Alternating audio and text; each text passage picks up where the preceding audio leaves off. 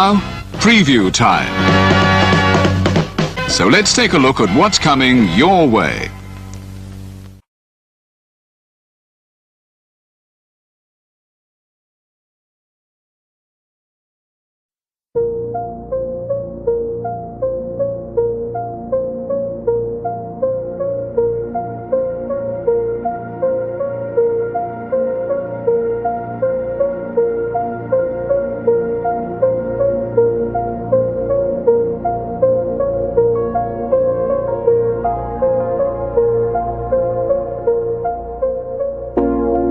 It's out of my hands,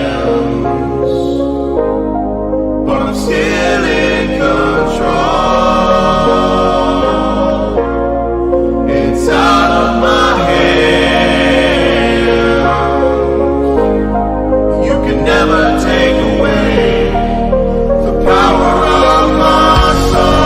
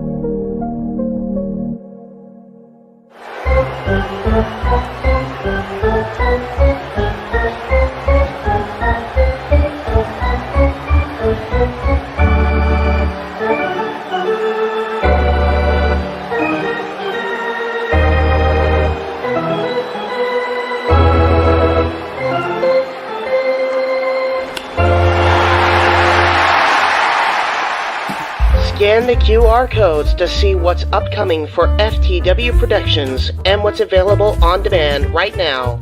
Ben 10 and Danny Phantom series premiere reviews, plus Avatar The Last Airbender Episode 1 and 2 reviews. Jay Hebert's Side of Things Episode 5, James Hebert's Hodgepodge of Nonsense. Shared experiences re-airing on the new FTW main hub. Retro Wrestling Review Series Summer Shows, All In Hype and All Out Hype. The Wrestling Rundown and ATW View crossover, available now on demand. Fantasy Booking Series video. If Goldberg stayed in WWE in 2004. Zero Entertainment presents the CAW Grizzly Tournament. All of a Simple Man's Brand Simply Predicting panels. Simple Bracketology season premiere covering the G1 Climax 33, AEW Spark, WWE Aftershock, and free show week by week.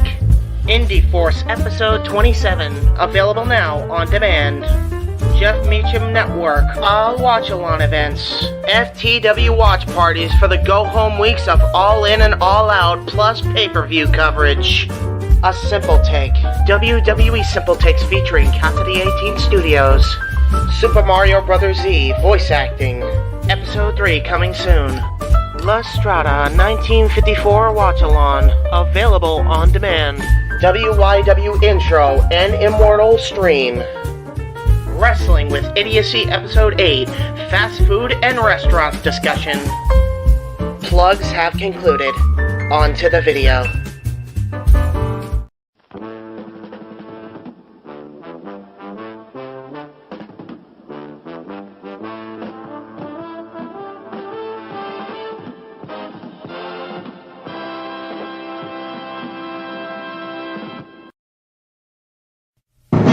The Jeff Meacham Network's Multiverse of Media. For over 15 years, the recognized symbol of excellence and the standard bearer in coverage of sports, and entertainment.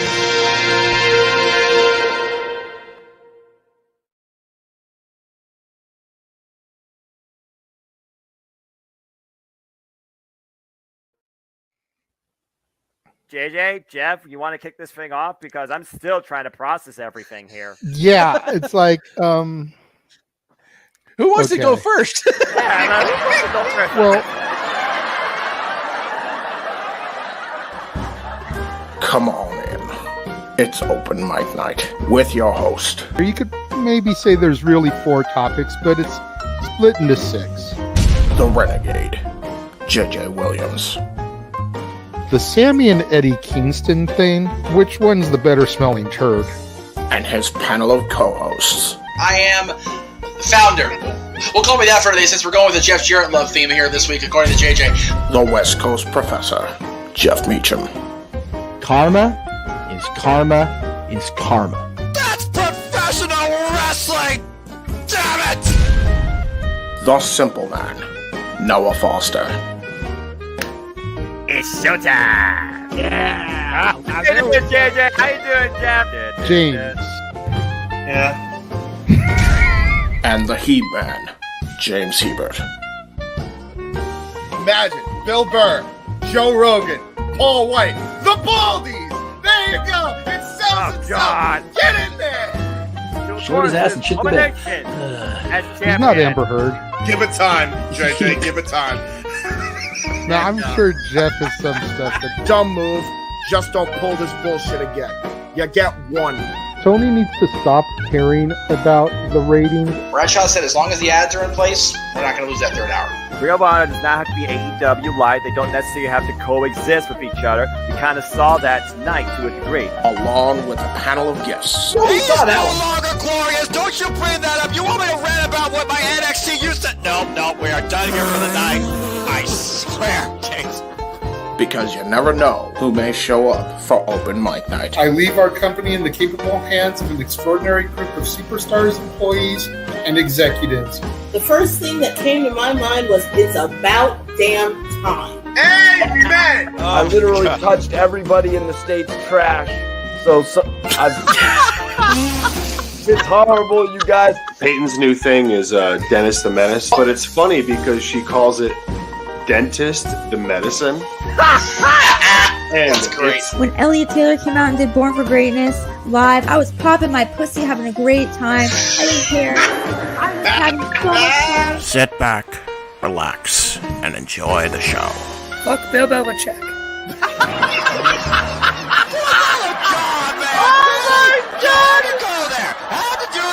Football thing. We had wrestling, and then you bring in that shit. That's just how the fan goes off the damn rails. Brilliant, bloody brilliant.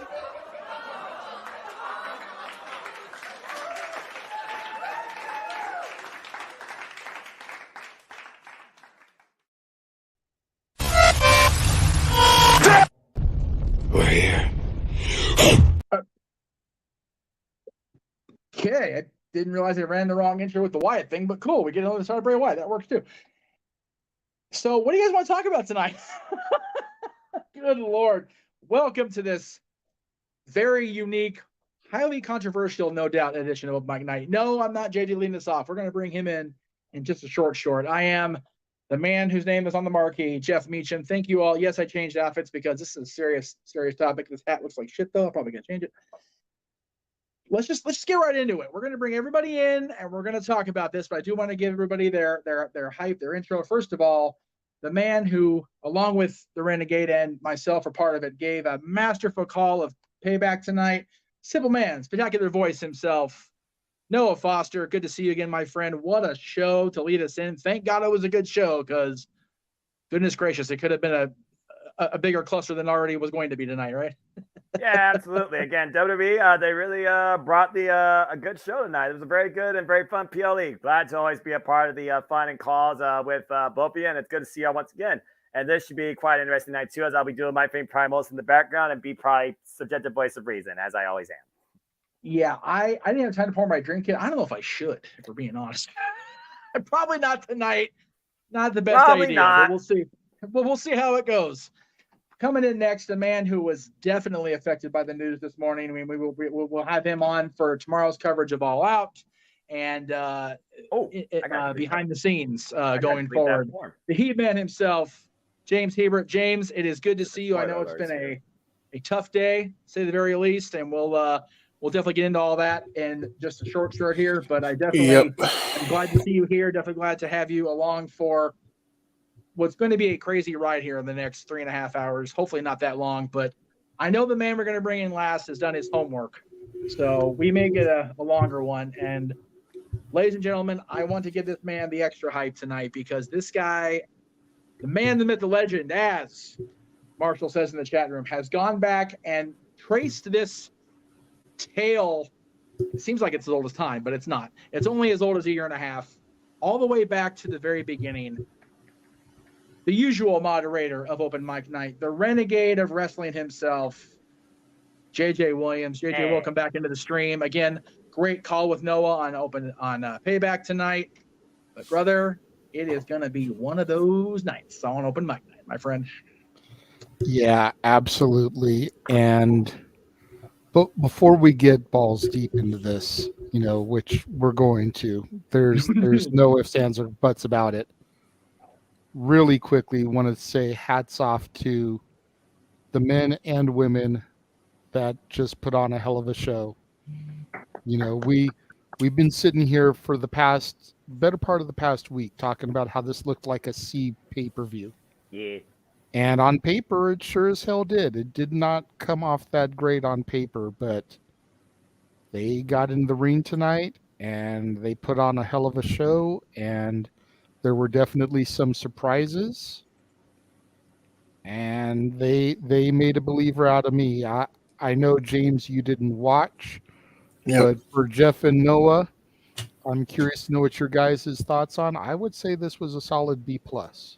A- B+, like right in that range. I definitely agree. Like I said, it was basically the night of Judgment Day, even though they haven't exercised the briefcase yet. And Shinsuke Nakamura, that was his best WWE match to date. He looked very strong. If he didn't get the moment, it was still a big moment for him to be there. It was a solid B+ show for me. Definitely was more than I expected.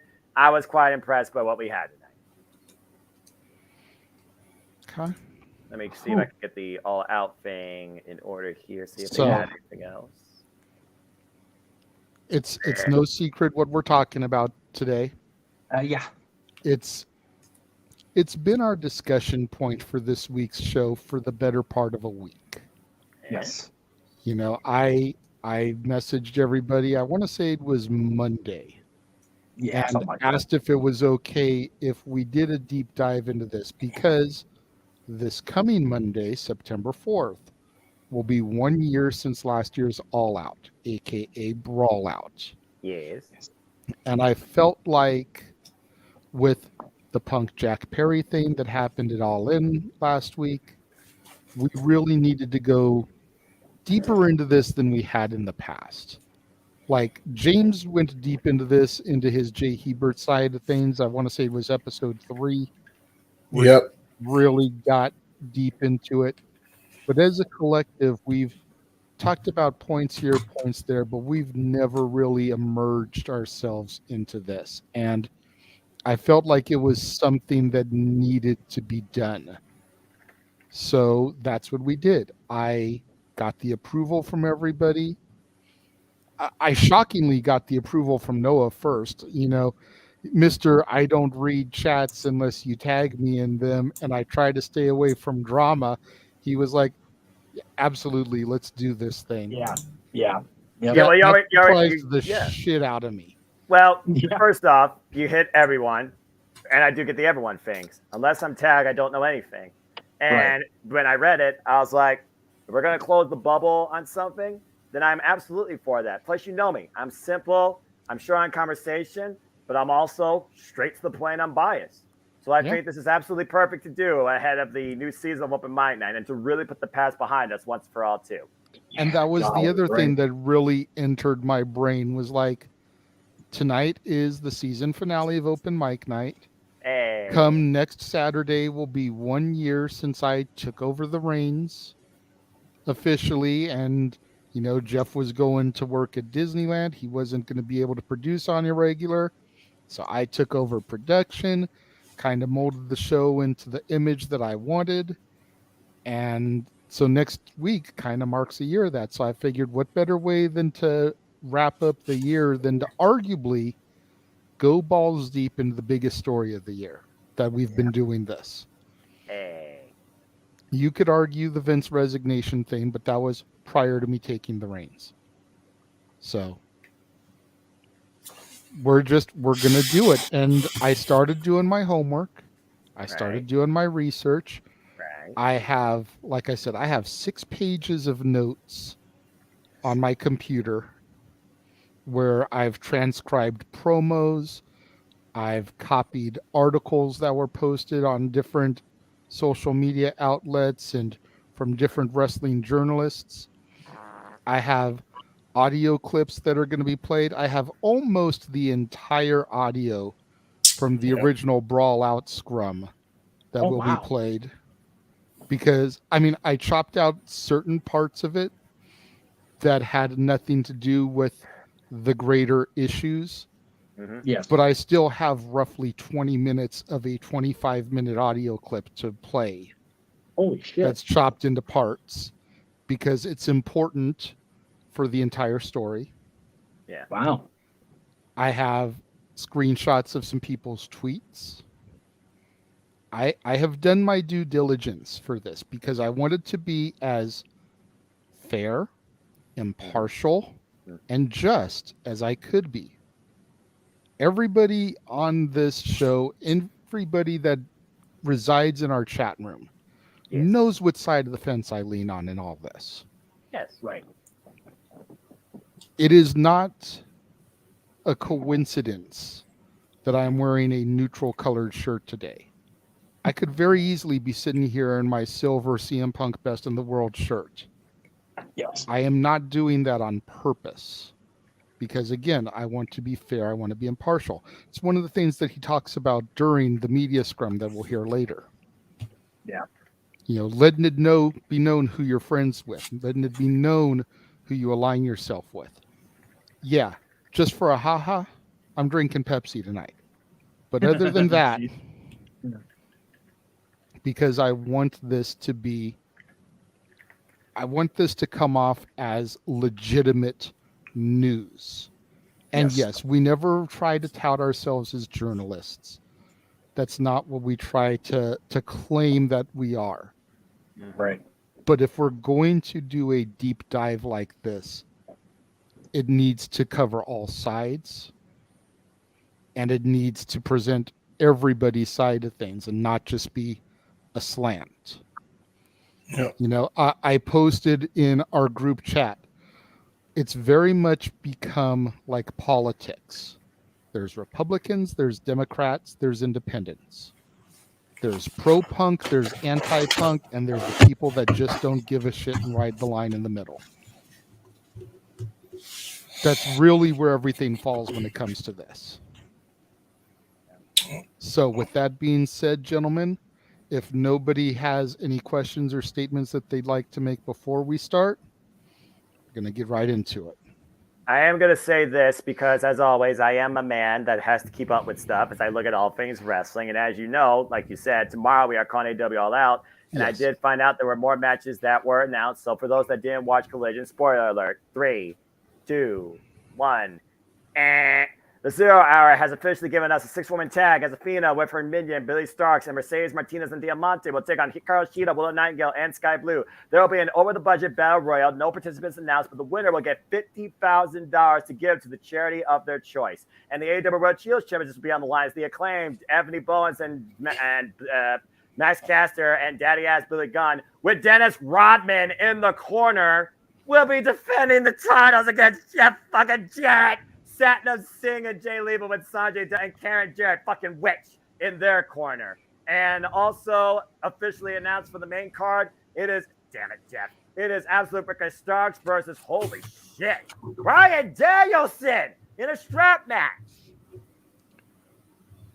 Whoops, wrong dragon.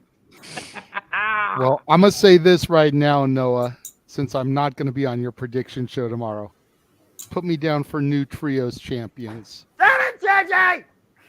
Because as we all know, when you're NWO, you're NWO for life. And both Rodman and Jarrett are connected to the new world order. But by the same token, you've got NWO on one side and a legitimate, validated horseman on the other. Mm-hmm. So there is that. Yeah. So, anyways, now that we've gotten the ha-ha done. That's our regularly scheduled program, as you all work. Click. Now that we've gotten the ha-ha out of our way. And James, you do have an assignment from the watch along. You have something you have to clip. Yeah, I know. Mikey already told me the Pittsburgh towel thing. Yeah. No, that's not it. Oh, that no. wasn't it at all. Okay, I said that I believe in Joe Hendry more than I believe that a Blue Thunder Bomb would ever record a 1, 2, 3. I mean, yeah. So that needs to be clipped for the end of year show, please. I will. So it's very obvious in the show. I will do so.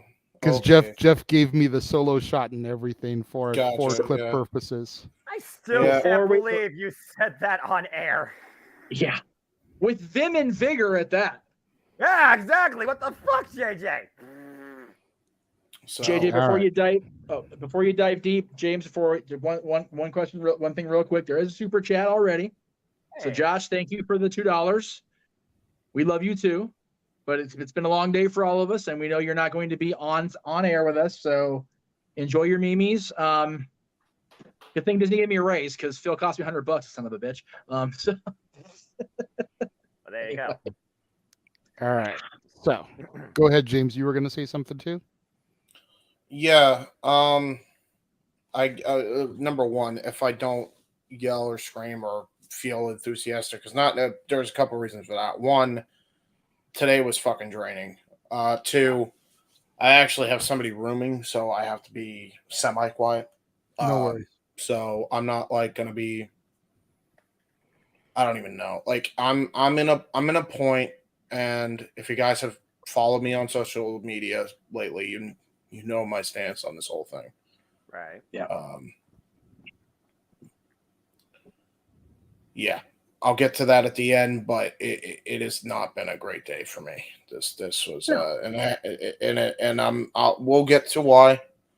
Because after JJ gets his thing, I do request that I go after him after he gets it all out in the open, because I think there needs to be stuff put into to perspective through all this. So I'm going to try to put stuff into perspective as much as I can as I go through it.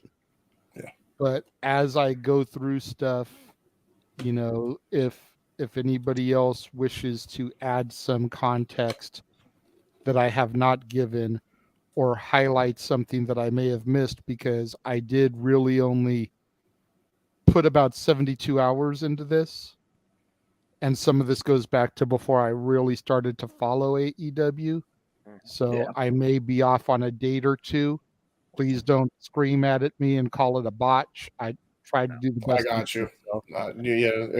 Trust me, if anybody's been following this just as much as you have collected information, that's me. All right, so we begin our story on the Go Home Dynamite to Double or Nothing last year. Yep. There was a promo cut in the ring where Tony Schiavone was interviewing both Hangman Adam Page, the champion at the time, and CM Punk. Yep. And again, I edited some of the little snips in between from like Schiavone going back and forth, so that I could mainly just concentrate on what Page was saying and what Punk was saying. So Punk said something first, and I just left that part out because it was just generic promo shit. Right. It wasn't until Page got the mic the first time that things really started to escalate. And Hangman said, I said exactly what I was going to do to you, CM Punk. And did I stutter? There is nothing. There is nothing that you can do to me to take this championship away from me. To which Punk replied, I'm not exactly sure why you seem to be taking this so personally.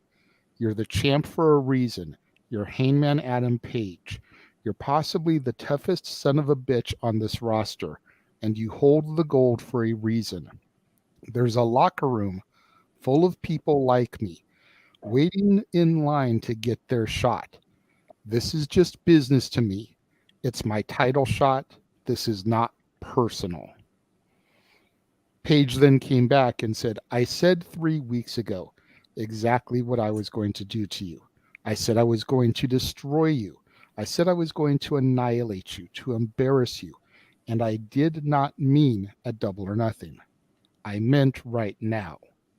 See, I've been waiting for this moment, not for weeks, but for months. I imagined myself maybe sitting up on the top of that ramp, cross-legged, and I would pull out a lighter and I would light a pipe bomb and roll it right down to your feet and watch it blow up in your face. How cathartic would it feel? How good would it feel? And how full circle for you, huh? Right here in Vegas. But now that we're here, now that we're in this moment, I realize I can't do it. I can't do it. And not because I'm afraid I'd get fired when I go back through the curtain, and not because I'm afraid of you, that's for damn sure. But the more I thought about what I really wanted to say about you, the more I realized it's exactly what you would do. And I don't think fighting your hatred, your pettiness, your cowardice with more of the same, I just don't think it's the right thing to do. But I will tell you, face to face, man to man, how I feel about you. I don't hate you. I almost pity you. And I have no respect for you and what you've done since you've gotten here. You want this AEW World Championship? You want it? I don't think you understand what it means to be a champion after all these years. I don't think you get it. Because it's not just about what happens in this ring. It's what happens when that red light turns off. What happens when you go back through the curtain. Those small, quiet moments when you think no one's watching. That's what makes a champion. You talk a big game about workers' rights. Yeah, well, you've shown the exact opposite since you've gotten here. I love this place. I care about this place. This is my home. And this Sunday at Double or Nothing, I will not be defending this championship against you. No, for the first time in my life, I will be defending All Elite Wrestling from you. Punk then responded and said, like I said, man, I don't know why you're so angry. I don't know why you're taking this personally. It makes me a little bit confused. You're kind of talking in circles, and it's a big riddle, but you're so upset that I'm here. You're going to have to do something about it on Sunday. Win, lose, or draw, I respect you, Hangman, but remember, those roads you traveled to get here, they were paved by me. This house that you built, it was constructed with lumber from trees that I chopped down. The world you traveled to get here to create All Elite Wrestling happened because I gave you the blueprint. Now, before I continue on to Punk Page after that, there's a couple of things that I want to bring up that were in Page's major paragraph that I read off that I find very interesting. And one of those is not because I'm afraid I'd get fired when I go back through the curtain. Gee, possibly because he's buddies with the Bucks and Omega, the EVPs. Mm-hmm. You know, not because I'm afraid of you. That's for damn sure. But the more I thought about what I really wanted to say, the more I realized is exactly what you would do. So there's that. There's the pipe bomb right there about I can basically say what I want and not have to worry about repercussions. Then, and this is the flip side of the coin, you go down to the whole I don't think you understand what it means to be a champion after all these years. I don't think you get it, because it's not just about what happens in this ring. It's what happens when that red light turns off. What happens when you go back through the curtain. Those small, quiet moments when you think no one's watching. That's what makes a champion. And where was 90% of Punk's issues taking place? In the locker room, in the backstage, when the lights weren't on. In those small, quiet moments are where the majority of Punk's issues were arising. So maybe a little bit of Nostradamus activity here from Hangman Adam Page. I have some added context that I can add as well, JJ, when you finish up on this point. Let me read one more little quote here, because this next quote came later, but it was an interview that Punk did with ESPN magazine where he talked about the match that occurred between him and Page at Double or Nothing. Yep. Punk said, "And I proceed to have what I think is a garbage match because I'm trying to protect myself on stuff instead of actually just working and trying to put on the best performance I can. I'm keeping an eye out. He chopped me in the mouth one time and I'm just like, okay, did you do that on purpose? You chipped my tooth." And I'm like, all right, should I give him a receipt? It changes the dynamic. It poisoned everything for me, and it made it all really, really ugly. And that was what set all of this off. And here we are over a year later, and ain't shit been done about it. Yep. James, you wanted to add some more context on just this situation. Let's not try to go much deeper than I'm not, the Double or Nothing portion, okay? No, trust me, I've got plenty of stuff still. No, I know. That's why I'm only concerned with this point. But to really put this into context, a lot of this venom that Hangman Adam Page was spewing was in relation to a man by the name of Scott Colton, aka Colt Cabana, getting removed from the Dark Order and put on the Ring of Honor roster, and basically put in a backstage producer's role for the most part. And okay, time out. Go ahead. That's literally like the next paragraph of stuff that I have that's dated May 28th. Never mind. Go for it then. As long as you have it. Yeah. Let me to everybody in the chat room that I've been getting the messages. This is gonna be a little different. Okay, JJ's got pages. So I say we just let him get through it, and then if he wants to throw to us for comments on each particular section, cool. But there is as is said on multiple other podcasts, there's lots to unpack here. Right. So let's go ahead and get that suitcase completely cleared out first before we start jumping in. Yeah. And I apologize if it takes me some time to read through some of these things. I get out of breath. I'm a big boy. When I start reading for too long. So I'm trying to go through this stuff as quickly as I can, but if I have to pause to take a breath and continue through this stuff, forgive me, y'all. But like I said, I have done my due diligence on this, and I'm trying my damnedest to give everybody involved in the situation a fair shake in all this. So, to James's point, a lot of what that was about had to do with Colt Cabana, Scott Colton. The next thing that I have comes from an article posted May 28th, 2022. My source is ProWrestlingNewsHub.com.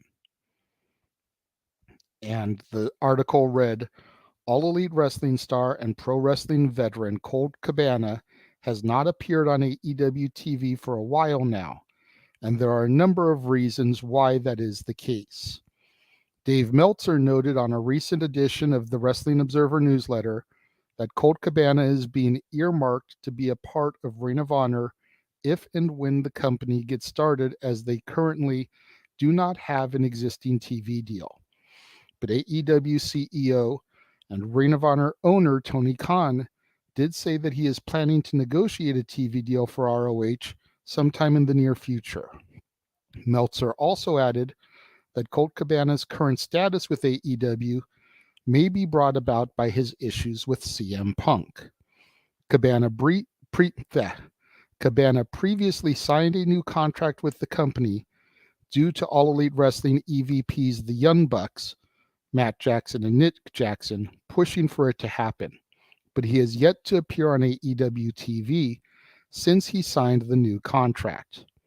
Cabana last competed for AEW on an episode of AEW Dark in March, when he teamed with Alan Five Angels for a loss to the Butcher and the Blade.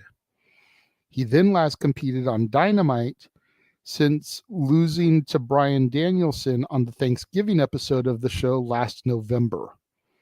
Colt Cabana, who initially signed his AEW contract in February 2020 after competing a number of times for the promotion in 2019, did face and defeat Blake Christian at the Ring of Honor Supercard of Honor 15 event this past April, which was Tony Khan's first showcase as the owner of Ring of Honor. Colt then eventually became a member of the Dark Order after initially signing his AEW contract, and has since become a top star in AEW until recently. Cabana and Punk were best friends for a really long time, until their friendship would be affected due to Punk's appearance on Colt Cabana's Art of Wrestling podcast in November 2014, which was a number of months after CM Punk left the WWE because he felt he was mistreated during the time he was still part of the company. The issues between Cabana and Punk would get serious when WWE doctor Chris Amon filed a lawsuit against Cabana and Punk due to the comments made by Punk during the podcast. But the case ended up going to trial and ruling in favor of Cabana and Punk. The situation would only get worse after they won the trial, as Cabana filed a lawsuit against Punk in August of 2018 because of an alleged breach of contract and fraud due to Punk refusing to pay Cabana his legal fees from the Amon lawsuit after allegedly agreeing to pay them. CM Punk filed a countersuit, but both lawsuits were settled and dismissed in September 2019, and it was reported that both the lawsuit settlement involved no financial compensation. So it seems that there is no chance of their friendship ever being fixed, and Cabana will be involved with Ring of Honor from here on out, while CM Punk will challenge AEW World Heavyweight Champion Hangman Adam Page for his title at AEW Double or Nothing. So there is the Cabana portion of all of that. Told you, James. Trust me. Give me the time. I've got a lot of this shit down, bro. Because I remember, I mean, Jeff, if you can throw that graphic up again, like I literally went through Google and tried to find everything I could on the issues with these people with Punk, so that all bases would be covered. Somebody on Payback said, why isn't Omega there? Because Omega is the least of the bullshit with the Elite. Yes. He is the proverbial frosting on the cake. Page and the Bucks are the cake. Yep. So. Yeah, and quite frankly, Kenny actually made amends with Phil at the New Japan show that Mercedes was on, so they've been on good terms. Exactly. So, yep. Believe it or not, they're the least of the fucking concern. Not that the fucking Chicago crowd will know that.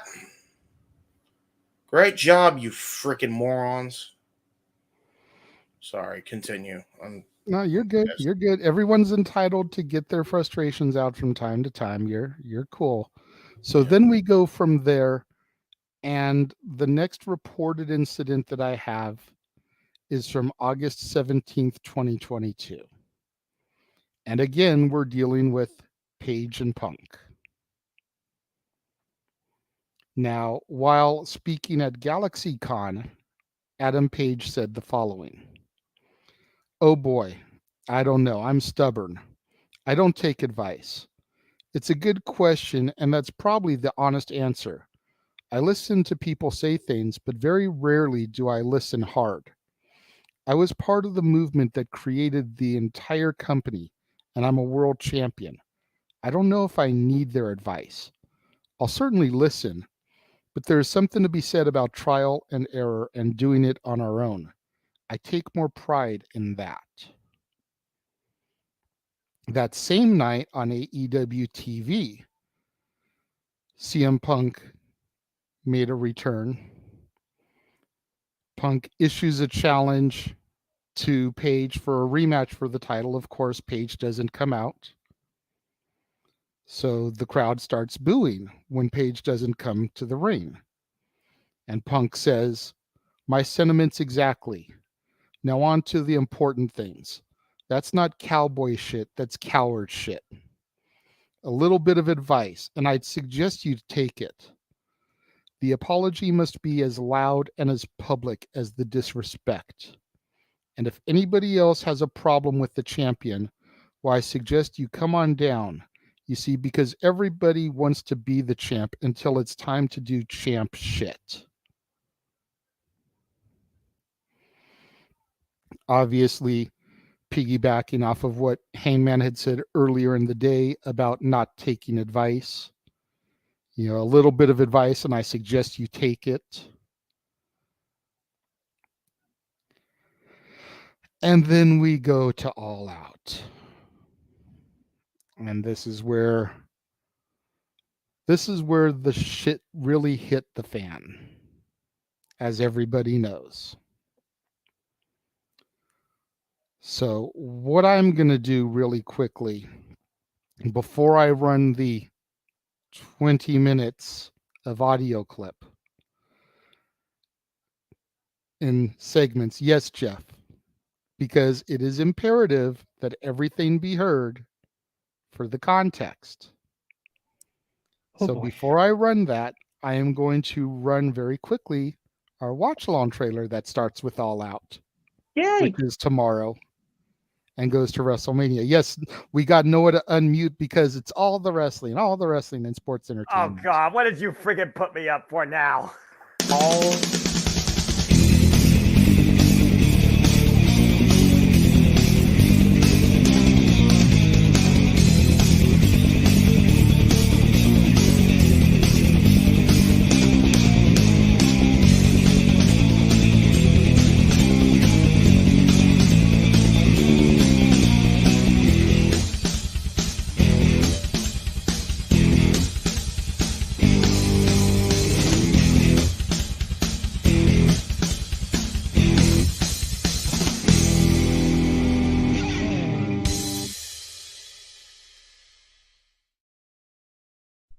All the wrestling, all the professional wrestling, damn it, and sports entertainment.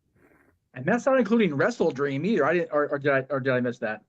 Wrestle Dream? No, because remember I said I wasn't going to make it until after this weekend because I'd already made them. That's right. So it's not counting the Wrestle Dream, the AEW New Japan show for the 1 year passing of Inoki, and that doesn't count Full Gear.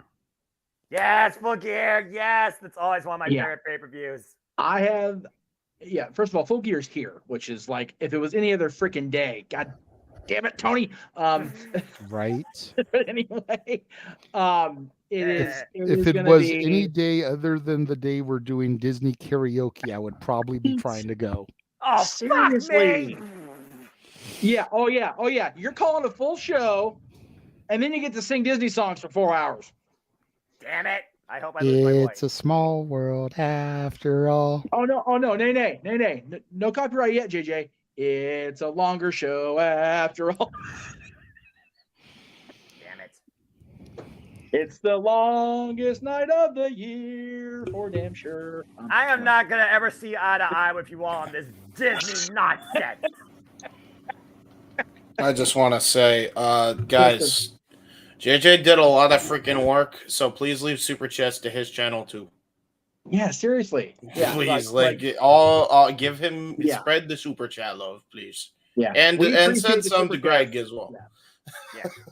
Send like $2 or something. Oh. Every dollar counts. Yeah. Anyway, back to what you are saying.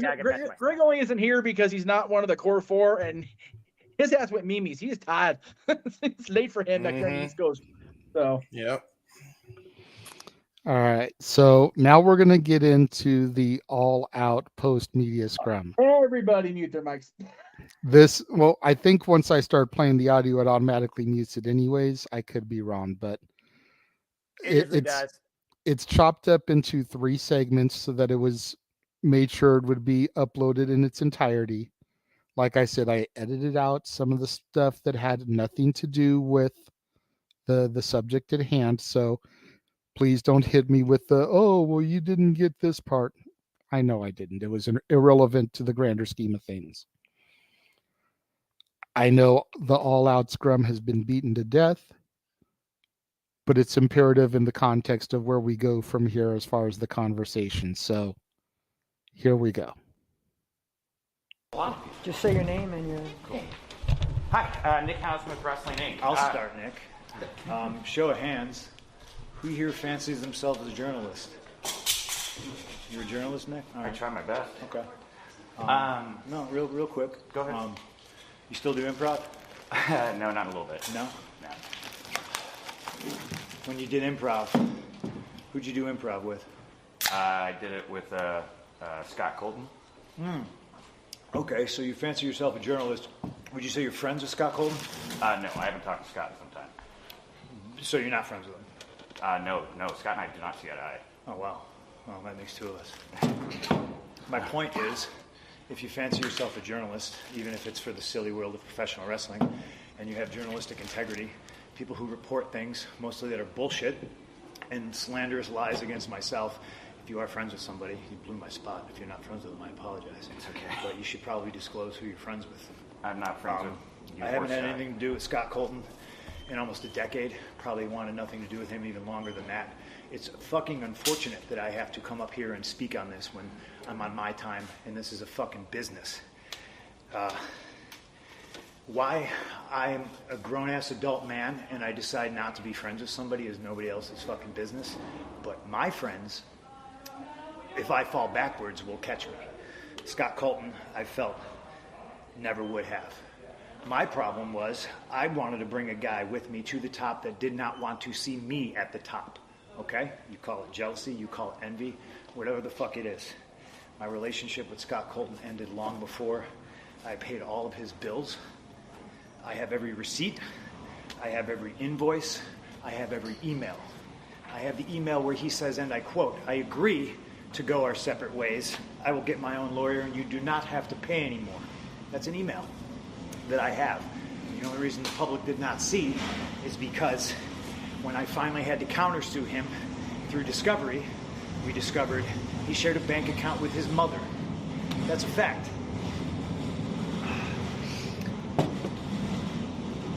And as soon as we discovered that fact and we subpoenaed old Marcia, he sent the email, "Oh, can we please drop all this?" Now, it's 2022. I haven't been friends with this guy since at least 2014, late 2013.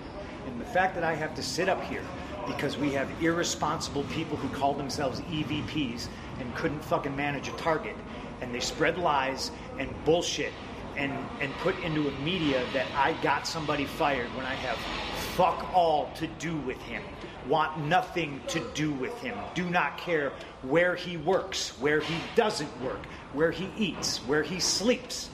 And the fact that I have to get up here and do this in 2022 is fucking embarrassing.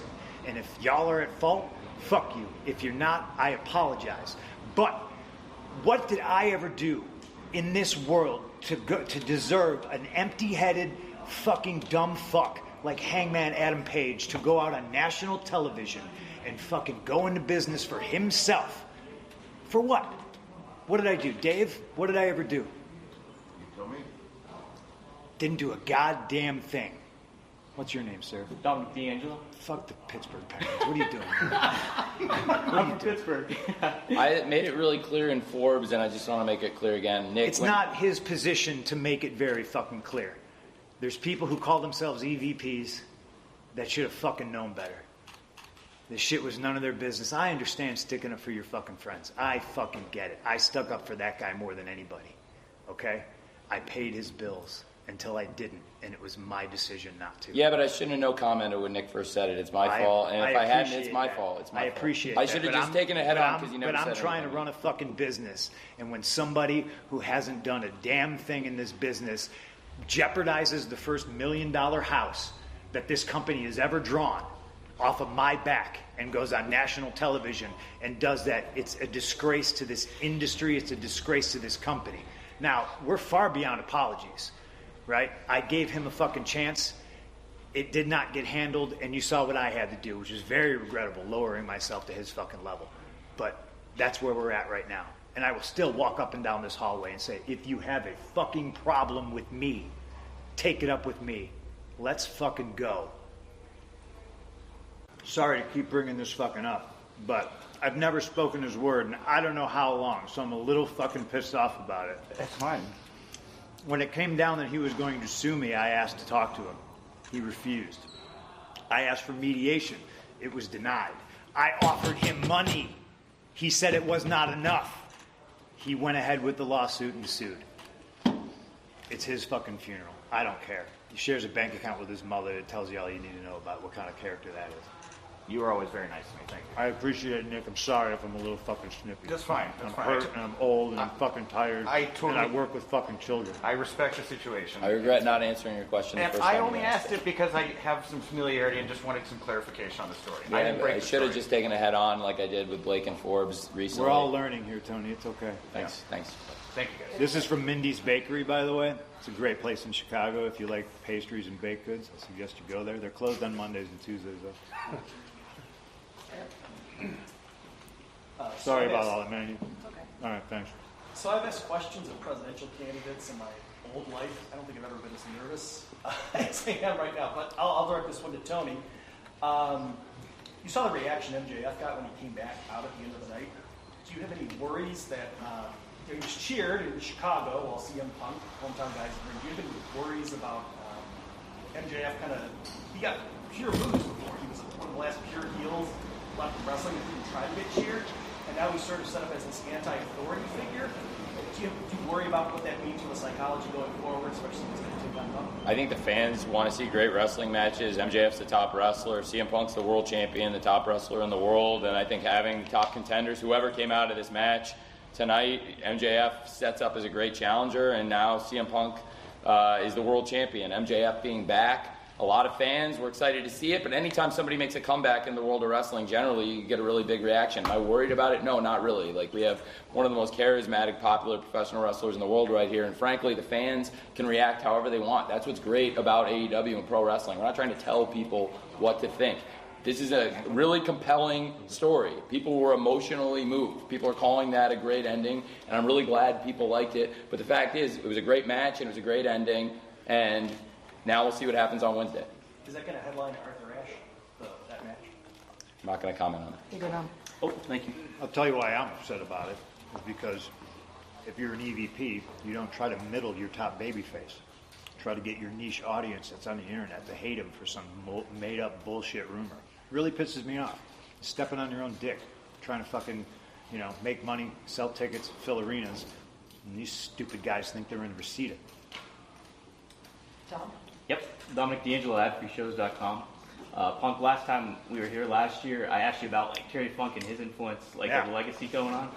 Kind of, and this is for you too, Tony. I kind of you've done a great job with incorporating legends throughout, the course of AEW and as it goes on.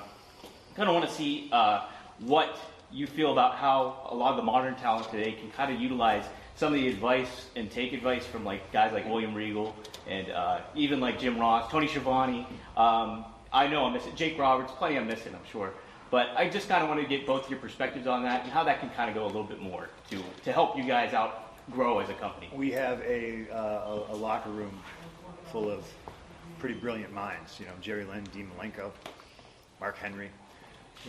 When I came back and I cut my promo my second week here, I thought it was pretty decent. You know what I mean?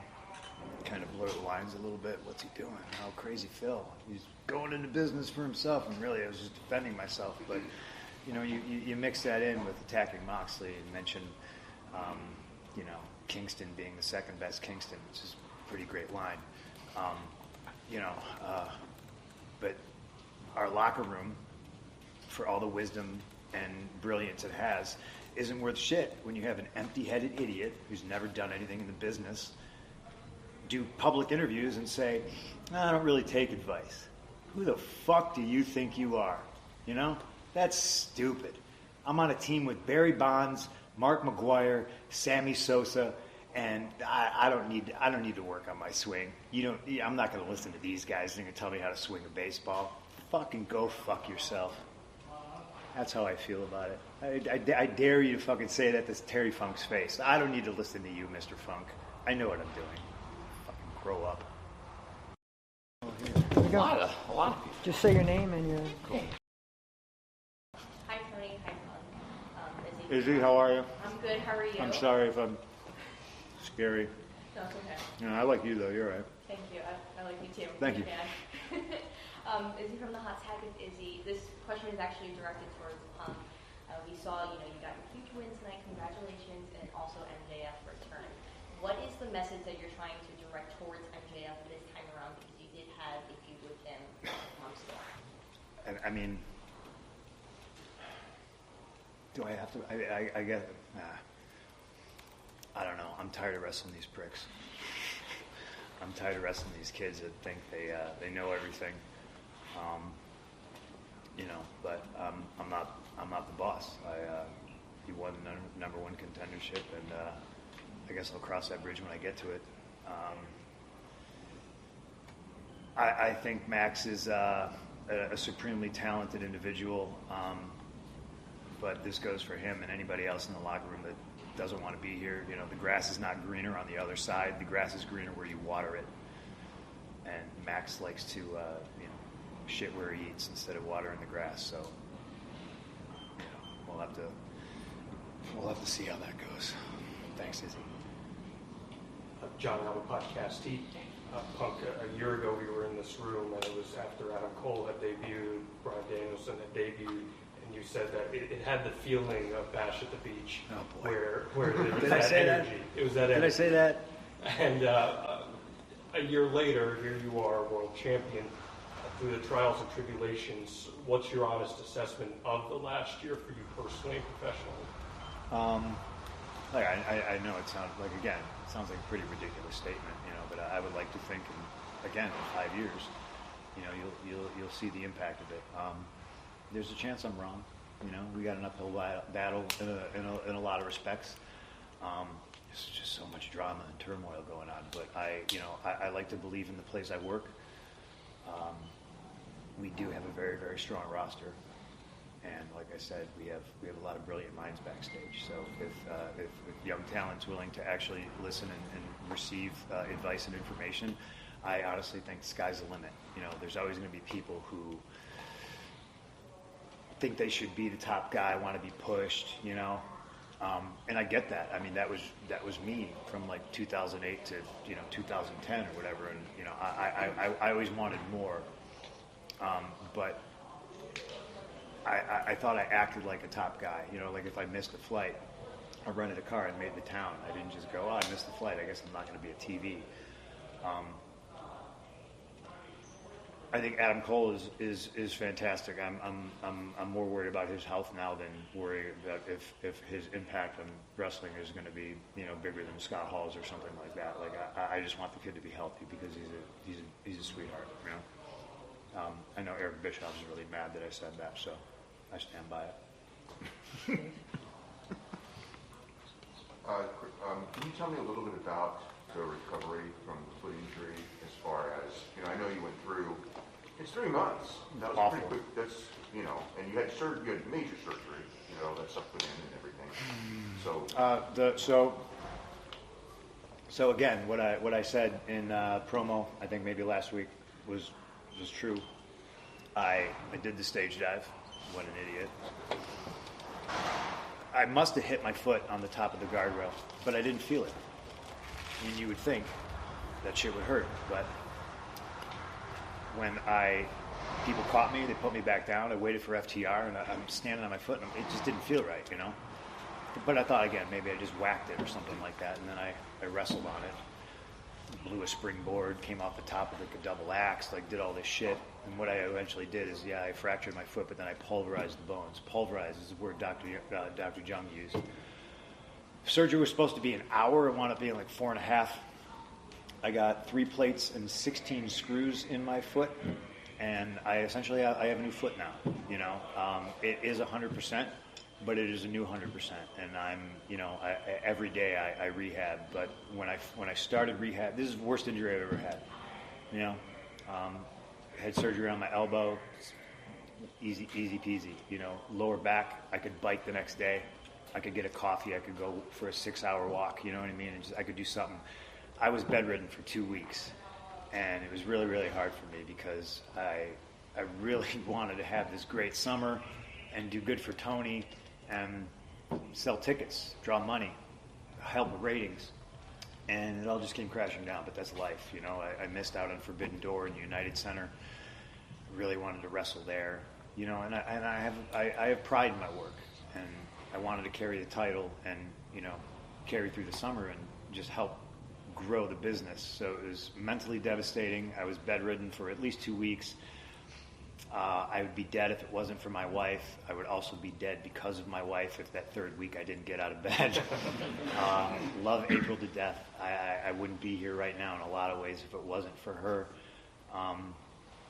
It may sound corny to some people, not being able to walk my dog was like really challenging, and then the rehab, like I could tell you how hard and painful it was and grueling, but I just wouldn't be able to do it justice. I was doing 2.5 hours of rehab, plus once they told me I could bike, I was biking my life away. Then I would go to the gym later and lift weights, and I was just trying to bust my ass to hurry up, and not necessarily hurry up to get back. I wanted to hurry up to get healthy, because if I'm not healthy, I'm no good to anybody. It was really, really tough. I just think it's, I'm a little older now, and it was a pretty ridiculous. I think if I was 23, it would have been a hard injury, you know what I mean? Because I literally couldn't do anything. Trying to get around on crutches up and down stairs, I got to walk 2 feet to go to the bathroom. I got crutches. It was pretty bad, and it was depressing. But thank you for asking. Last question for CM Punk, Will. Thanks, Dave. Will Washington, Fightful. What up, Will? How you doing, Punk? I'm okay. I got a question for you. So that's on here, right? So I guess a good way to round this out would be to point out the fact that your win tonight brought to an end the fairly legendary run for Jon Moxley. He hasn't been defeated in AEW in over a year. And even with the months out, he hadn't, I believe it was, Double or Nothing last year was the last time he was in? And it was in a tag match. Yeah. He's never, it was the first time he's ever taken a clean pin in an AEW match ever, I would say. I mean, where it was under pretty fair circumstances in over 3 years. Yeah, so that brings to an end the fairly legendary run for Jon Moxley. Can you talk about what it means to be the guy to put an end to that run for Moxley? Oh man, people are probably really mad at me then, huh? Alvarez, are you mad at me? Not mad at you. All right. I'm a little mad at you, but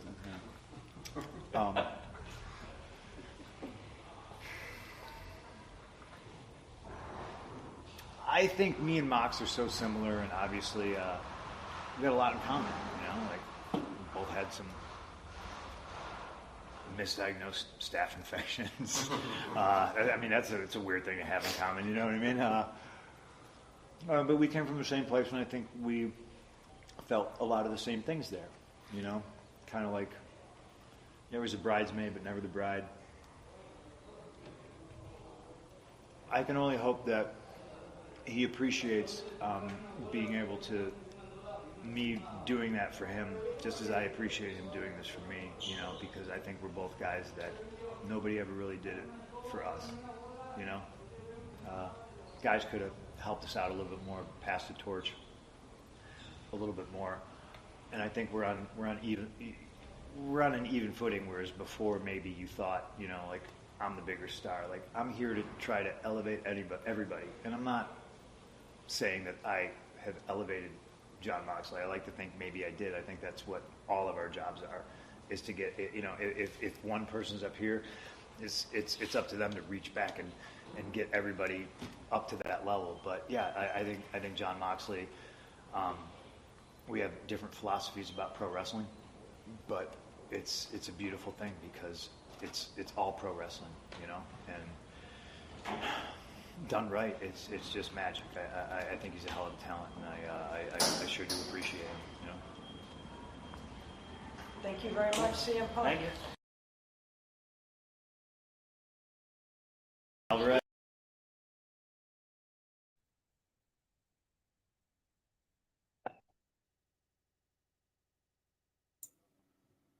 Alvarez. I saw the video, man, and you were so incredulous that I went into business for myself, and I was just like, No, man. I made sure to say that some people were upset that you had done that, and other people said that you were defending yourself, which is what you said, that you were defending yourself. And the reason I've never defended myself is because when you do, it just sounds like you're being defensive. But I've eaten shit on this subject for a very, very long time. And I'm very sad today that I had to get up here and say his name. He doesn't fucking deserve it, and talk about it. But facts are facts, you know. Name 2 people that have made the most money off the name CM Punk. I don't think you're there yet. The first one's Vince McMahon. The second one's Scott Colton.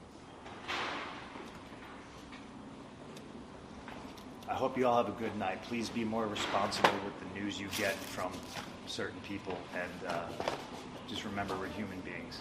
Thank you. Thank you, Punk. Thank you. Thank you. Did Larry have a good time? Bro, Larry got one of the biggest pops of the night earlier. He got loose, he ran down the thing. It was fucking great. We love the Dove shirt too, Punk. Thank you. You know Sidney Crosby love though? Fuck Sidney Crosby. fuck Malkin. Fuck you know what? You know what? Fuck Ron Francis. How about that? I'm still fucking pissed about it. Fuck him. Oh. Thank you guys. Thank you guys. Dirk Graham got a hat trick in fucking game 1. They still lose and get swept. Oh. God, somebody box up these spinnies and fucking. Can I have one? Yeah. Do you ever do a spin drift? Yeah, please. It's not that weirdo non-alcoholic shit. Yeah, but I It's like. water. Well, I like both. Yeah, spinnies are great.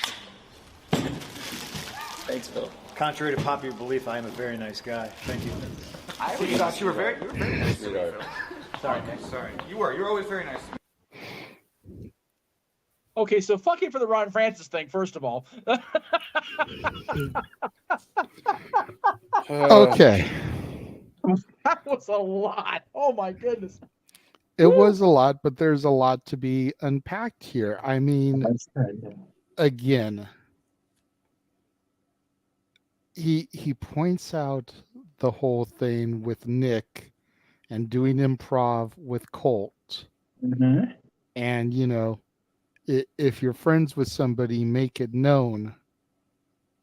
And Meltzer's in the fucking room. Right? So how did the Elite find out so quickly that Punk was talking shit about him? Mm-hmm. Uncle Dave? Oh yeah, I'm sure. You wanna let something out of the bag there, Uncle Dave? Yeah. It was just so bad. Like the whole thing was just so bad. Oh yeah. Oh. There's a lot of stuff that Punk said that was unnecessary. Yes. That was not handled properly. Nope. But there's also a lot that was said there that are proverbial receipts for stuff that had been said about him prior. Yep. Was it the time and place to handle it? Nope. No. Did the people deserve what was said about them? Yep. Possibly. Quite possibly. Of course, from there, SourceWrestlingInc.com. Oh, wait, there's more.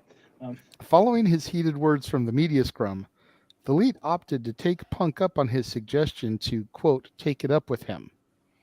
As reported via Wrestling Observer's live show, Dave, And Brian. It seems the Elite paid Punk's locker room a visit.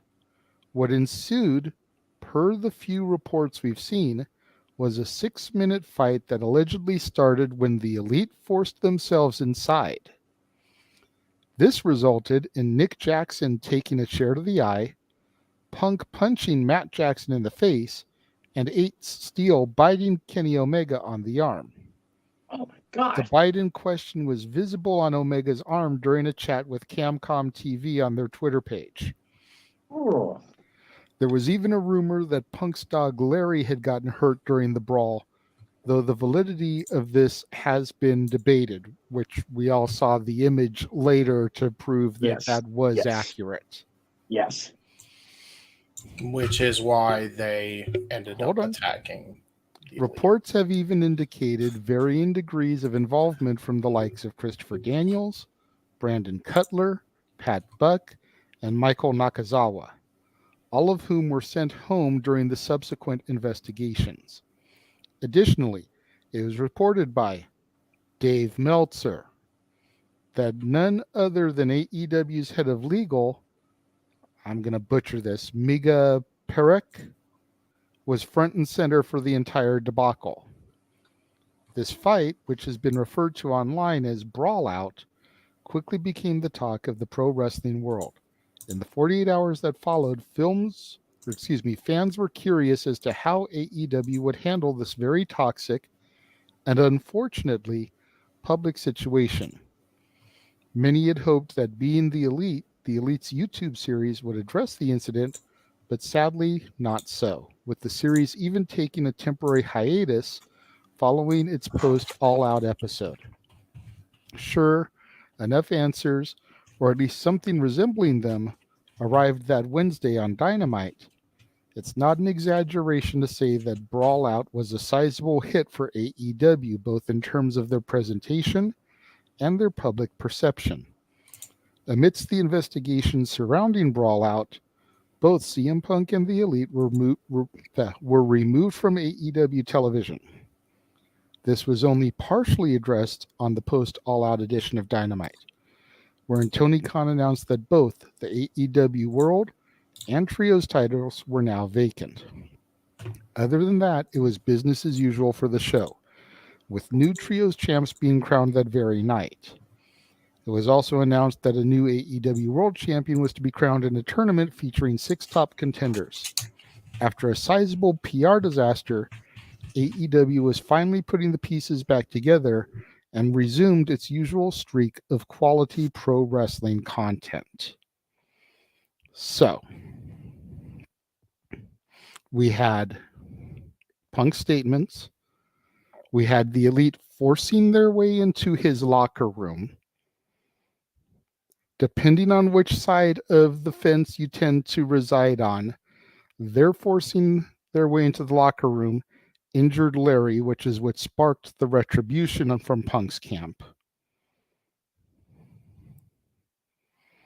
And as a result, all belts were stripped.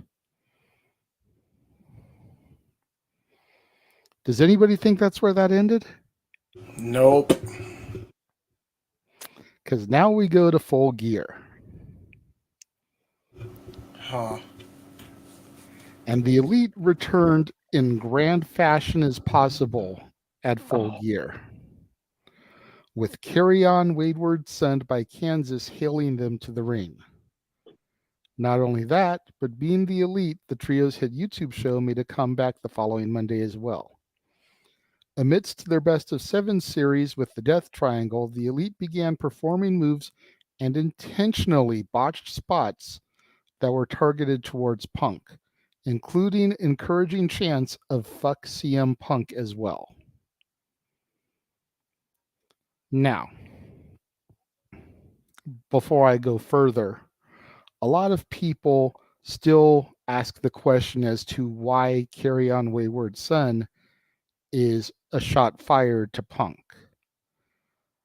Well, your friendly host moderator, the Renegade, has lyrics for you. Not going to play that soundbite because that'll get us copyright dinged. So you've got the chorus. Carry on, my wayward son.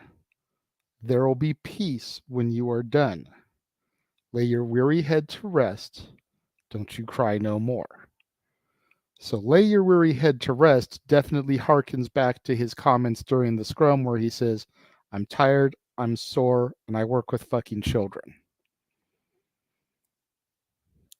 Don't You Cry No More references the fact that the Elite camp and fans of the Elite tend to call Punk a crybaby for those type of comments and everything that he said during the scrum. Now, there's also other lyrics within the song that, if you really think about it, are more subtle shots at Punk. Once I rose above the noise and confusion, just to get a glimpse beyond this illusion. I was soaring ever higher, but I flew too high. Though my eyes could see, I was still a blind man. Though my mind could think, I was still a madman. I hear the voices when I'm dreaming, I can hear them say. And goes back to the chorus. So rising above the noise and confusion of the chaos and the toxicity to get a glimpse beyond this illusion. Then go to the second verse, and I'm only going to give the first half of the second verse because the second half didn't really apply, but masquerading as a man with a reason. My charade is the event of the season. And if I claim to be a wise man, well, it surely means that I don't know. Again, you listen to those lyrics just read, and you really read into the context of everything going between the Elite and Punk. And all of those sound like pretty subtle digs, if you ask me. The chorus, by and far, is the more blatant shot. Right. But the lyrics are definitely subtle shots. Considering they've had the same music pretty much the entire time they've been with the company, and then after they stopped using this on the regular, yet they specifically used the Kansas song when they first returned, is just, as your daughter and her friends would say, far too sus. Absolutely. So that basically covers 2022. Then we come to Punk's return at Collision and everything that has happened from then to now. And before we get to that, I'm going to take another brief intermission, and we're going to take a look at, if I can find it here, I don't see it, the Stat Boy trailer is not in here for some reason. Oh, there it is. I see it. There it is. Okay. We're going to take a quick look at Stat Boy Sports Bar. Gives us a couple minutes to run to the potty if you need to, refresh your drink if you need to. We will be right back. You ever wanted to come into a sports bar where the barkeeps know their game? Well, the Jeff Beecham Network Multiverse of Media has got a production just for you.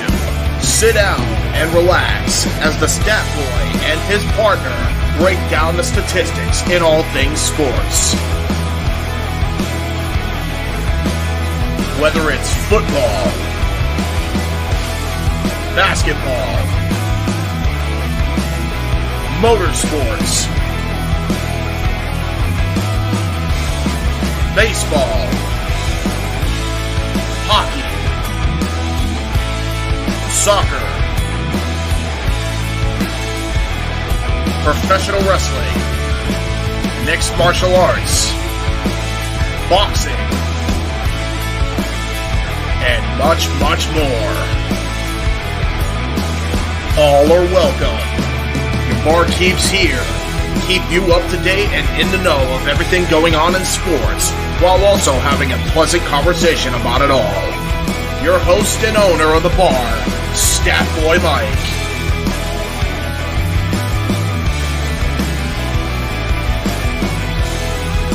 His partner in crime, Dory Lou. And a host of other guests coming in.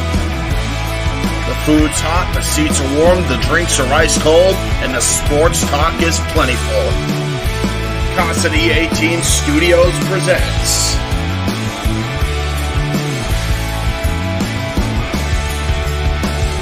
Dat Boy Sports Bar. Take a bar stool and enjoy the show.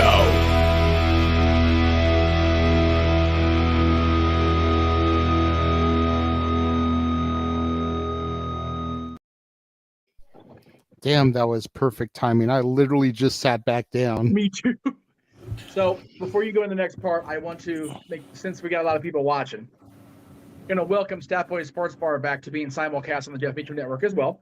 Yes. As of this coming week. And in honor of having the Sports Bar commercial air, I prepped an adios motherfucker bottle for the night because damn it, it's one of those nights, folks. So cheers. It's definitely one of those nights. JJ, real quick, I just Yes, wanted to kind of interject and let you know you may have one more thing that you have to add to your story.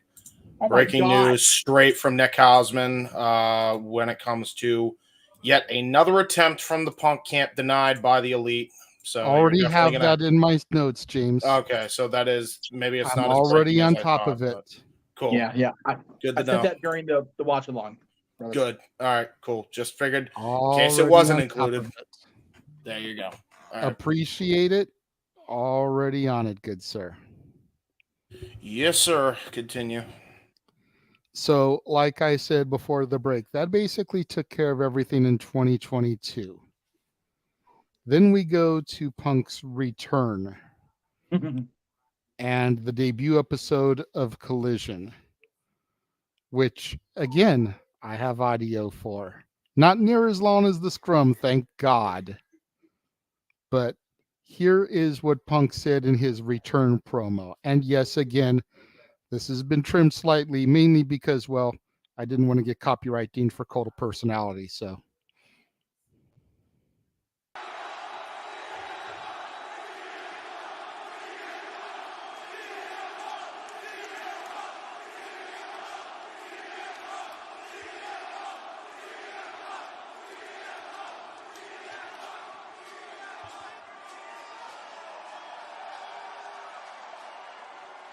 I don't know if you guys heard, but I'm tired of being nice.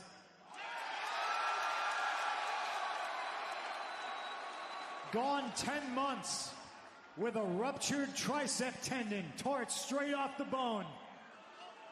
But I'm still here. And as long as I am, this is the professional wrestling business. It's a business of grown-ups. This has never been a popularity contest. We all know I probably would have lost that one a long time ago. So tonight we're going to have a little conversation about the future, but first I would like to have a little conversation about my past, which I don't think is checkered. If you would have told 15-year-old me that you're going to sell out the Budokan, that you're going to sell out Madison Square Garden, that you're going to sell out multiple times over every single building in Chicago with a roof.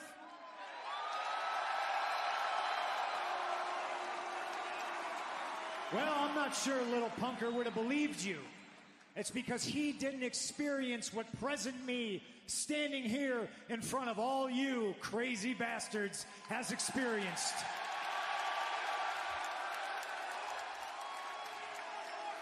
I'm tired of being nice. Tell me when I'm telling lies. I did all these things and I got here to this place riding a wave, riding the backs of smart, passionate, professional wrestling fans like you. And oh gosh, I never fit in somewhere more in my entire life than I have here in professional wrestling. I love you for it. I love you because you love me. And you love me because I have never compromised. I have been unapologetic my entire career. I am me. And I couldn't have done all of this without all of you.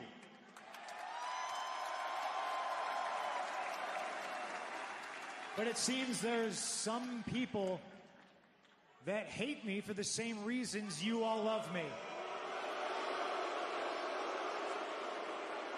Hey, listen. I understand that the sheer magnitude of me makes people uncomfortable. I very much understand that my mere presence makes people uncomfortable. That's because I am the truth, and the truth is painful.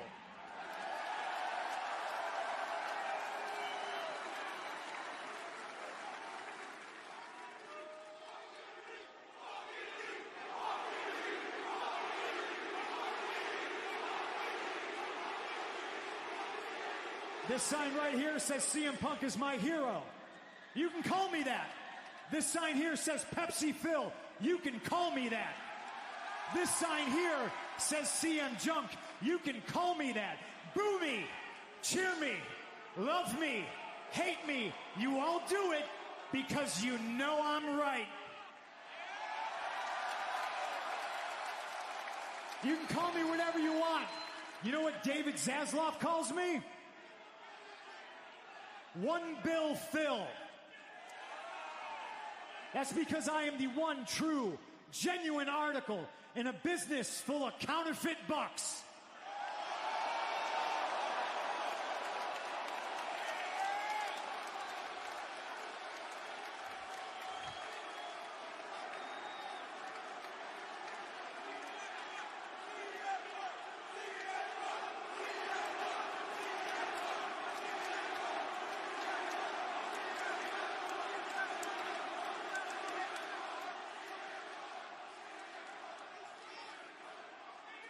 The king is back, baby.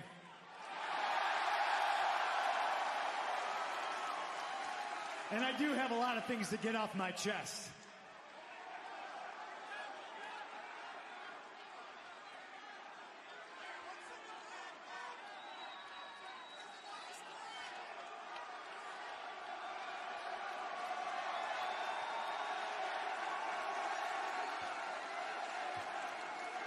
I got a question, Chicago, and then I'll get out of your hair.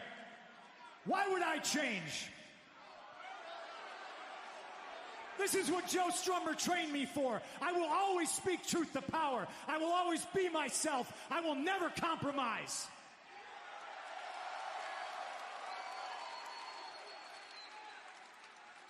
And there's the people that think that they are owed an apology.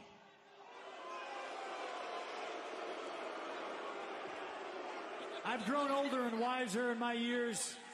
Sometimes it's better to be the bigger man. If you feel you're here today and I owe you an apology, here it is. I am sorry that the only people softer than you are the wrestlers you like.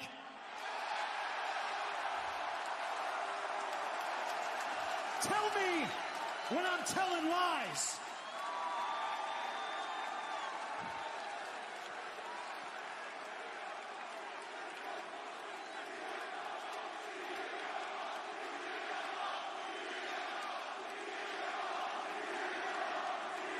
The last time you saw me with my tricep meat hanging down, I held what's in this bag above my head.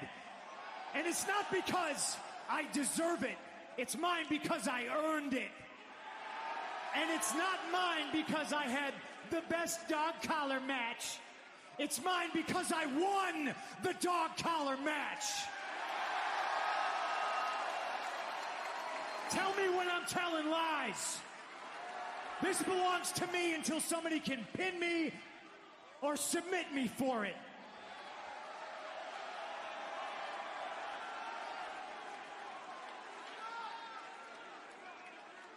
And there are those of you who I'm sure were praying to whatever God you believe in that I'm going to put these down here in this ring and walk into the sunset never to be seen again.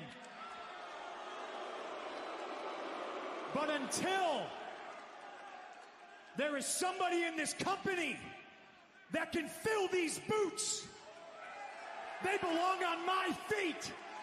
Tell me when I'm telling lies.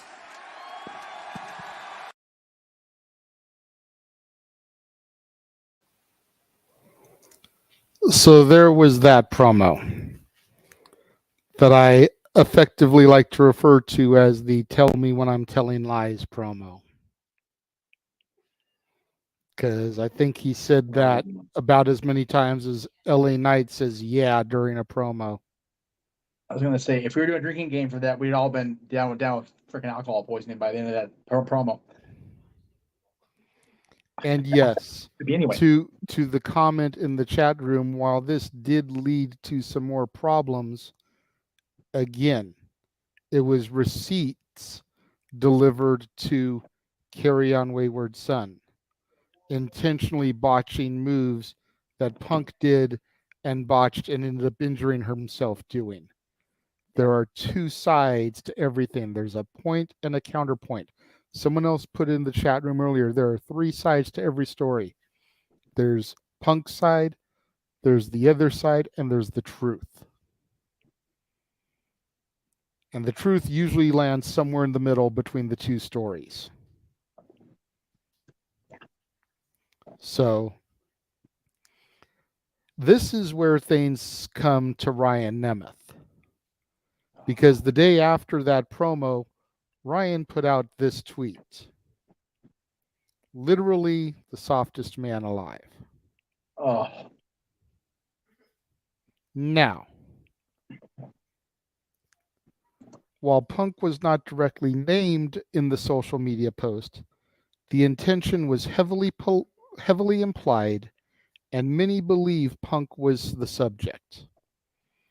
This leads to one account beginning with Punk approaching Nemeth while Nemeth was against a wall on June 21st, showing him the tweet that angered him, and he told Nemeth, "Do we have a problem, or are we good, or do we have to take it outside?" One phrase used to describe the behavior was, quote, ranting like a madman. Another source spoken to that defended the former world champion said that Punk was, quote, handling business like a man and that all was taken care of and things were settled. Despite the issue not being settled, it was decided to keep quiet on the matter, as no matter what, it would look bad on Nemeth, further confirming the report that various talents are choosing not to speak up on the matter. The argument continued into the hallway, with Nemeth's defense being that his behavior was his on-screen character of being antagonistic, and Punk is the returning babyface. Punk saw this differently, saying to Nemeth that this wasn't the time for this shit. The pair would shake hands, but Nemeth has not been booked for a TV appearance since. The next scheduled appearance was the August 12th episode of Collision, but Nemeth was sent home.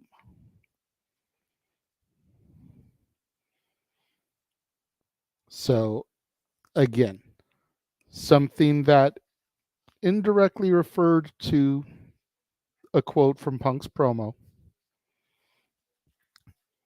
may or may not have been taken out of context. Situation was or wasn't handled, depending on whose side of the fence you look on. And until this past week on Rampage, I don't think Nemeth had been on TV since. No. Jeff even commented that Nemeth wasn't officially on the roster, and then I showed him an image of meet and greet opportunity with him this weekend and the fact that he was going to be in that battle royal, and he's like, well, shit, apparently I missed his name. Yeah, it's hard for me with the Nemeth boys, so I gotta just lay off of that one. I know. I like Nick. I haven't had any encounters with Ryan. I like Nick. I like Dolph. We've always had a great rapport with Dolph. Yeah. Every time we've encountered him, he's been nothing but a gentleman. He's been nothing but giving and gracious with his time. I would only assume that Ryan is probably very similar. You know, the nut doesn't fall that far from the tree. But it also could be a completely different situation where Nick is one end of the spectrum and Ryan's the complete polar opposite.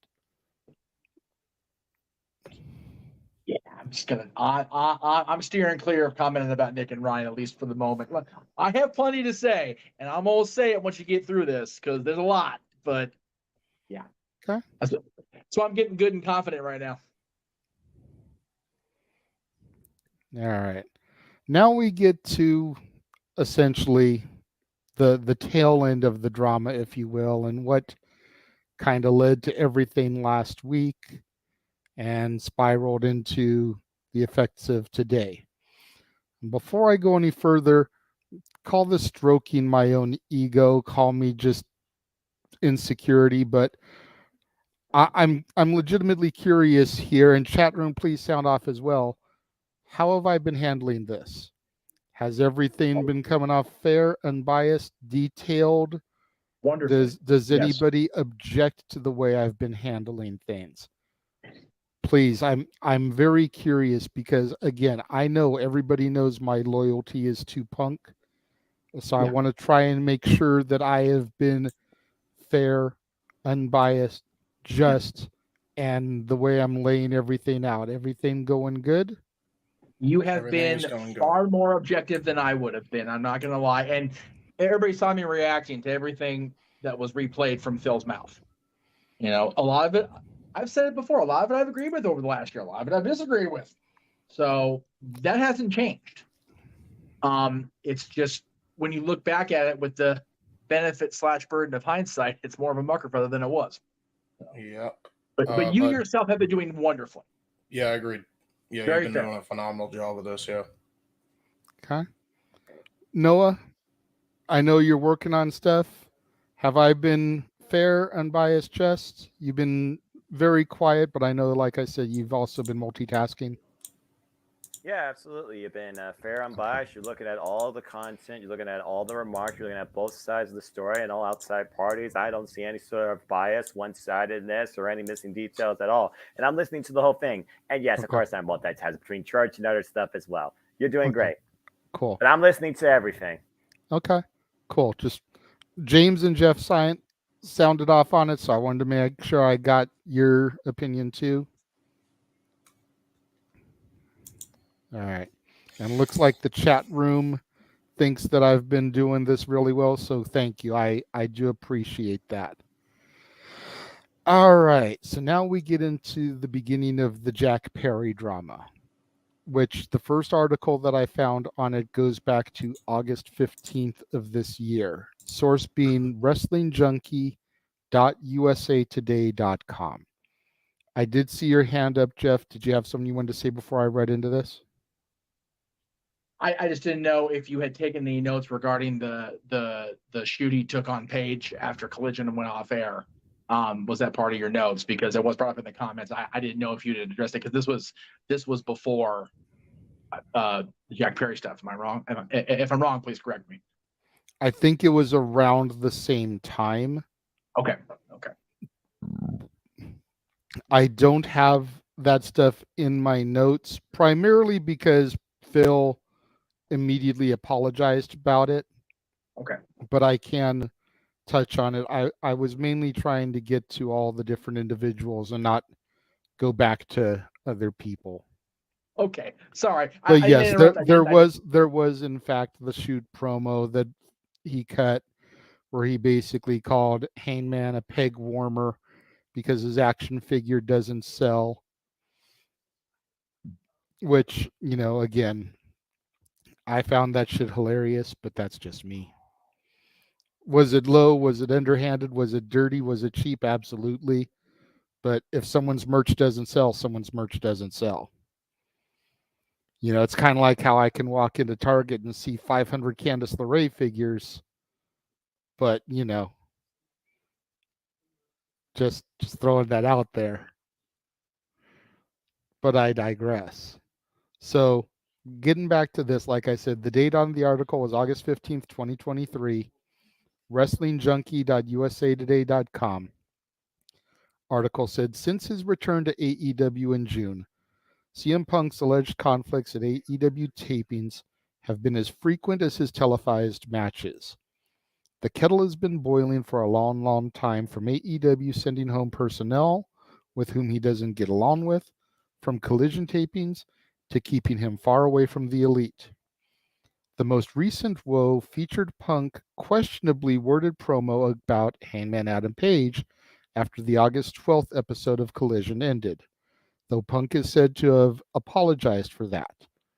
Apparently adding to the issues Punk already faced, Fightful Select reports that he and Jack Perry had a backstage disagreement over a planned spot that the FTW champion wanted to do.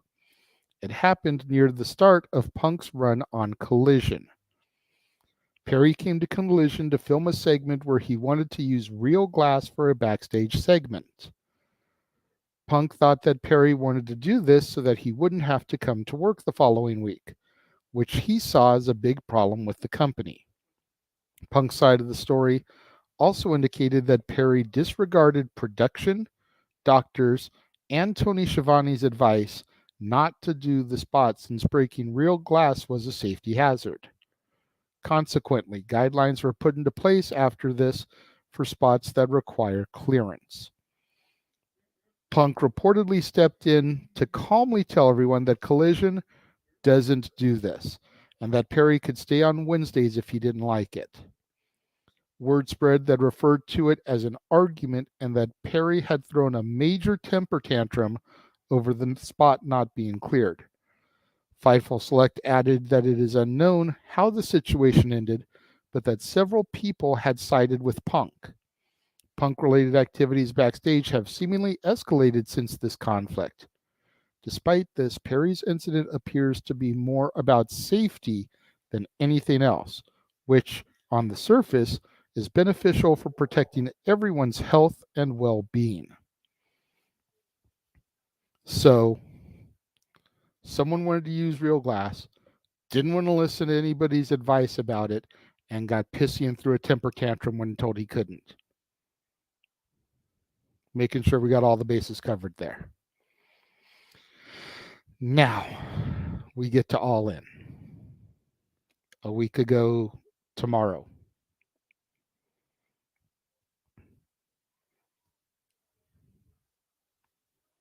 According to Nick Hossman from House of Wrestling, the Real World Champion arrived in the UK on Saturday morning at Heathrow Airport. However, he found no AEW representative waiting to welcome him or provide him with a car service to his hotel. Punk would then text the driver that AEW gave him, but his message bounced back as the number was invalid. Facing the situation, Punk opted to purchase a train ticket and navigate to his hotel independently. Unfortunately, he got lost en route and was forced to ask some fans to help him find his way. PW Torch also reported that several other wrestlers were dejected and frustrated by the issues they faced while traveling from the airport, which would mean that CM Punk would have also been frustrated. He allegedly confronted Tony Khan before his reported backstage altercation with Jack Perry. So, how are you going to be this company and not provide your top tier talent with transportation from the airport? Right.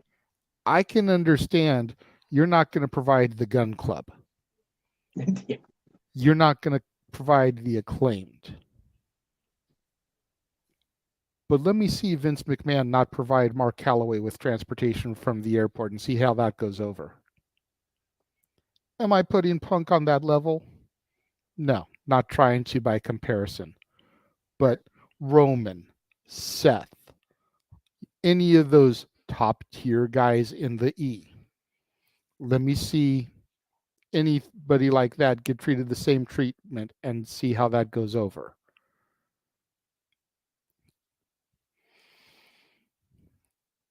Fightful's Sean Ross Sapp reported via Twitter that Punk and Jack Perry had a physical confrontation that also involved yelling right before Punk went through the curtain for his opening match at AEW All In.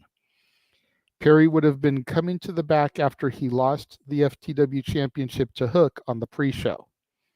Perry made a comment during his All In bout that the vehicle involved, he stated, "It's real glass, cry me a river." This was seemingly a dig at a reported confrontation Punk and Perry previously had at a Collision taping over the summer, over Perry wanting to use real glass in a backstage segment. According to Fightful's initial report in August, Perry was upset that the glass was nixed after Punk spoke out against it. It's been well documented that Punk has asserted himself as the leader of the Collision brand with the majority of the roster being talent that he supposedly wanted on the show. He's largely been kept away from AEW Dynamite following his infamous locker room brawl with Kenny Omega and the Young Bucks following All Out 2022. Now, here is where some of this is worded in my own word, and some of it is copy and pasted from other people's things. What, quote, officially happened from here depends on which internet journalist you believe or subscribe to, and which side of the fence they happen to reside on. As wrestling is much like politics. You have your Republicans, your Democrats, and your independents. Here you have your pro-punk camp, your anti-punk camp, and your independents. There were stories that went around that said that, quote, Perry shoulder bumped Punk, initiating the confrontation. There were reports that said that a shoving exchange took place and that Punk pie-faced Perry. One source even said with, quote, 100% certainty that Perry did not throw a punch. There are reports that Tony Khan was present as the confrontation took place at Gorilla and did nothing. There are reports that Punk was asked to leave, there are reports that Perry was asked to leave while Punk was not forced to leave. There are reports that Punk apparently threatened to quit after the incident, but managed to pull himself together and do the match with Joe. The report adds that he has since told some people that he, quote, hates this place because of all the drama. It is mentioned that many people in AEW say Punk is just as responsible for the drama, and neither Punk or Perry attended the AEW All-In After Party. Of course, it is also of the beliefs that both Punk and Perry will be suspended for the altercation, which means that neither will be able to work Sunday's All-Out pay-per-view in Chicago. No one has confirmed this report as of yet. We all know that would change. Work with me here, people. Eric Bischoff then said on Strictly Business, quote, I hear this so much about, oh, it's under investigation. Tony was standing right there for crying out loud. What investigation? What are you calling in? The CSI team? That kind of flakiness doesn't work for me, brother. Personal opinions, Pete, here. For real, though. You trying to contact Horatio Kane, Mac Taylor? Who you trying to get on the case here? I heard that on the podcast and I went, where the hell was Eric? Call him and get that statement. Like, seriously, Tony's sitting right fucking there. Sorry. And then we get to what James tried to mention, the breaking news. According to Nick Hossman of houseofwrestling.com, there was recently an attempt to have the hatchet buried between Punk and members of the Elite. Hossman noted the following, quote, House of Wrestling learned that a sit-down with the relevant members of the Elite, Punk, and Khan were scheduled to take place last week ahead of AEW, all in London, but was called off at the last minute by the Elite's camp. From what we understand, it was going to take place in Atlanta, and Tony Khan would have been present. Hossman added that the cancellation of the meeting apparently added to Punk's overall frustrations with AEW heading into All In. And then, the last piece of media that I am going to play. From Collision tonight, Tony Khan. I had to make one of the toughest decisions of my professional career. Today, I terminated Phil Brooks, CM Punk, for cause. This stems from a backstage incident at AEW All In last Sunday. The incident was regrettable, and it endangered people backstage. That includes the production staff, the people who help put the show on every week, innocent people who had nothing to do with it. I've been going to wrestling shows for over 30 years. I've been producing them on this network for nearly 4 years. Never in all that time have I ever felt, until last Sunday, that my security, my safety, my life was in danger at a wrestling show. I don't think anybody should feel that way at work. I don't think the people I work with should feel that way. And I had to make a very difficult choice today. It came at the recommendation of a discipline committee here in AEW, as well as outside legal counsel, who delivered a unanimous recommendation, and I have followed up on that recommendation. I'm sorry to any fans who are upset by this. I'm sorry to anyone who's upset by this. Despite that, we're going to have a great show tonight on Collision, and we're going to have a great AEW All Out pay-per-view tomorrow here in Chicago. Last weekend was the greatest weekend in AEW history. This is the greatest week in AEW history. We're going to continue the great momentum here tonight on Collision and tomorrow night on All Out pay-per-view. Let's take. So that's the first I've heard of that. Me too. My number one question is, who was on the discipline committee? Was it Omega, Matt, Nick? Was it people that already have heat with Punk that caused for it to be a unanimous vote? Yeah. Right. That's my number one question. Yes. As far as the backstage, feeling safe, blah, blah, blah, none of this that occurred on Sunday would have been possible if Tony Khan had put his foot down going all the way back to the infancy of AEW backstage drama. AEW backstage drama that occurred prior to CM Punk's signing. Mm-hmm.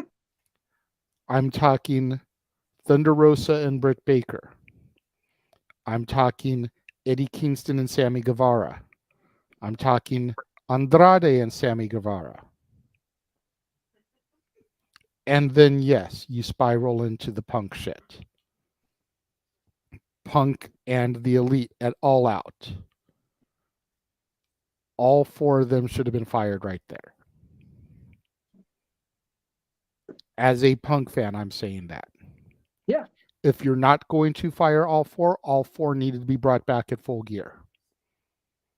I don't care if Punk was still injured and could only have done a Dwayne Johnson via satellite promo. All four needed to be announced that they were back at Full Gear. Yep. Because the Elite coming back at Full Gear, being inserted into a title hunt, and a best of 7 series against the Death Triangle, winning back the belts that they were stripped of, and Punk not being anywhere on the show for another 6 months after that, made it seem like the Elite had precedent over Punk. And I get they're EVPs.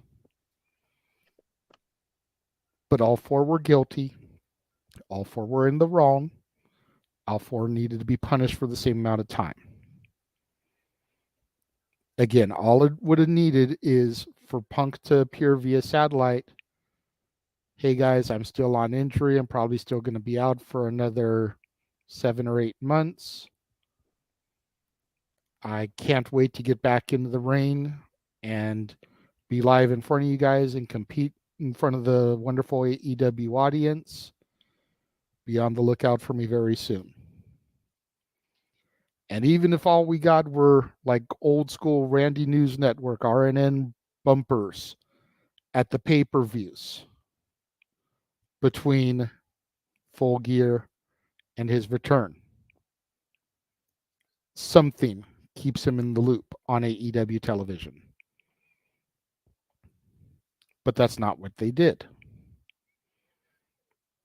And so you end up with situations like Hangman Adam Page cutting a promo saying that he's not worried about what's going to happen to me when I get back behind the curtain, because he knows that he's buddies with the EVPs. He's gold. He's taken care of. And anybody else that rides with the EVPs is gold and taken care of.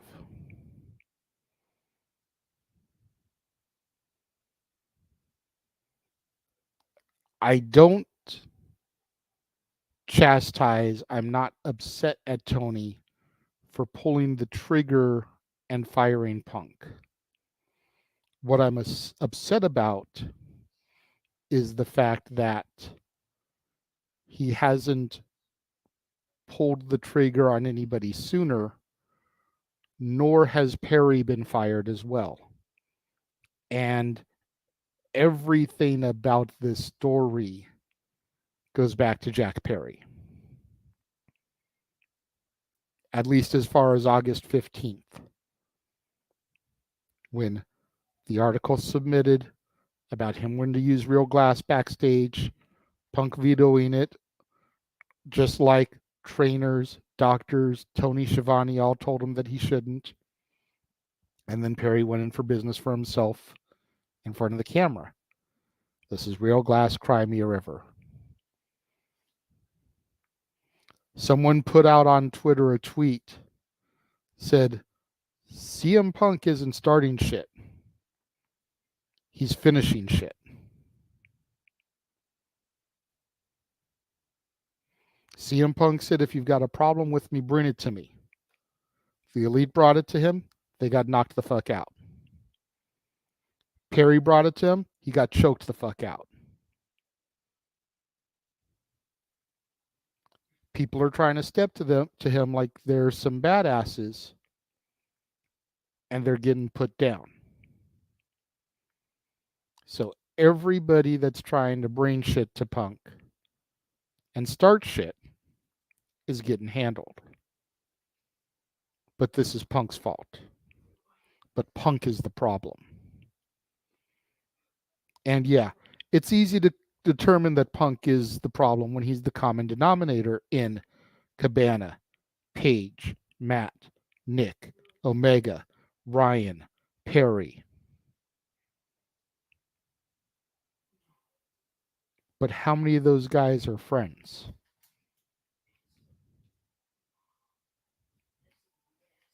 It sounds to me like a gain trying to roll up on one man. Gain mentality. That's where I have a problem. Yeah. That's where my personal bias begins to come out. Right. That's where they may have taken over as two of the PWG6, but fuck Matt and Nick. Okay.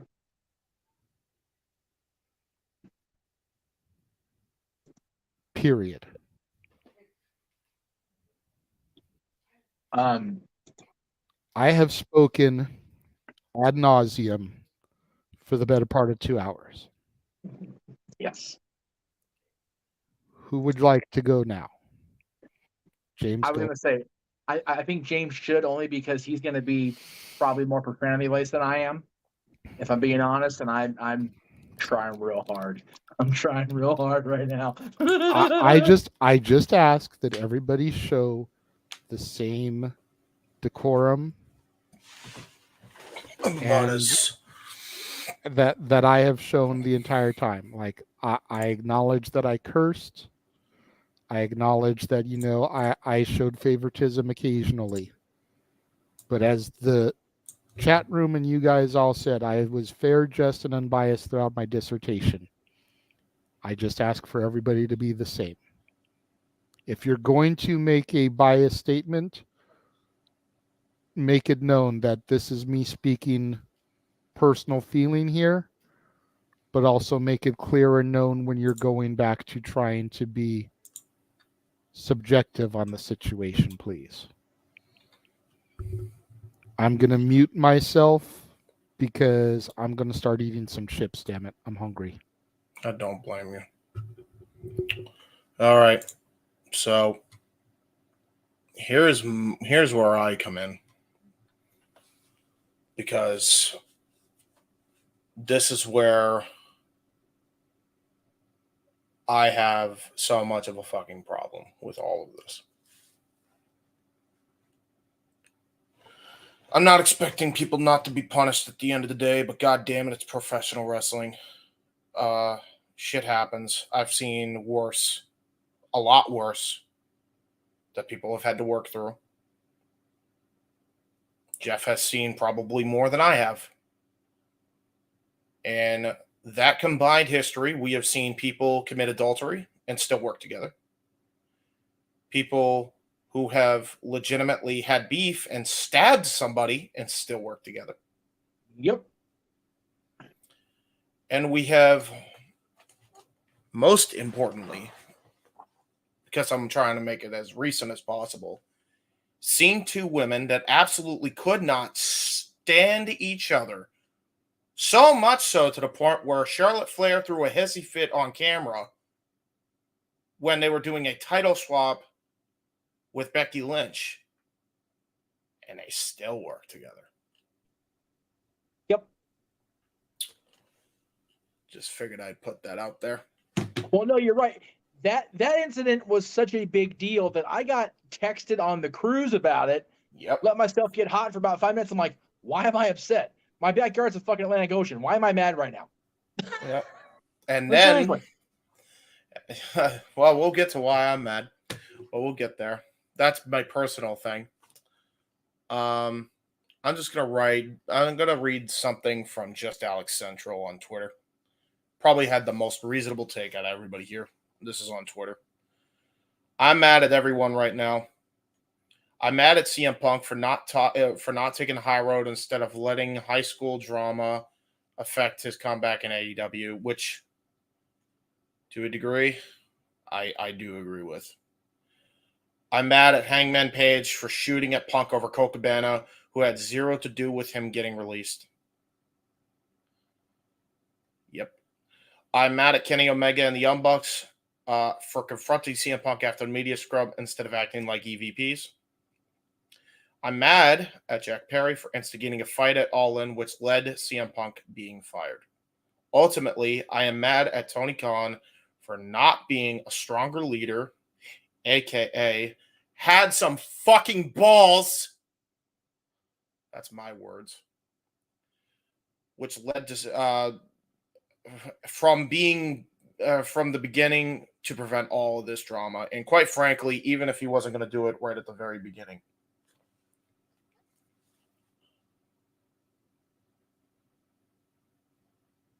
We had a moment during All In. Now this has been reported and now this is confirmed apparently, where you were supposed to have a meeting with the EVPs and Punk.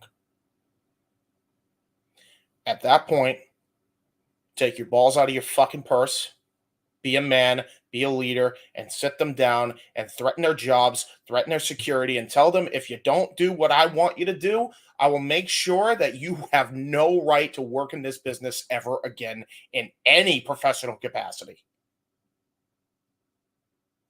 You know what the answer would have been 9 times out of fucking 10? Yes, boss. At least in Don't his believe company. me? Let's be clear on that, because Tony can't Yes. control what the McMahons do or what No, Nakamura I'm saying with his company. Yes. You don't believe me? Why don't you ask how Vince ran his company? Talk to Matt. Talk to Matt Hardy. See how he handled that situation with him and Edge and Lita. Guarantee you that's exactly what the fuck Vince did.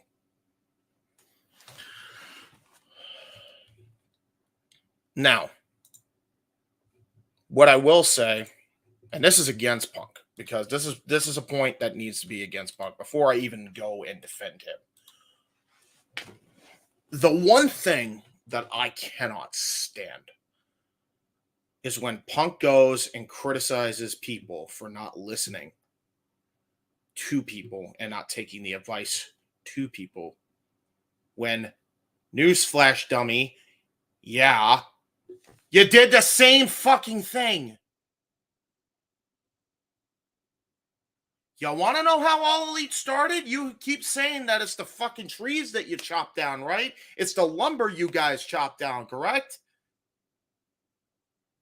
Why did you chop those trees down? Oh, yeah, because management, in your words and in a lot of other people's in the IWC, didn't know what the fuck they were doing. Did they? Lord knows this motherfucker knows that Johnny A sucks. Tried to work it out with him, didn't work out, right? So if anybody knows you're telling the truth on that and you're not telling lies, it's this motherfucker. Right? Now, that said, I think there is some bias that Punk has with certain people than he does with other people. In that regard, I think that Punk definitely has a lot of respect for Terry Funk. I think he has a lot of respect for Arn Anderson. I think he has a lot of respect for many people that are coaches in that locker room. Billy Gunn, Lord knows, I could probably go on and on.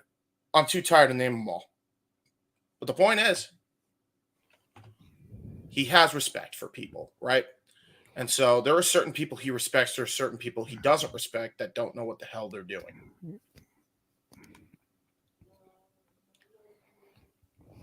I think the elite, in a sense, kind of have that complex about them that has gotten them in trouble more often than not in a lot of cases. However, in the case of Hangman Page, and this is where I do condemn Punk for this little comment, I think the idea that Hangman's a trial and error type of guy, I don't think that's necessarily a bad take, because how are you going to learn without making some trial and error? Now, granted, you have a problem with that. You can voice your frustration, whatever. I just think it was wrong place, wrong time situation. However, that being said, in all this shit, this is where I defend Punk. Now, I'm fully defending him in a lot of cases. I want people to seriously consider a lot of this shit. Punk tries to work it out with the EVPs one more time. And now that I heard this, by the way, I'm beyond pissed that AEW handled their situation the way they did. So fuck them and fuck the horse they rode in on. All right? Let me just get that out of the way right now. That's personal bias. Let me just put that out there.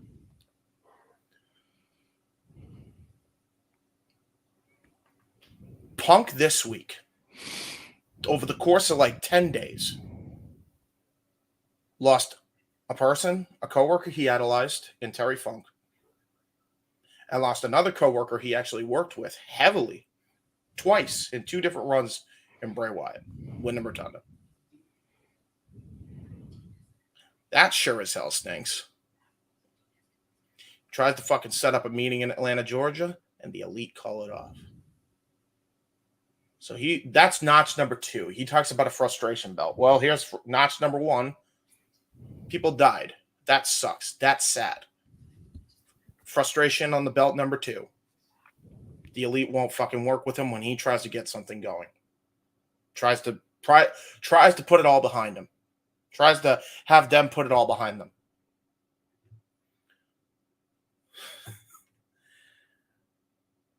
He takes some time with his family after they cancel it. Now we know why he was taking time with his freaking wife and dog, by the way. I think he's going to be doing a lot more of that after this bullshit, by the way. I don't blame him in the slightest. Notch number 3. He lands at Heathrow Airport. He's supposed to have a ride. And when you know, by the way, yes, the travel agent is in fact hired by the Young Bucks. He is in fact in bed with them. So I'll nip that in the bud right away. So guy fucks with his travel arrangement. That's notch in the belt frustration number 3. Notch number 4, which he probably won't admit himself, but I understand where he's coming from. There are people that don't like how he conducted himself, and they may go fucking haywire if they're wild and crazy and not mentally well enough to do so.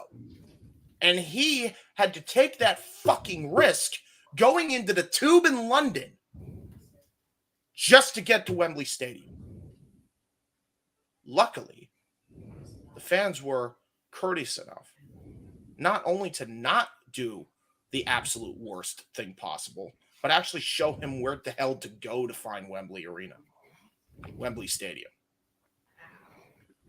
So that's notch in frustration number 5. He had to ask fans, not that he probably doesn't appreciate that, but that's 5 notches now. All right.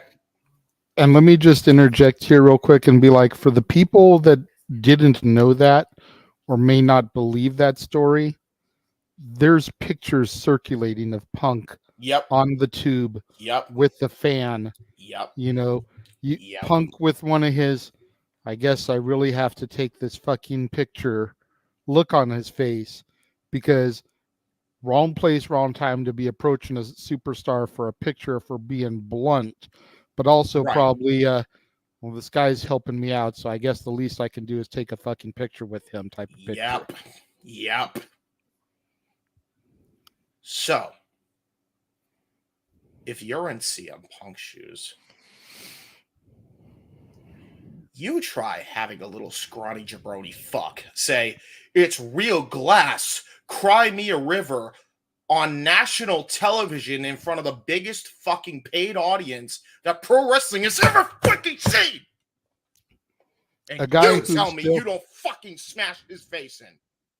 A guy who still to this day is only famous because he's Luke Perry's son. Yep. Yeah, I know. Just fuck my wrist up. This is fun. Fun. We're having fun. So, Now you're on the same level as Brody King. right? So, Punk does his thing. He chokes out Perry.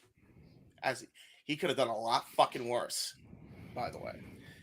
Now, from what my understanding of this was, this fucking altercation, yes, he shoulder barged him. Which, if that is to be believed, guess what? Physical fucking contact. Anybody that gets that in the court of law, guess who wins that suit? Phillip fucking Brooks. Just nipped that in the bud right away. So he pie faced in retaliation. Perry apparently then shoulder barges him, and that's when Punk puts the guillotine on. This is apparently when the monitor fell on Tony. And this is what he's claiming he is fearful of his life about. Give me a fucking break. I mean, I'm sorry, but grow the fuck up. I guess that's personal bias, but if that were to happen, I've had a lot worse happen in my lifetime. That ain't something I'm going to be scared about. You privileged freaking piece of shit. Sorry, have to put that out there. That's personal bias, I guess, which is fair. You're entitled to that. But it's still a bit much. I think we all have dealt with a lot worse than a fucking monitor falling on our head. Including this man who's gotten a few concussions in his lifetime. Just saying.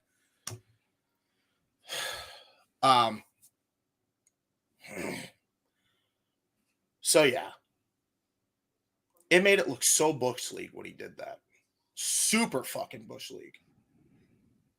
I would have been pissed too. I would have said I hated this place too. I would have wanted to quit on the spot. I would have done exactly what he did. And you know what? I'll be real with you. Punk had a lot more patience than I fucking thought he would. I'm gonna be real with you. I thought he wouldn't have even lasted as long as he did.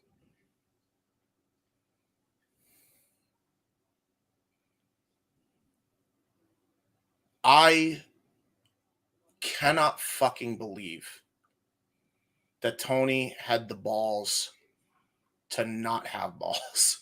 That's really what this comes down to. He didn't handle any of this. He didn't nip this in the bud at any point. He was too afraid to do anything. And when he did, he hired apparently private investigators and shit to freaking make the decision. Which this is what he said on the house show airing of what he said, by the way. Apparently that's what he did, and that's what made him come to the decision to terminate Punk. This is worse than Bash at the Beach 2000, and that was an absolute shit show. That was an absolute shit show. I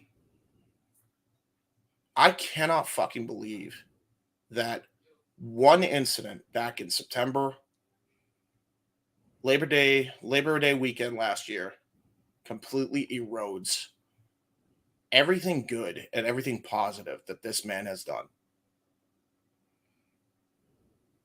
I don't care if you're a fan of Punk or you're not a fan of Punk. This is some mob mentality, cancel culture bullshit. And it should not be tolerated under any circumstances. I'm still on. I know.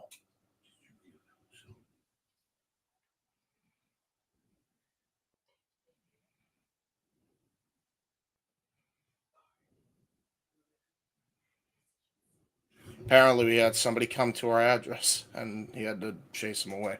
No. Oh, fun.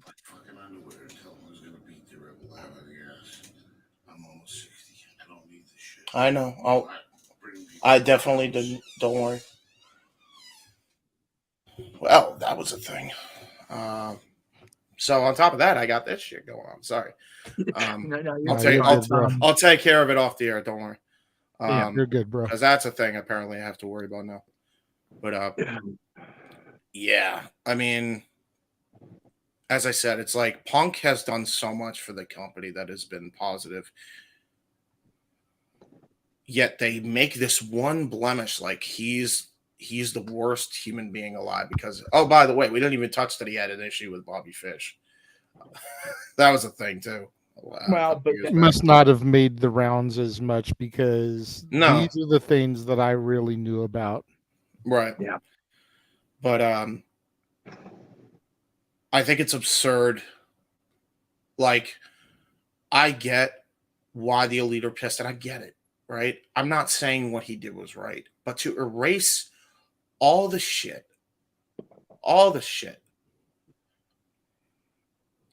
Yeah, exactly. Thank you, Walter. Like, I can't believe that you let people pressure you into thinking that everything that CM Punk did for your company that was positive meant nothing because of one bad night in Chicago. Yeah. And then so much so to the point where they kept freaking lowballing him and dodging him when he tried to make amends with these people. And then they fucked with his travel. And then he's trying to get to the arena. And then you have Jack freaking Perry saying, "Cry me a river," because he wanted to go through real glass.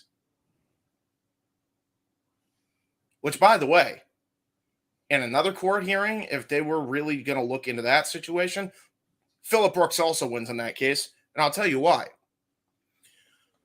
There is a YouTuber that documents death matches named Blako561, and I only say this because it's an educational channel that breaks down certain intricacies in death matches. Right. So this shit, and it must be said, right?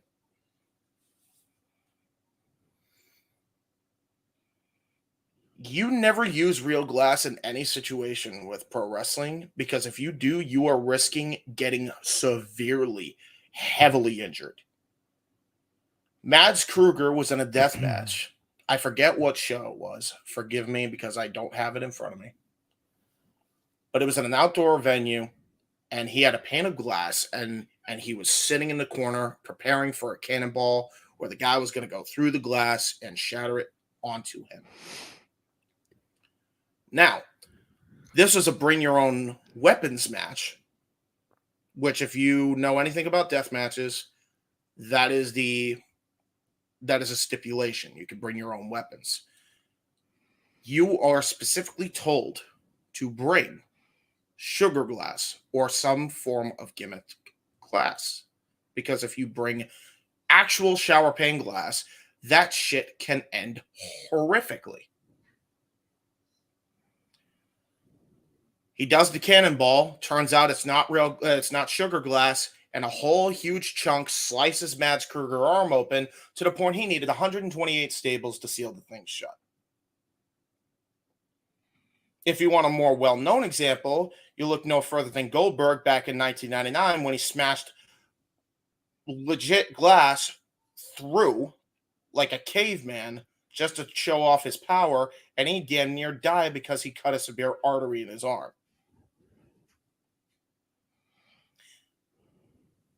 Exhibit A and B as to why you don't use real glass in professional wrestling and why Punk was also in the correct assumption there. So fuck Jack Perry for that. If they were still alive, ask the Rotten brothers. Yep. Because they're still not the same, especially Ian. Jesus. Well, they're not the same anyway, but that's beside the point. Yep. It's they did that tape fist thing and Taipei death match. Yeah, and that was real glass, real glue, and real fists, and that is the one ECW match I still can't watch. You know, Greg talks about the barbed wire thing with Sabu and Terry. I still can't watch that Taipei death match. It's just like, I know what's going on. I know. I don't blame you. And speaking of that, and this is where I come in and say this.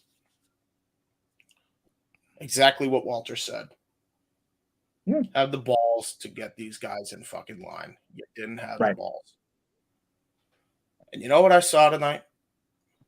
What a somber ass watch party. That's what we had. You'll be seeing that tomorrow. Yeah. Yeah. And I'll tell you why. I don't even know if nobody else saw it in this chat. I know for a fact. Here's what pissed me off more than anything else. Ricky Starks, miserable. Tony Schiavone, miserable. Arbery Edwards, miserable. Brock Lesnar guy in the front row, miserable. No, I'm not. It sounds laughable. No, he was there in the crowd. I'm dead serious, Jeff. He was there. I know. Sour face, looking at his phone most of the time, and just, what am I doing here? And that was a lot of that Chicago crowd tonight. Yep. And it's going to be even worse on Sunday. And the only noise that they made after all this shit went down was when the Young Bucks came out at the end of Collision and they booed them out of the fucking building to the point. And by the way, this is after a lackluster main event of Collision where Dax Harwood and Jay White, who are phenomenal workers, actually stunk up the joints on purpose or by accident because they were depressed and wanted to be anywhere but where they fucking were. Good luck trying to keep MJF come 2024, guys. Good job. So good luck trying to keep half of your freaking roster now because you think this is going to end the freaking drama. It won't. It won't. And guess what, Tony? I said in this fucking intro, don't pull this bullshit again and you get one. You have had more than one fucking attempt to get this right, and you have fucked it royally beyond expectations. Every single time.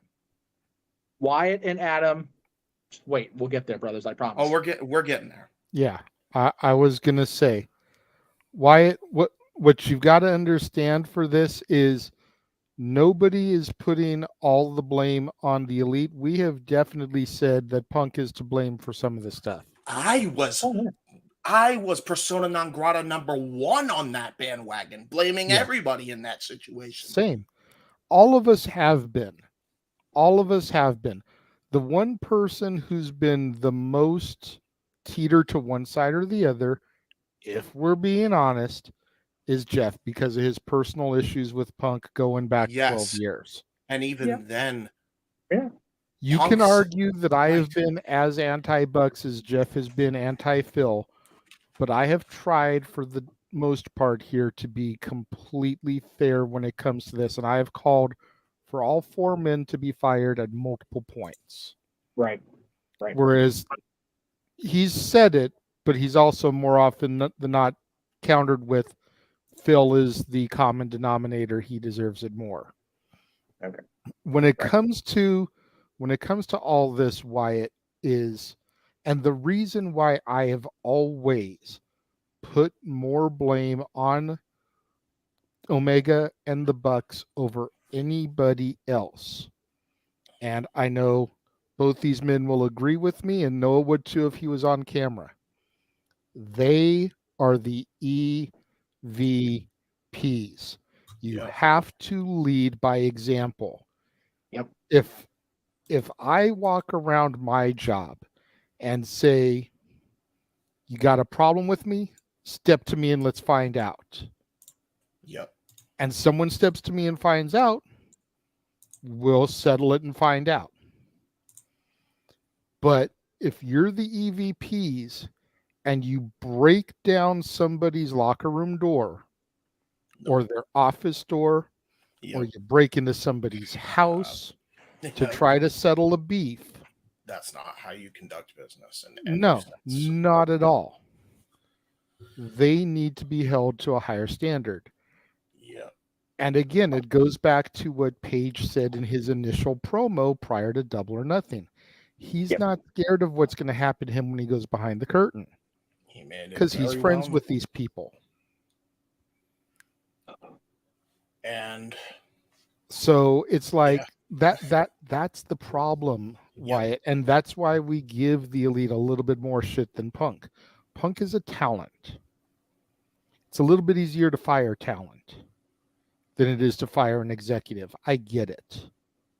Because an executive worked their way to the executive status for a reason. And do you really want to take a chance by letting them go because of one thing?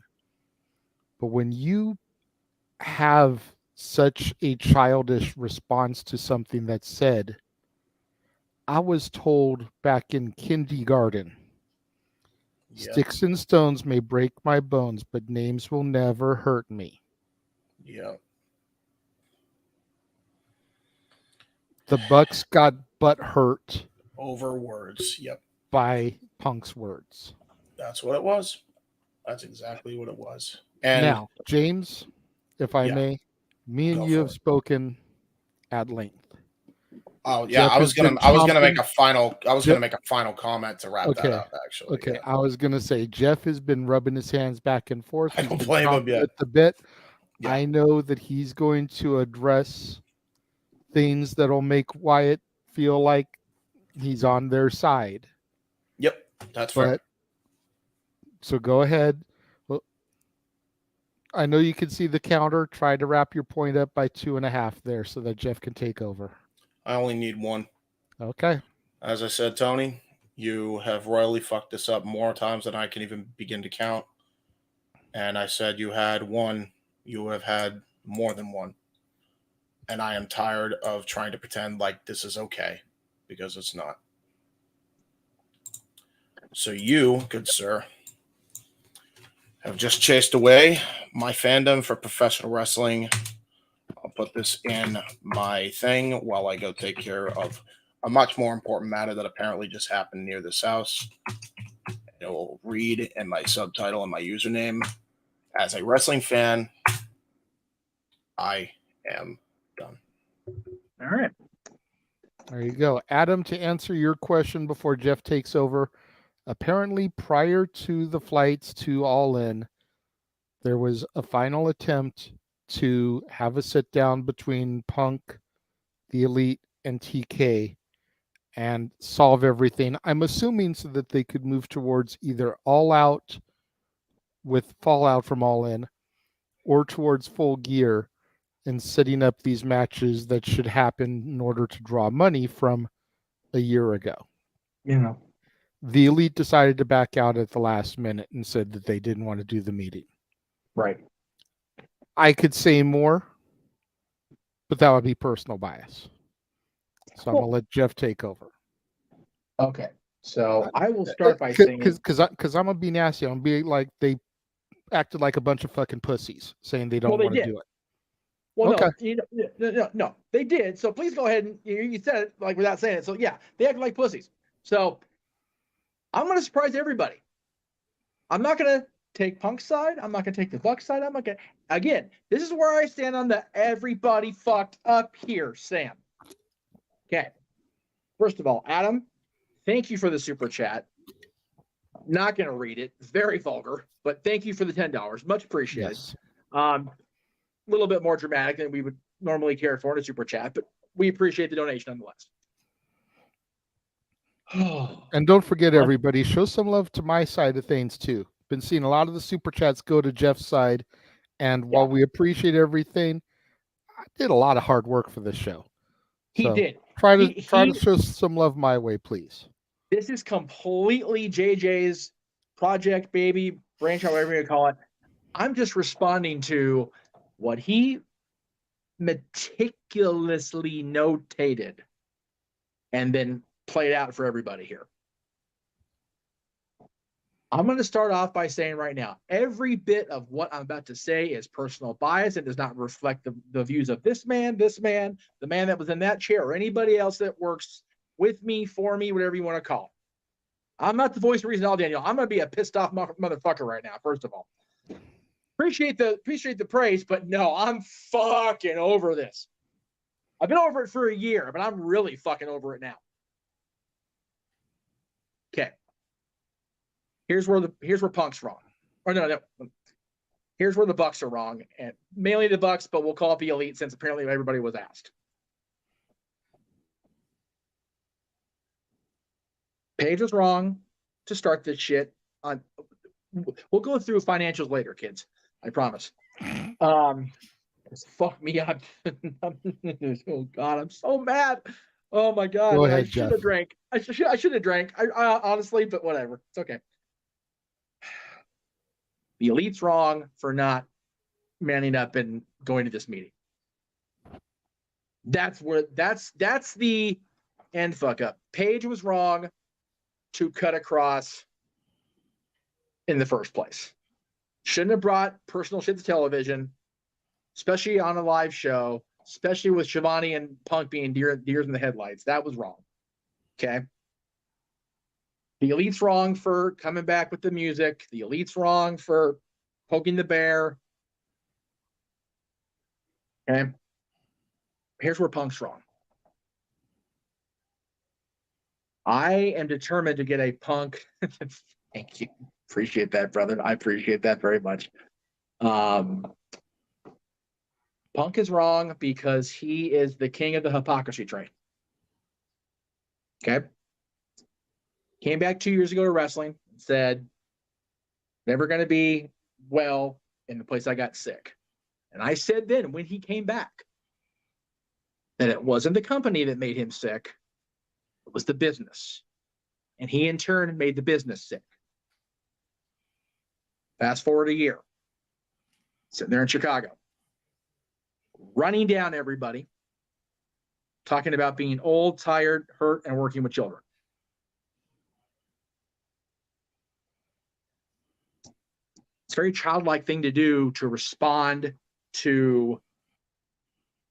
And again, you're going to be fucking furious with me by the time the show's over. I promise you that right now. You're going to be just wanting to chew my ass out, and that's fine.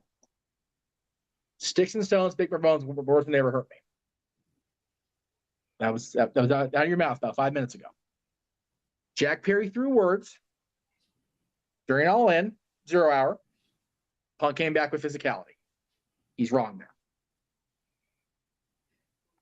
Even if he didn't throw the punch first or whatever, he physically confronted Jack. I'm not saying Jack's right, but hypocrisy from Punk. Ryan used words in his tweet. Punk cornered him against a wall. That's wrong. Punk has said he's tired of working with children. That's the childish way to deal with shit. Use your words, not your fists, Phil. Okay? That's where he's wrong from my vantage point. And that's more coming from me being a father of a school-age child than me being a man. Like, because we had this conversation 10 years ago when I'm still young enough to hang with my dad who was young enough and Uncle Marty. We're flying in Chicago and throwing punches at every fucking buddy. Because it's so infuriating, right? The biggest wrong of all is Tony Khan. Not Phil, not Matt, not Nick, not Kenny, not Adam, not Nakazawa, not Daniel. By the way, Daniels is the one in charge of talent relations. So if all of the travel shit from this last weekend falls on talent relations, Daniels and his underlings done fucked up. I love Chris, but golly. Oh, but Tony is the biggest fuck up of all in all of this because he doesn't have control of his company. We all every single one of us sat back and watched that scrum last year and went, he looks like a fucking, like, poked out deer in the headlights going, oh shit, what is going on right in front of me?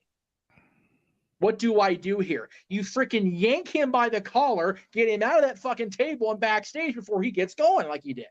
That's what you do, Tony. Yes, Walter, I went through. Yes, I put it up. Yes, we read it. Sorry, well, I don't mean to yell at you, but goddamn. How does Tony handle this? Internal investigation. You're sitting right fucking there, Tony. You watched it play out in front of you. You had a monitor fall on you and make you fearful for your life.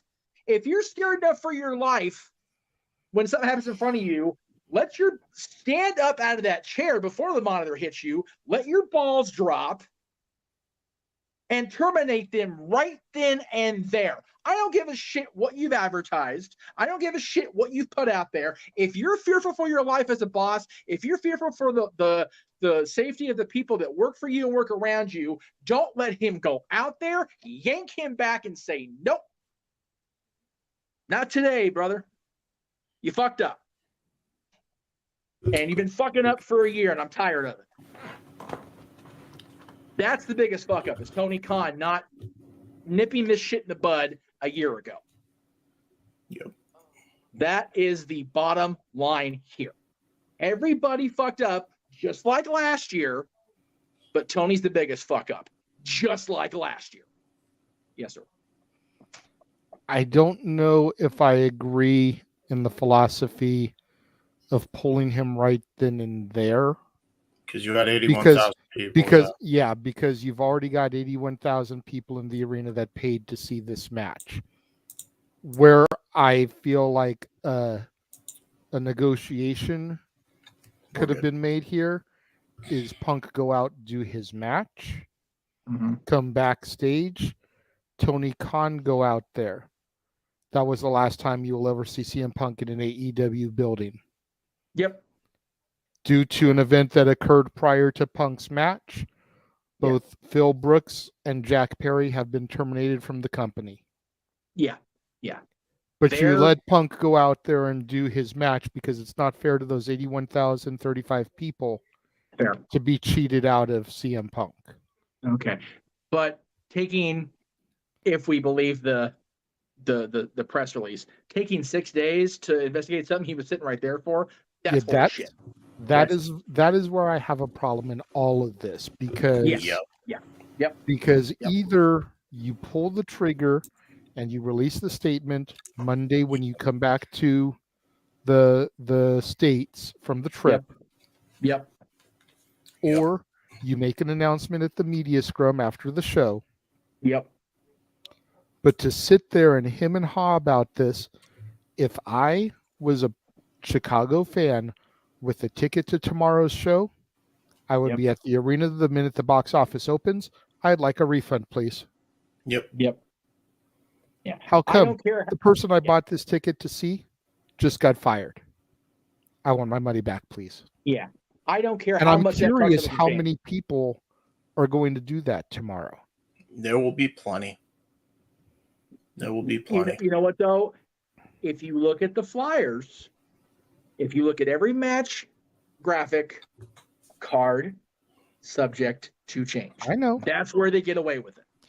I know, but again, I understand that, but again, it's one thing if it's an illness or something, but 81,000 fans in the biggest arena, a lot of whom bought those tickets on the strength of Punk's name. I agree with Matthew here. You have Joe go over instead. Yeah. And that is part of Punk's payment is he goes and he loses the match. Yeah. Which is for the real world's title. So Joe becomes champion. Or we get him to this weekend, have him drop the real world title to Starks like I hoped would happen. Give Starks the goddamn grub he fucking deserves. Instead of, again, he's fighting Bryan Danielson in the strap match tomorrow. I ain't crying for Ricky Starks right now. Motherfucker's having a match with Bryan Danielson tomorrow night. Like, good for him, man. And that's fair. And then what do you do, hypothetically speaking, regarding pay for Punk? Yeah. He's still working a match. Does he deserve to still be compensated for the match? Or do you say you're doing this one on the house because of all the shit that you caused? Because of the damages done to equipment that I'm going to have to recuperate. Yeah. Again, you ask a fair question. I'm trying to think of a fair answer, and I'm having to go pee at the same time. So I've been sitting here holding this in. I've been holding in the anger. I've also been holding in my bladder, if we're being honest. But I think you get him through this weekend, and then either suspend him or do what you did, outright fucking fire him. Because again, people are gonna disagree with me, and there were people talking about us being biased toward Punk and not enough toward the Elite. Everybody screwed up here. I don't agree with. I don't necessarily agree with everybody being fired. No, neither do I. Because hang on, because here's where I make that argument. If you fired them all after last year, fine. The decision was made to not fire anybody, and not have the cojones to do so. Okay, Right. You move forward. Now everybody's back. At this stage, we still don't fire everybody because, yes. And here's where you're going to get mad at me. We're here. When they came back to television, they were allowed to poke the bear with the music and with the forced, botched impersonations. But again, sticks and stones, words never hurt me. If we have to hold everybody to that standard, we need to hold everybody to that standard. Because Punk had no adult reason to come back to television and get a receipt. And that's where I have the issue with your personal side of your dissertation. Because and that's fine, but it also comes back to the EVPs need to lead by example. Yes. Tony Khan should not have allowed them to use a song that takes shots at one of their talent. Agreed. Tony Khan should not have allowed the EVPs to perform moves and intentionally botch them to make fun of one of his highest paid talent. The first man to draw $1 million house for the company. Agreed also. But that goes back to there goes the problem. Thing. Yeah. How this shows exactly how out of control Tony is of his own company. Because I guarantee you he didn't allow that. That was one of those ask forgiveness later and ask permission first deals. Because Matt Nick Kennedy didn't clear that shit. You fucking know that wasn't the thing. However, had to be for the music because Tony had to secure the rights for it. Music, yes, and that's where everybody, Tony and the Elite, are all wrong. It's a great song. I'm not disagreeing with the chatter. I played that song for years. I love that song. Probably the only Kansas song I actually know, if we're being honest. That and Dust with all in due the respect Wind. to Kansas. What's that? I said that and Dust in the Wind. Dust in the Wind's a damn. Oh, which was brought up earlier in the chat, which is kind of ironic now. But everything beyond the music securing, that was the Elite going into business for themselves. And I don't disagree with it. And based on that, I think Punk, allow him the one promo to get to get it back. But then the Elite, Punk, Tony sit down and work out making business out of this. And to the report today, the Elite pussed out and didn't do that. And it's not that's the where first they're time. wrong again. Right. And it's not the first time. Punk has tried to take a meeting with them and work everything out before. And Omega's been willing to sit down. Yep. Matt and Nick, the bitch bucks, aren't Yeah. allowed to. They're not willing to. Right. Which You is know, why I have a problem. They don't more have with- Super Dragon to hide behind. Oh man! Well, You're right. if we're gonna bring Danny Right. into this, fuck it. Let's just go ahead and do it then. Why not? You know, I mean, Yeah. they don't care about firing shots when they're in front of the cameras because they know that the majority of the fans are going to be on their side. Right. But get them behind closed doors where they know they're wrong, they're fucking pussies. Yeah. And I'm only comfortable with taking this line because I've met and on occasion worked with all these guys. And that's where I have the issue. Because like we talked about during the Miz LA Knight John Cena thing earlier during Payback, saw both Miz and LA Knight come up in the business. You know? Yeah, exactly. Because Matt and Nick don't want to do business. Let's be clear on that. Let me, Matt, I appreciate you wanting to type, but let me clarify the statement. It won't happen because Matt and Nick Massey don't want to do business. That's the problem there. Kenny seemed willing to. We know Punk and FTR sure as fuck were willing to. But it all goes back to Tony not willing to cut any more of the folks that got AEW to be AEW out of the company. And that was going to be the other part of my reply in all this. Because I sent it to JJ, I sent it to the Core 4. I typed out the entire goddamn roster of this company. I'm not going to throw it up there because it turns out there's a lot of discrepancies in there. But if you go back a year, even if you do it right now at this point, because the hell with it. You fire Punk, which you did. Jack Perry, the Bucks. I still say keep Kenny. I really do. I'm sorry. Page.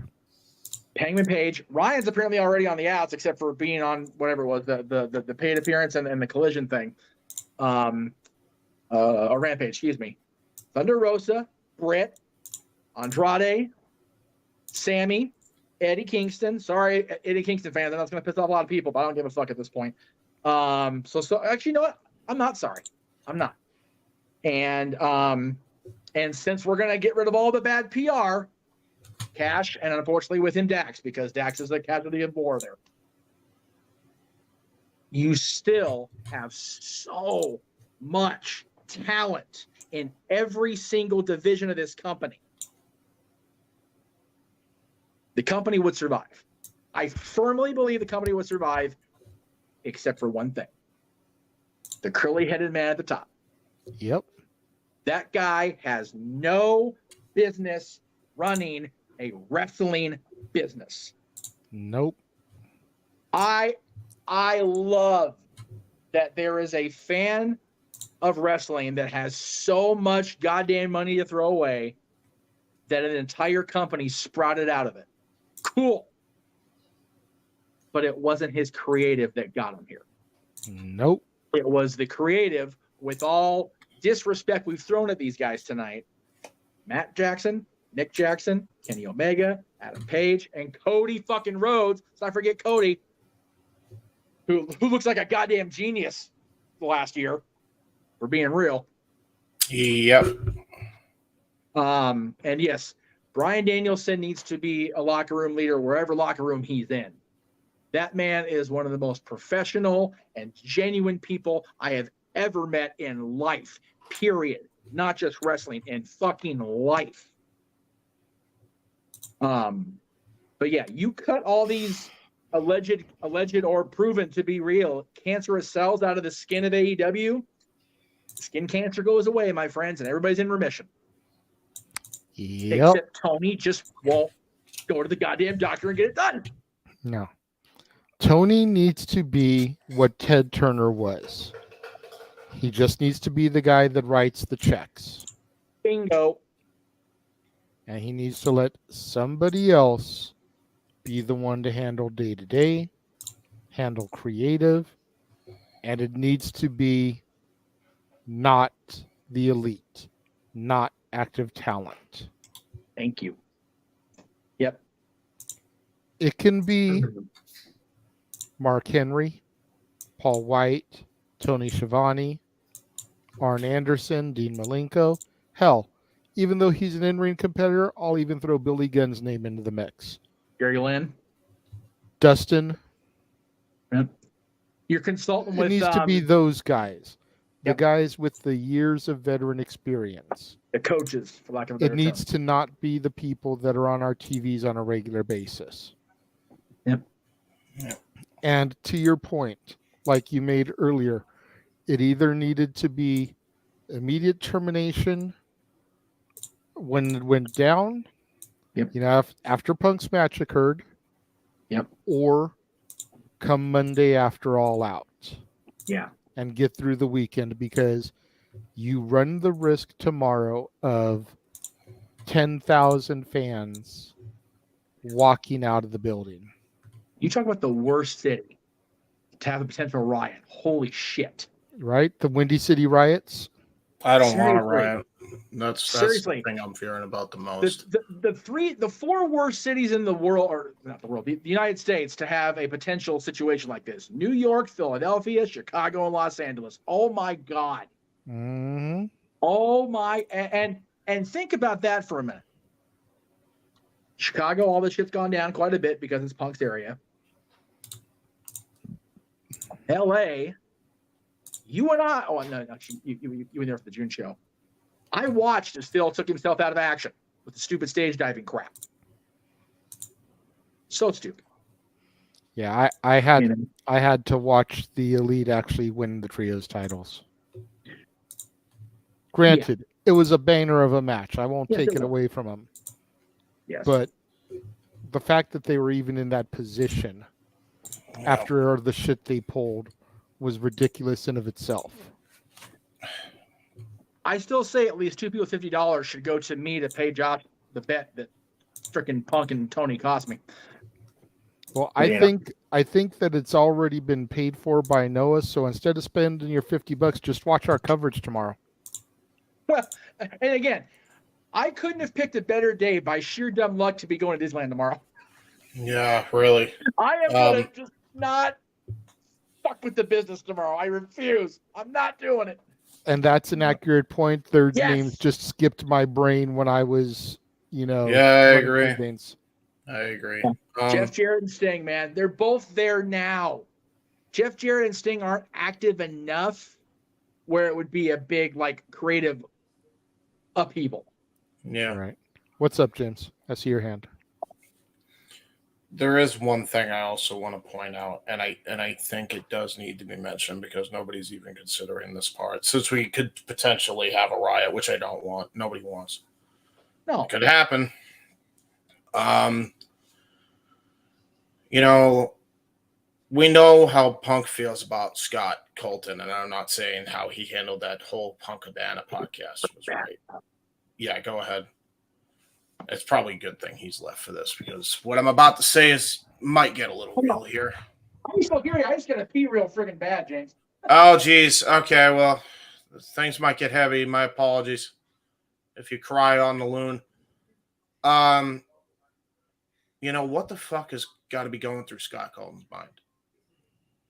He has got to be feeling like the worst human being on the planet right now. And I say that because this is just a hypothetical. But I don't want the worst to happen to him. Especially when you fucking consider how much we've already lost this year. How people have taken their own life because of similar situations on how they felt about themselves, whether it was their fault or not. And it's sad to think, but it's a serious possibility.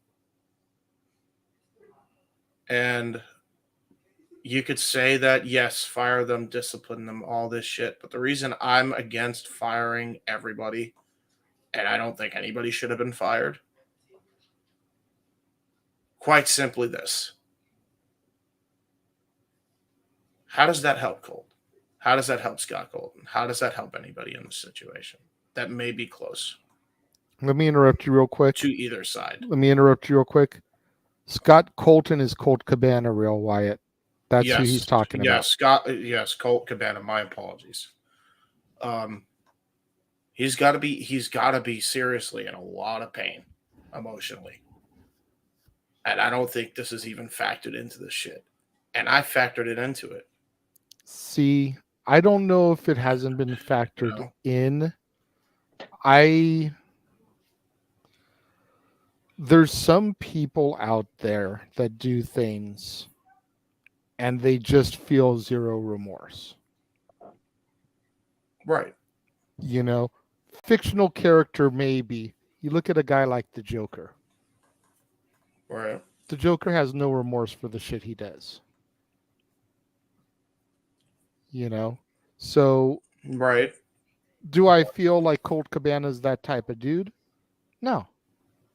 I know the dude on a somewhat personal level. Jeff and I both do.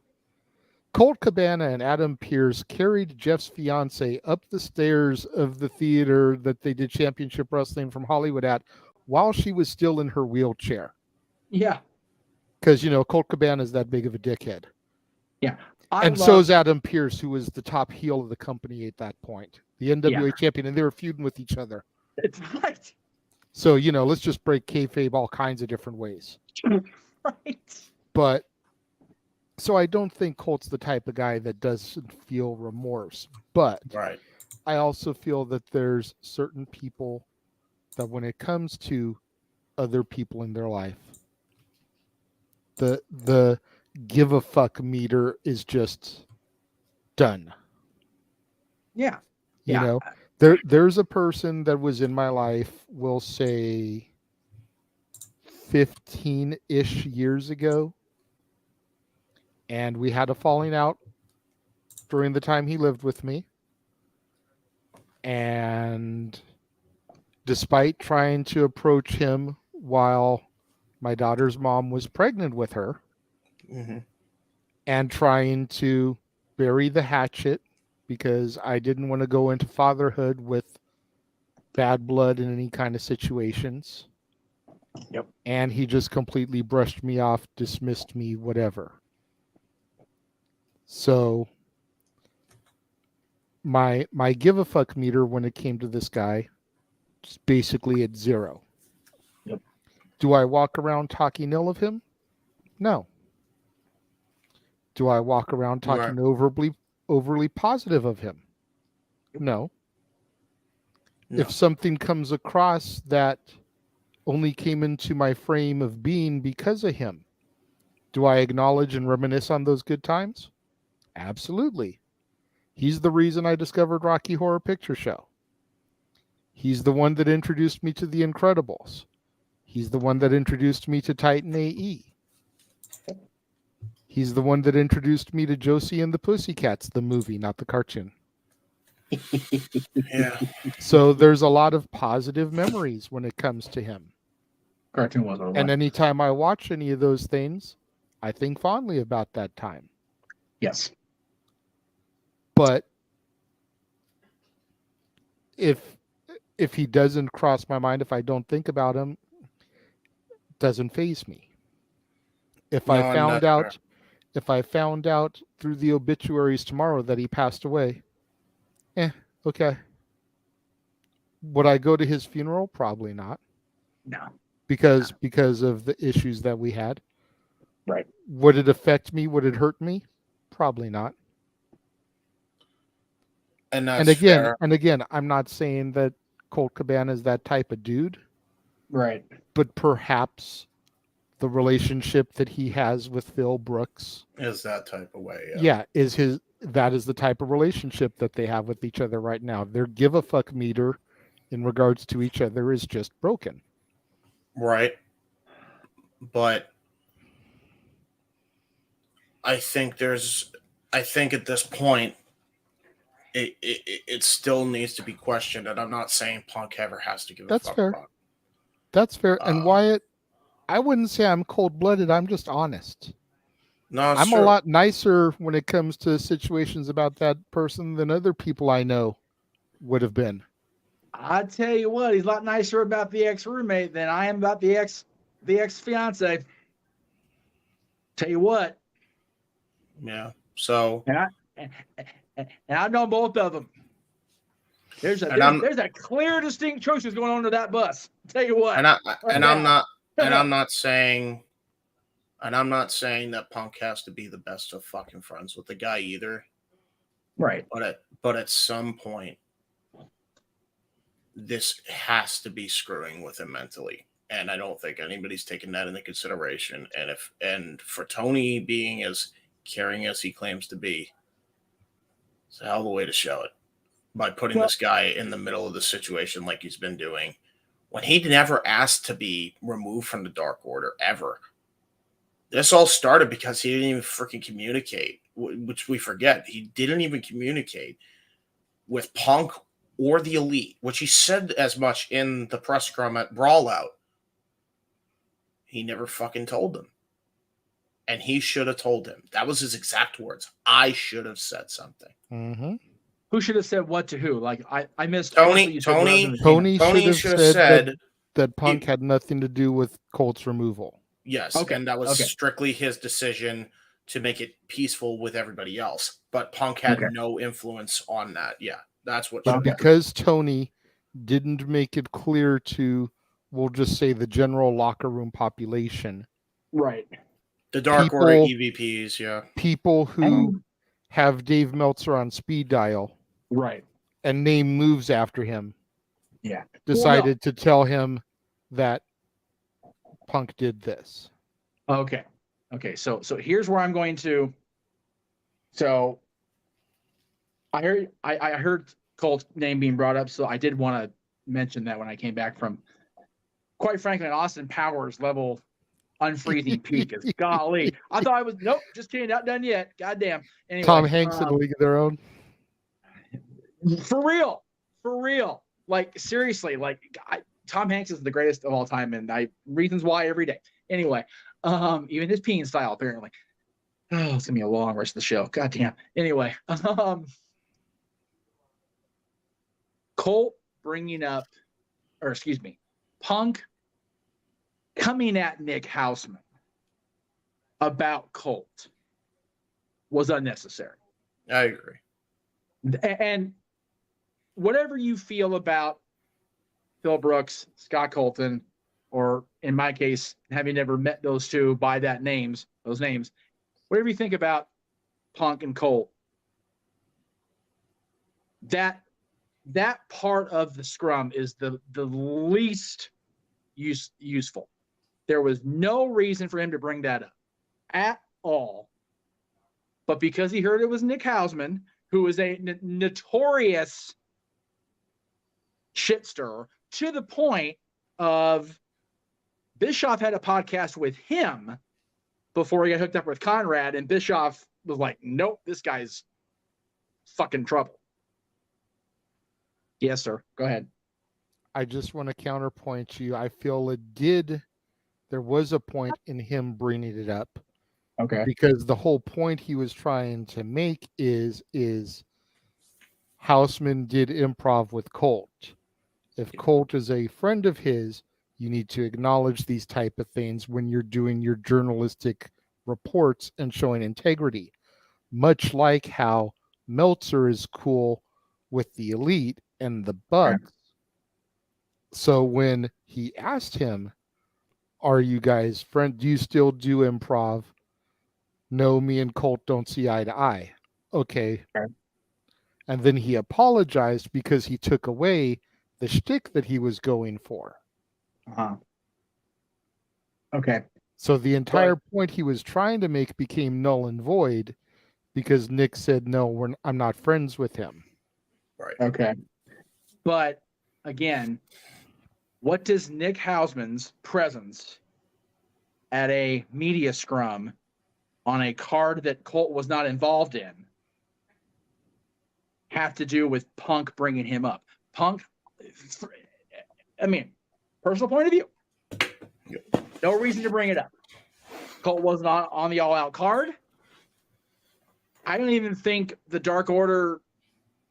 Well, they probably were because Dark Order was more popular at that time.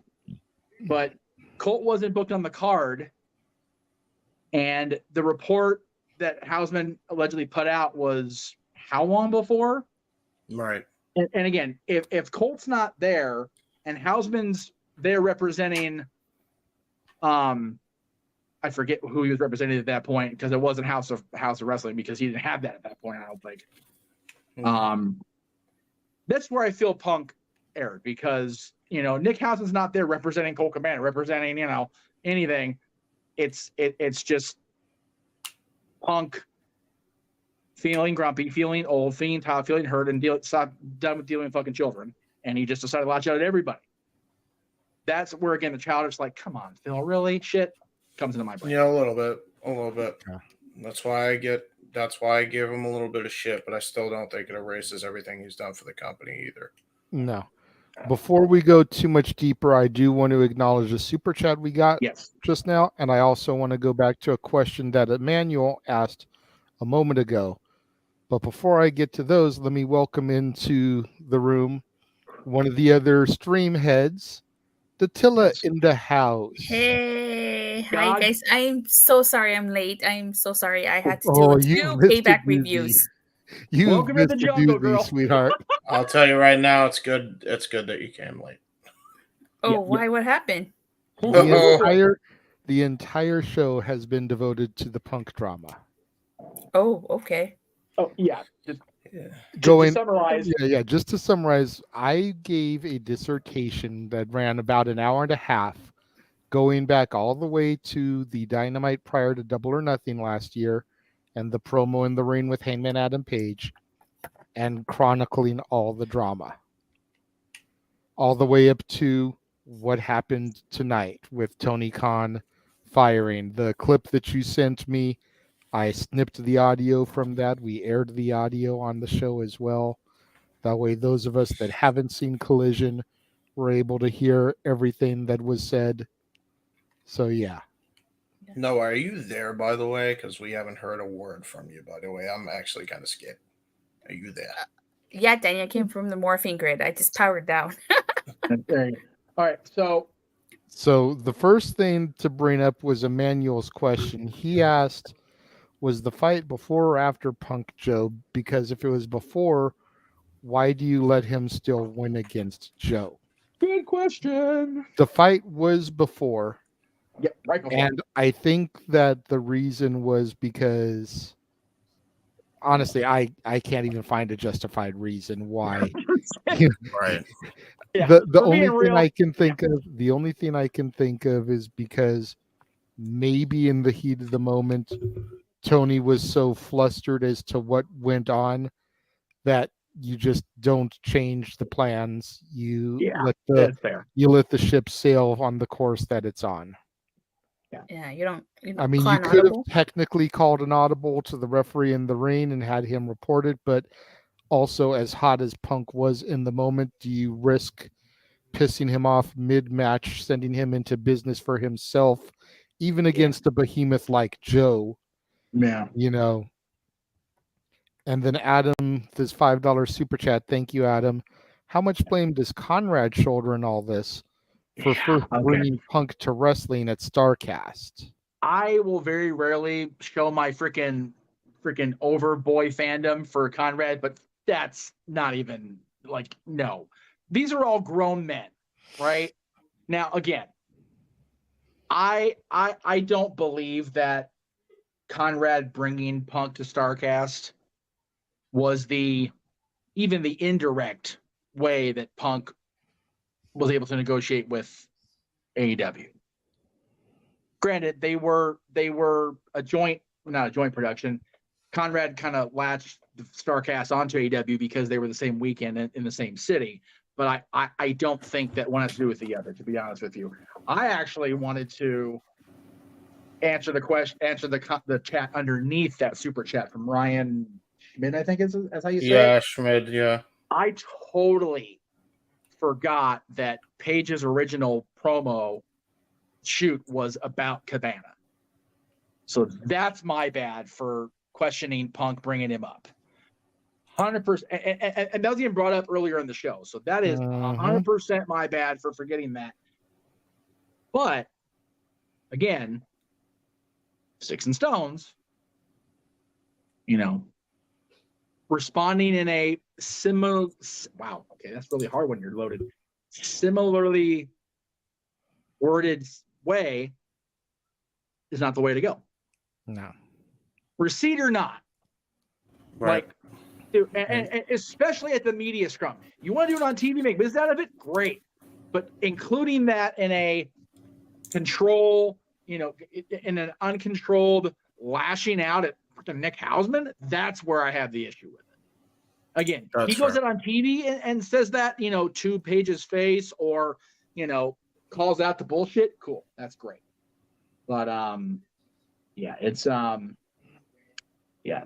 So, but again, I do apologize for the initial forgetting of the fact that the whole Hangman Page going into business for himself promo was related indirectly or not to Colt. That's my bad there. So sorry. No worries. Trying to hang on 1 second, James. Hang on.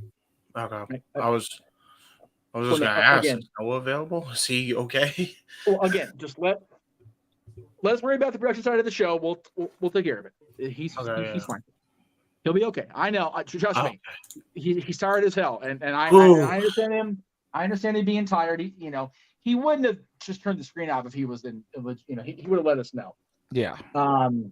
That's fair. And again, go ahead. I'm sorry. I was just gonna say. So since she just joined the conversation, yes. Let's pass the counterfeit buck, if you will, towards Dattila. And like I said, I'm not going to run through everything again. You've been doing YouTube shows, so I know you've covered a good chunk of this drama over the past year and a half.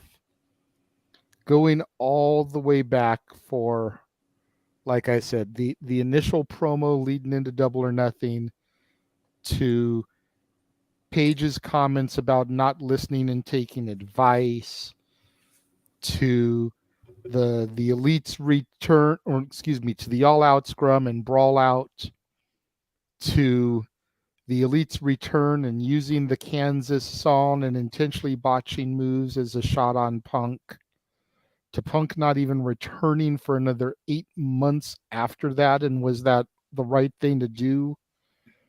Despite being injured, like an announcement still could have been made, in my opinion, to the Jack Perry stuff with the real glass, and then All In Perry using the glass in the match. It's real glass, Crimea River, the brawl, all the way up to today.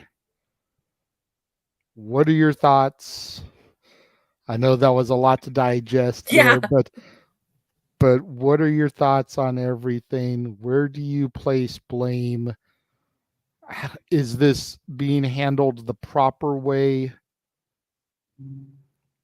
The floor is yours. Oh, wow. That's a loaded question. I feel like everybody was in the wrong. Everybody. I don't think that one person was justified at all. Everybody was in the wrong. I feel like, I know AEW doesn't have scripts, but I still feel like maybe Hangman, he could have, talked with CM Punk, be like, hey, is it okay if I allude to Colt Cabana? Or, maybe if at that moment CM Punk could have gone and talked to Tony and this thing could have been squashed. I don't know, maybe Hangman didn't think CM Punk was going to react that way, but I just feel like everybody was in the wrong. And it's a tough situation, but, I heard what Tony Khan said. He said that he felt like his life was in danger. From what I've heard, he almost had a monitor dropped on him, and that's not okay. It's not okay, but I also don't think it was intentional. I think it was very exaggerated. Very over-exaggerated. Well, but that's what I said earlier, Dattila, as far as the investigation that took a freaking 6 days. It's like, if you were sitting right there, why are you investigating a goddamn thing? It couldn't have been that life-threatening if it took 6 days. I'm saying. Yeah. I think he had to investigate You know, I think JD? he had. I mean, maybe you're right, but it's like, why? Maybe just like public perception, I guess, James. Yeah. Yeah, maybe, but it's like, And then again, who was on this committee? Kenny Omega, Nick and Matt Jackson. It's at the discipline committee. I don't know. I've never Right, heard of that. right. But that's my point: is who was on That's this the point, discipline yeah. committee? The executive vice presidents. You know, people that have a storied history with Punk and already don't like him, and are going to make a recommendation for him to be gone. The vote was unanimous. Like, I don't know about you, but I'd be hesitant, drama be damned, to fire the man that brought me $1 million house. yep. Omega couldn't do it. Nick and Matt Jackson couldn't do it. Moxley couldn't do it. Jericho couldn't do it. Punk did He it. came close. Yeah. Jericho was the only one that came close, really. Cody couldn't do it. Yeah. So Yeah, I'm but just at the, saying. at the same time, I feel like, okay, that was the second incident and he instigated it. He was the aggressor here, you know? So I feel like, you know, I get where you're coming from. I get where you're coming from. But what's to say that this wouldn't have happened again, too? You know, what if there was a third incident? I don't think you could justify a third incident. 3 strikes, you're out. Yeah. This is the second one. Yeah. Yeah. Well, So, but you know, if the first strike, for lack of a better term, gets a dog injured, and the second strike gets the company owner almost injured, I don't wait for a third strike. Deuces. Bye. I mean, yeah, but I don't think that was the right move at all. Because keep this in mind. They keep this in mind too. Such an investigation was taking place that they decided that he needed to go. But what if it is true and Perry shoulder barged him, which caused Punk to pie face him? Then we're talking about a whole different story, as I said, legally here. But again, so both of them are at fault, and if they're both acting like non-grown folk by throwing hands or shoulders or kicks or, you know, bodily parts or whatever, that needs to be out of the locker room immediately. Like there should be no investigation. That situation led to a scuffle that allegedly knocked equipment down, and not only that, but knocked equipment down that could have, you know, affected the safety of the head of the company. So both of them, and again, send Punk out, do his match, come home, go home now. Don't wait till the end of the show. Get your ass back to the States. I'll deal with your ass when I get home. And I found a clip earlier. I was going to try to load it in and bring it up, but I'll kind of summarize. Tony at the All In Scrum this year was talking about, you know, we were hot there for a while, and then, you know, we had 3 people go down, one seriously, referring to Adam Cole, and then Max was off because of his, you know, the thing they were doing where he was, you know, fired or, you know, walked away or whatever you want to call it. And, you know, I feel like we've regained momentum, and that was at the All In Scrum, knowing what had gone down earlier in the night. He went out there, not only bullshitted the media, he bullshitted himself. Because he knew, he had to have known. Even if he is, nobody's that fucking coked out where they're not going to know some shit's going to go down. No way. I'm sorry I'm yelling. I'm just so, this thing just chaps my already red ass. It really does. That this is, again, we've all talked about it until you're kind of new to the conversation. I'm really sorry you're jumping into the freaking fat of the fire here, but it's okay. We've been doing this shit for a year about these motherfuckers at this point. Like, and it's everywhere. Yeah. Every show, there's been something about it, whether it's been super chatted or not, despite our efforts to freaking away. And to JJ's credit, he was like, all right, we have to get this out there. We have to talk about it. Tony just handed them an even bigger starting point in the process this afternoon. You know, little over 10 hours ago now that this happened. It's just so seeing that short clip on YouTube of Tony at the scrum and not really taking it in until I saw just that isolated, it's like, he really does not understand how bad this, or at least he didn't on Sunday last week. No. He apparently does now. And that's what's so infuriating to me about it all is how are you going to run a business and you can't see the nose in front of your face? Like, it you don't deserve to run a business of any kind. If something like this happens in the hallways of my company, people are being yanked into the office immediately and shit's being handled. Yeah. That's any company you work for. Yep.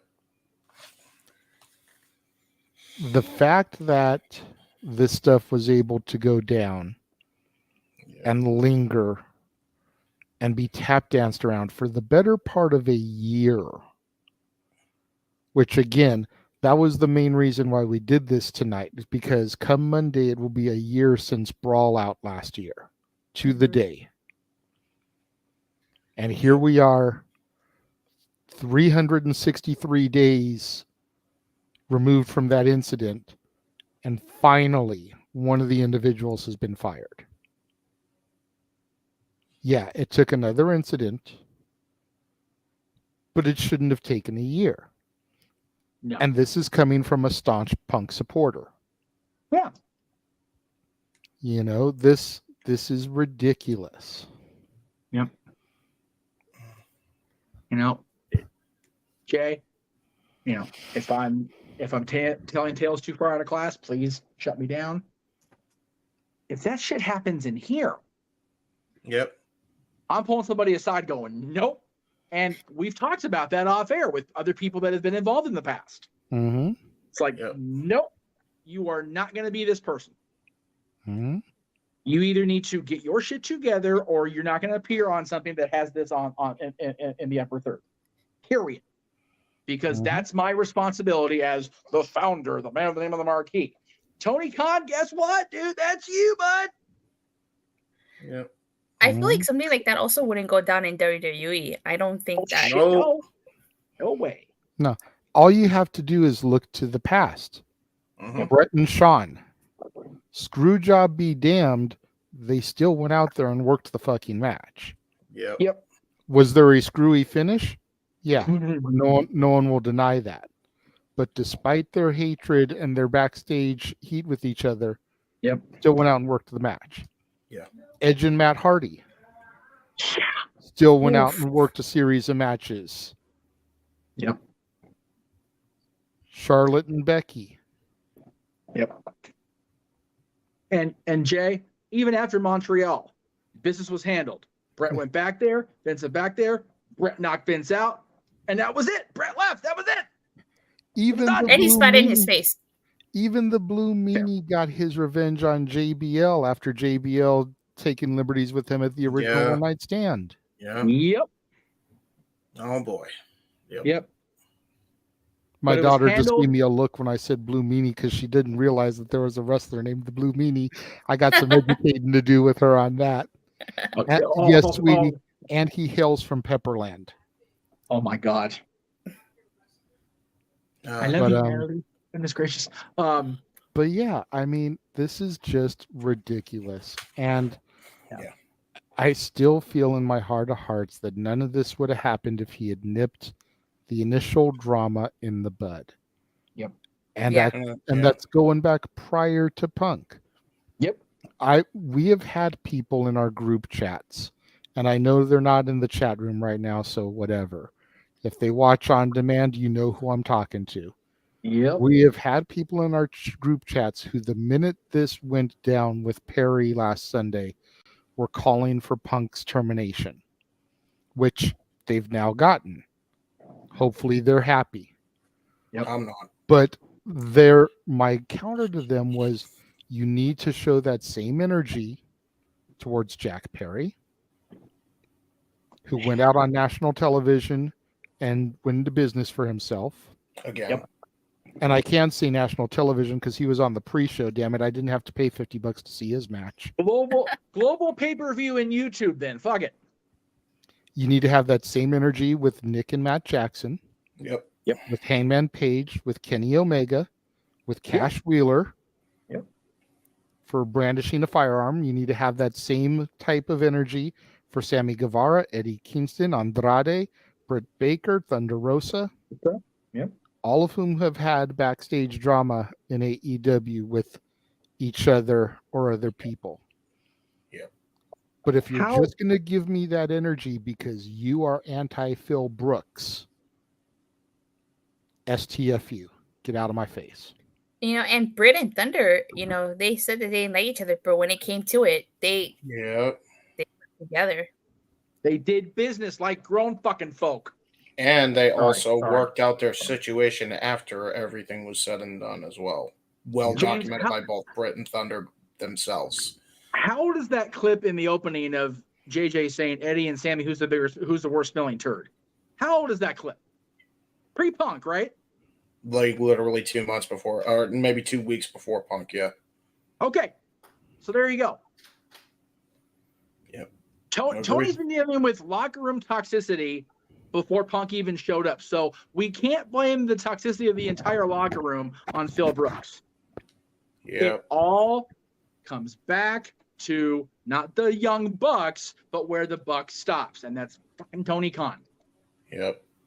Here's a good question from Big T. There's no super chat attached to it, but it's a valid question here. Where does Punk go from here? Does he simply hang the boots up, or is any company crazy enough to back the Brinks truck up to bring his out of his front door? Here's the thing. Make no difference to me. I have no dog in this fight anymore. I know you don't, James, and we'll make that Seriously. official announcement before you sign off. But Yeah. Impact Wrestling doesn't have the money. No. Nope. But they have the next major show in Chicago, Bound for Glory. They do. Yeah. Punk, during his hiatus from AEW, did make the Chicago World Tour. And he showed up backstage at Impact. He showed up backstage at WWE. Yes, he did. Is a potential Impact run out of the question? Nothing is impossible, but highly improbable. What does Aaron Reflect to say? Highly unlikely in all likelihood. And yes, Wyatt, we know. We'll get there. I'm getting there, Wyatt. Let me story tell. Don't get ahead of It's us. in the story punchline, time with goddammit. JJ. It's been story time with JJ all fucking night. I know. I was listening. Sometimes when I'm not on here, I listen. I appreciate the fact that you're listening while you're doing your notes. But yeah. Oh, goodness. So Bound for Glory, I seriously doubt.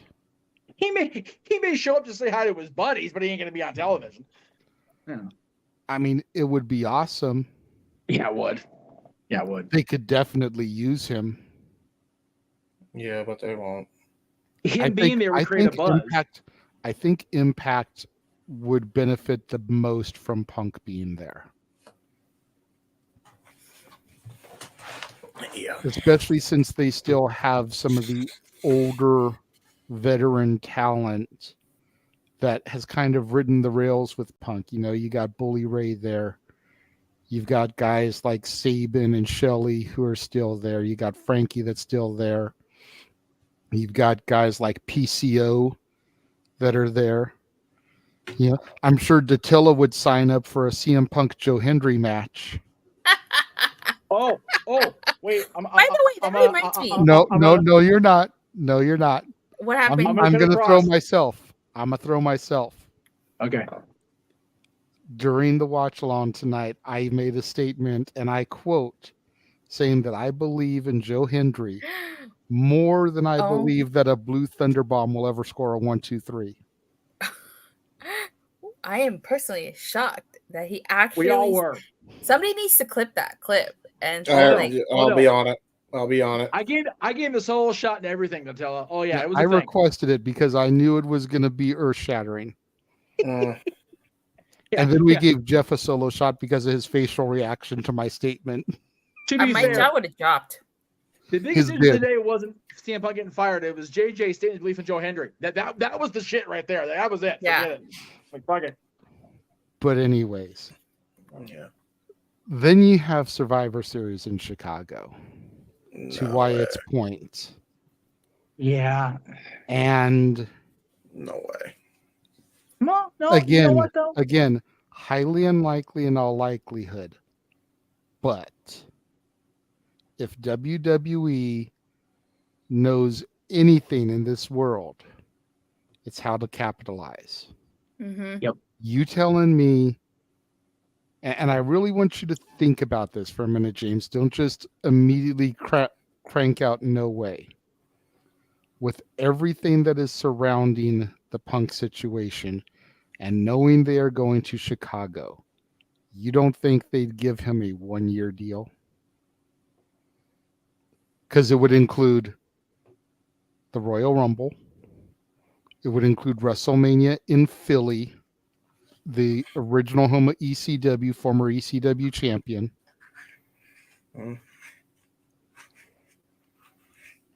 You know, if Paul Heyman goes in the Hall of Fame, Dean, you've got your inductor right there. The man who famously crossed his legs and called himself a Paul Heyman guy. Yep. Yeah. You get another SummerSlam out of him, and you get one more Survivor Series out of him. And maybe he actually gets, now that Mania is 2 nights, maybe he can actually main event one night of WrestleMania, which is something that Punk always bitched and moaned about. Is he going to be the guy to challenge Roman? No. But he can challenge Seth or whoever has the other belt on night 1. Rollins versus Punk would be a banger. Yeah, but he has issues with them too. But I bet you that they'd work through it, unlike the Elite. I bet you Yeah. Seth Rollins would sit down and have a talk with him, and like Nick and Matt Massey. I agree. Yes, Go Jeff, ahead. I see your hand there. Go ahead. I think you're muted. You are muted. You're still muted. You're still muted. You're muted. Botch. Still, nope. No. I understand I'm muted. Fucking stop telling me I'm muted. But we got Noah. But we actually had Noah come on microphone just to scream out botch, so we know he's alive. Yeah, he's there. He's there. Okay. We love you, Noah. Oh, I never left. I'm just tired as fuck. Laying on my futon, listening to everything, as you were. Okay. So I'm going to present this. I'm going to try anyway with this damn technology of mine. Because Rollins just brought up. So bear with me here. I'm going to try this. We'll see if it actually works. I doubt it because of everything that's going on here. All right. I'm going to add this, but I'm going to take it off screen that way. What? Oh. Like Nathan Banks said, to quote the old saying, never say never, anything can happen. That's true. Bret Hart went back. No, Bruno you're right. Sammartino. You're right. Ultimate Warrior. Don't encourage them in the chat room, Jay. God damn it all. Anyway. All right. I'm going to try it. Okay. So I don't want to show the guy's face too long because it is Nick Hausman talking to Rollins earlier this year. So let that one be on the table first of all. But this was Nick Hausman talking to Rollins earlier this year about at the 2K23 release, whatever it was, about Punk returning to WWE. Well, I know you're a Midwest boy with ROH roots. We don't know what's going on with CM Punk, but you guys have had some barn burners in WWE. Would you like to see Phil Brooks back in WWE? Oh, Philly Phil, stay away. Stay away, you cancer. Get away from me forever. Wow. Yeah, no, I don't like Phil. I don't like Phil. He's a jerk. Oh, did we just figure that out? No, everybody in the room is like, oh no, dude, did he say that? Yeah, no, he's a jerk. Come on, we figured it out over there. We knew it over here. I don't want him back. Go do something else. Bye-bye. Bye-bye. See you later. Well, I know you're a Midwest boy with ROH roots. We don't know what's going on with CM Punk, but you guys have had some. Oh, there we go. Yeah, there you go. And that was but unfortunately, Seth Rollins doesn't run the office. No, So I if understand Triple that. H says, Seth, you're going to work with Punk Yes, boss. As you wish. You know, kind of So like he's it should have wrestling. been when Tony said, "Y'all motherfuckers need to sit down and hash this shit out and work together." Yep. But you know, again, I don't disagree with the sentiment. The question was, where does he go from here? Mm-hmm. We talked about this very briefly because I was trying to get off the damn air and do the Payback watch along help, and that's the stream with Aaron took so damn much longer than I thought it would. Even he only went an hour. He's now out of a job. April, AJ, his wife, whatever you want to call her this week, left WoW Wrestling, from what I came to find out after attending the WoW taping. So they're both not currently in wrestling. Yeah. And I don't think April's neck is any condition to return to in-ring competition. Nope. So if she's not going to be a producer wherever she goes, which, you know, she should be because she's got the freaking brain for it, quite frankly. But on the other side of that coin, Noah's favorite phrase, protect your mentality.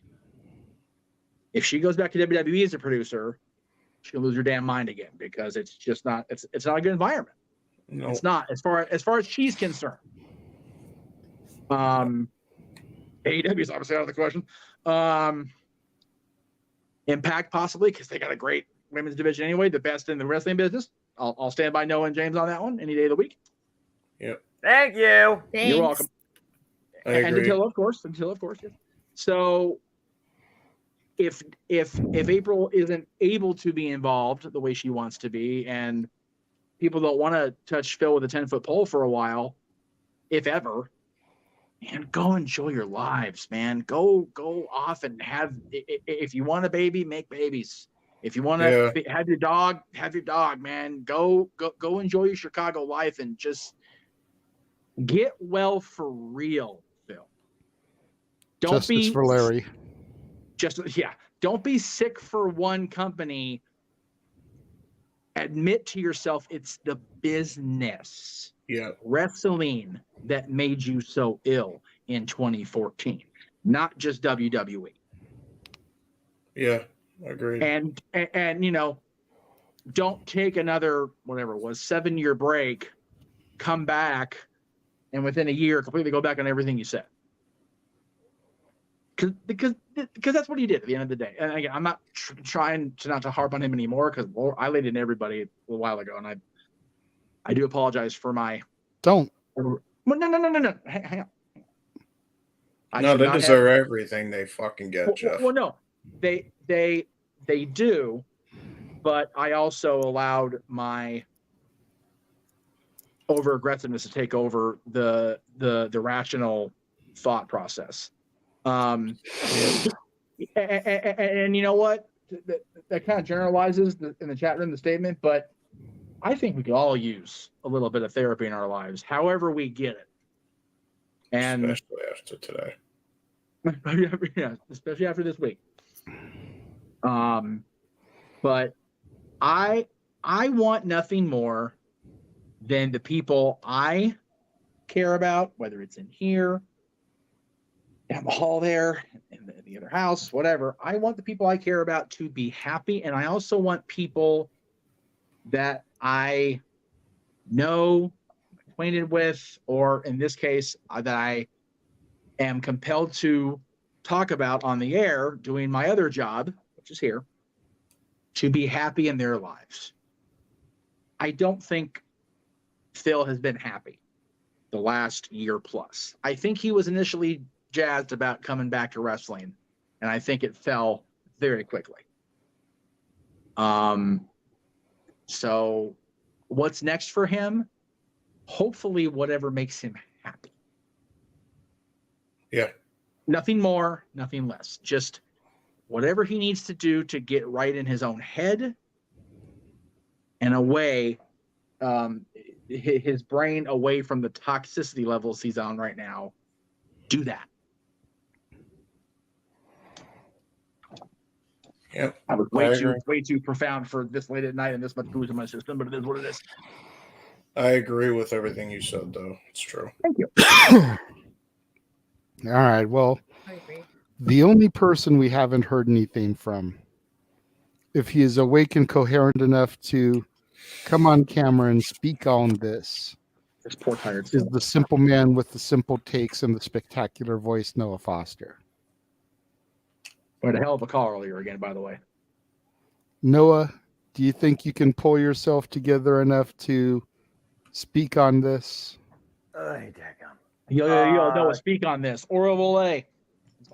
I'm not much on words. You know me. I keep it simple, but all right, give me a second. Damn it. Turn on the lights. I can freaking wake up.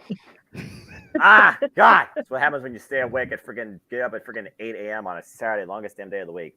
Oh my At god, least you're it's up at November 8 a.m. 18th. on We a have to Saturday? do a pay-per-view. Yeah, I don't know what's going on karaoke, anymore brother. with my sleep anymore. I either sleep too much or I don't sleep enough. Anyway. Nah, for you, I woke up at 7 a.m. on a Sunday. I'm just glad I don't work on weekends, but that's a different conversation for another day. I'm catching a train in 6 hours to go to Disneyland. So, God we're bless all you. going to be tired as fuck tomorrow. Oh, well, no, it's not because I work on the weekends. It's, I had to record a video before All In last week. That's why. Yeah, fair enough. God bless Well, you. we choose to do what we do. That being said, Great. everyone makes their own choices. Tony Khan made the choices he did, and he didn't learn the first time around. He took one bold decision a year later, and you wonder if anything's been resolved or it's still more of the same to come. At the end of the day, you got to be able to handle confrontation if you're in the position of authority. If you're in a position of authority, you got to lead by example. If you don't do that, then discipline needs to be put into action immediately. And it shouldn't fall simply on one man that owns the company. There should be a known board, qualified, unbiased, to handle such activities. You brought up some key names earlier when it comes to the great minds of the business that have seen everything and done everything possible. I would add Serena Deeb to the mix because they haven't done jack shit with her for the longest time, and she's one of the most experienced vets of that entire women's division in that company. That being said, CM Punk, well, bottom line, protect your mentality. Not only was the mentality fractured, he was physically fractured along the way too. At the end of the day, I don't think the wrestling industry needs CM Punk, and I don't think CM Punk needs it. He needs to find simply a way to carry on his own way and find a happiness and peace with himself in this lifetime before he does something that he ultimately regrets that hurts the ones closest to him, his wife particularly. So at the end of the day, I hope that Phil Brooks just finds a way to live life without thinking, dealing, or wanting in any capacity to deal with anybody in and out of the wrestling industry. Because clearly he doesn't need that, and I don't think we need it either. We saw how it affected the morale on Collision, according to what you all said. People that respected Phil Brooks are close to him, apparently have been affected by this action. Whether they agree or disagree with it, that is their personal opinion. That's their choice if they share it.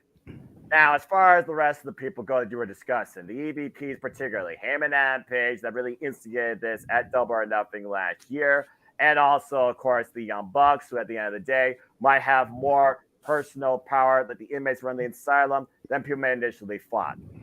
What Tony Khan chooses to do with those three talents is on him and will be the rise or the fall of company morale. We had to see how this affects things in the long haul. Now, being in Chicago, they're always going to have a proverbial bullet to their head, and they're either going to use that their own joking way or they're still going to work through it. Tomorrow All Out is going to show that. But I more so care about Kenny Omega versus Konosuke the Cascade, Orange Cassidy versus John Moxley than I care about the Young Bucks tagging with FTR. So that's that.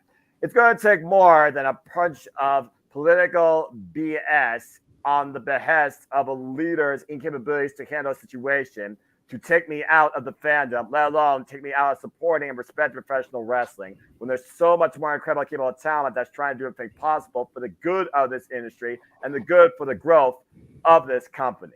So that's why I'm still going to stand by that hardworking men and women of that locker room in AEW that are not going to let this affect them for the long haul negatively and still try to lead their own way for this industry, if not this company. But Tony Khan needs to realize at the end of the day, you have the finances. So you covered the hardest bit.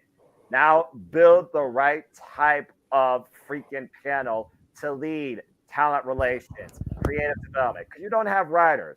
And you've already proven that MJF and Adam Cole, they can tell a story without a script. That's what happened at All In.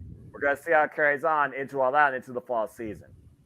Tony Khan needs to be simply the guy that signs the checks, like you said. People like QT Marshall. People like Dustin Rhodes. People like Serena D. People like Jeff Jarrett. There, I said it. Needs to be part of the executive board, whatever you want to call it in this industry, because I don't work for it. Hell, I'm learning from it from an actual wrestler and an actual worker. God bless both of you gentlemen for having me part of the ride, because I'm just a simple fan.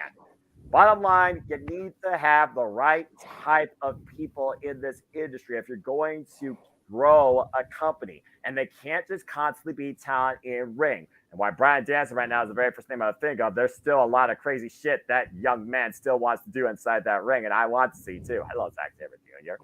And even Orange Cassidy, who was brought on as a producer role for even a Rampage. Even he has potential. And honestly, maybe this is the way to put him into more of that capacity after what he's done for this past year. Again, only time will tell. Bottom line, I'm simply going to say is this. Nobody was right. Everybody was wrong. Tony Khan did one thing because he felt his own well-being was at risk. And that should not be your reason, no matter how much you try and shadowcast it. Now you need to continue forward, leading by example. Not as a fan, not as a friend, but as a boss. Damn it! If AEW is going to continue the incredible momentum they set at All In. Because I don't want your collapse to happen at All Out. There we go. Appreciate that. I see hands up. Let me just say, for the first thing I want to say, I completely even forgot Serena Deeb worked for the company until you mentioned her name. Isn't that awful? Isn't that awful? Yeah. It is. Don't get me started on that. But that being said, I'm going back to my futon because I'm barely awake. No. I hear you. I hear you. Good, brother. I do see Jeff and James's hands up. There's a couple of questions that have been starred in the chat room that are very great points that we need to touch on coming off of Noah's diatribe. What is it that you wanted to touch on, Jeff? Well, James, go ahead, because mine's more of a bitching about somebody's tweet and just the stupidity or audacity, however you want to phrase it. But I'm sure James is gonna be more poignant with his anyway. So. Oh well, I was just gonna say there was questions. I mean, if we need to get to them, I'll okay. answer Well, them. yeah. I literally would have to go until after we get to these questions. Yes, let me know if I need to come back off mute for anything. I'm here to lend my voice towards anything that's needed. I promise you. I'm just tired of brother. And James, we did see. I did see in the chat you needed to go after Tatilla made her point and everything. So if you need to go, brother, please, seriously. You're good, man. You're good. It's up to you, brother. Yeah, really. I mean, James, take care of yourself too, brother. Appreciate you always. Yes, please. That's what I kind of wanted to touch on for people that you know. I've seen it all night. People like, James, everything okay? All that shit. I mean, apparently, I just, I had a freaking person that was trying to fucking start shit with my with me possibly, or with my dad possibly. We don't know. Right. Knocking on the fucking window. So that was a thing, but that's been sorted now. Cool. But as far as am I okay? No, not really. I'll be real with you. I'm not. I'm gonna be honest. These gentlemen know it. Tatilla, you might be the first to hear about it. And to answer your question, Wyatt, here's your answer. Right now, and probably for the rest of this year, and probably for a lot longer than that, no. I can't do another fucking day of this, and this is nothing again.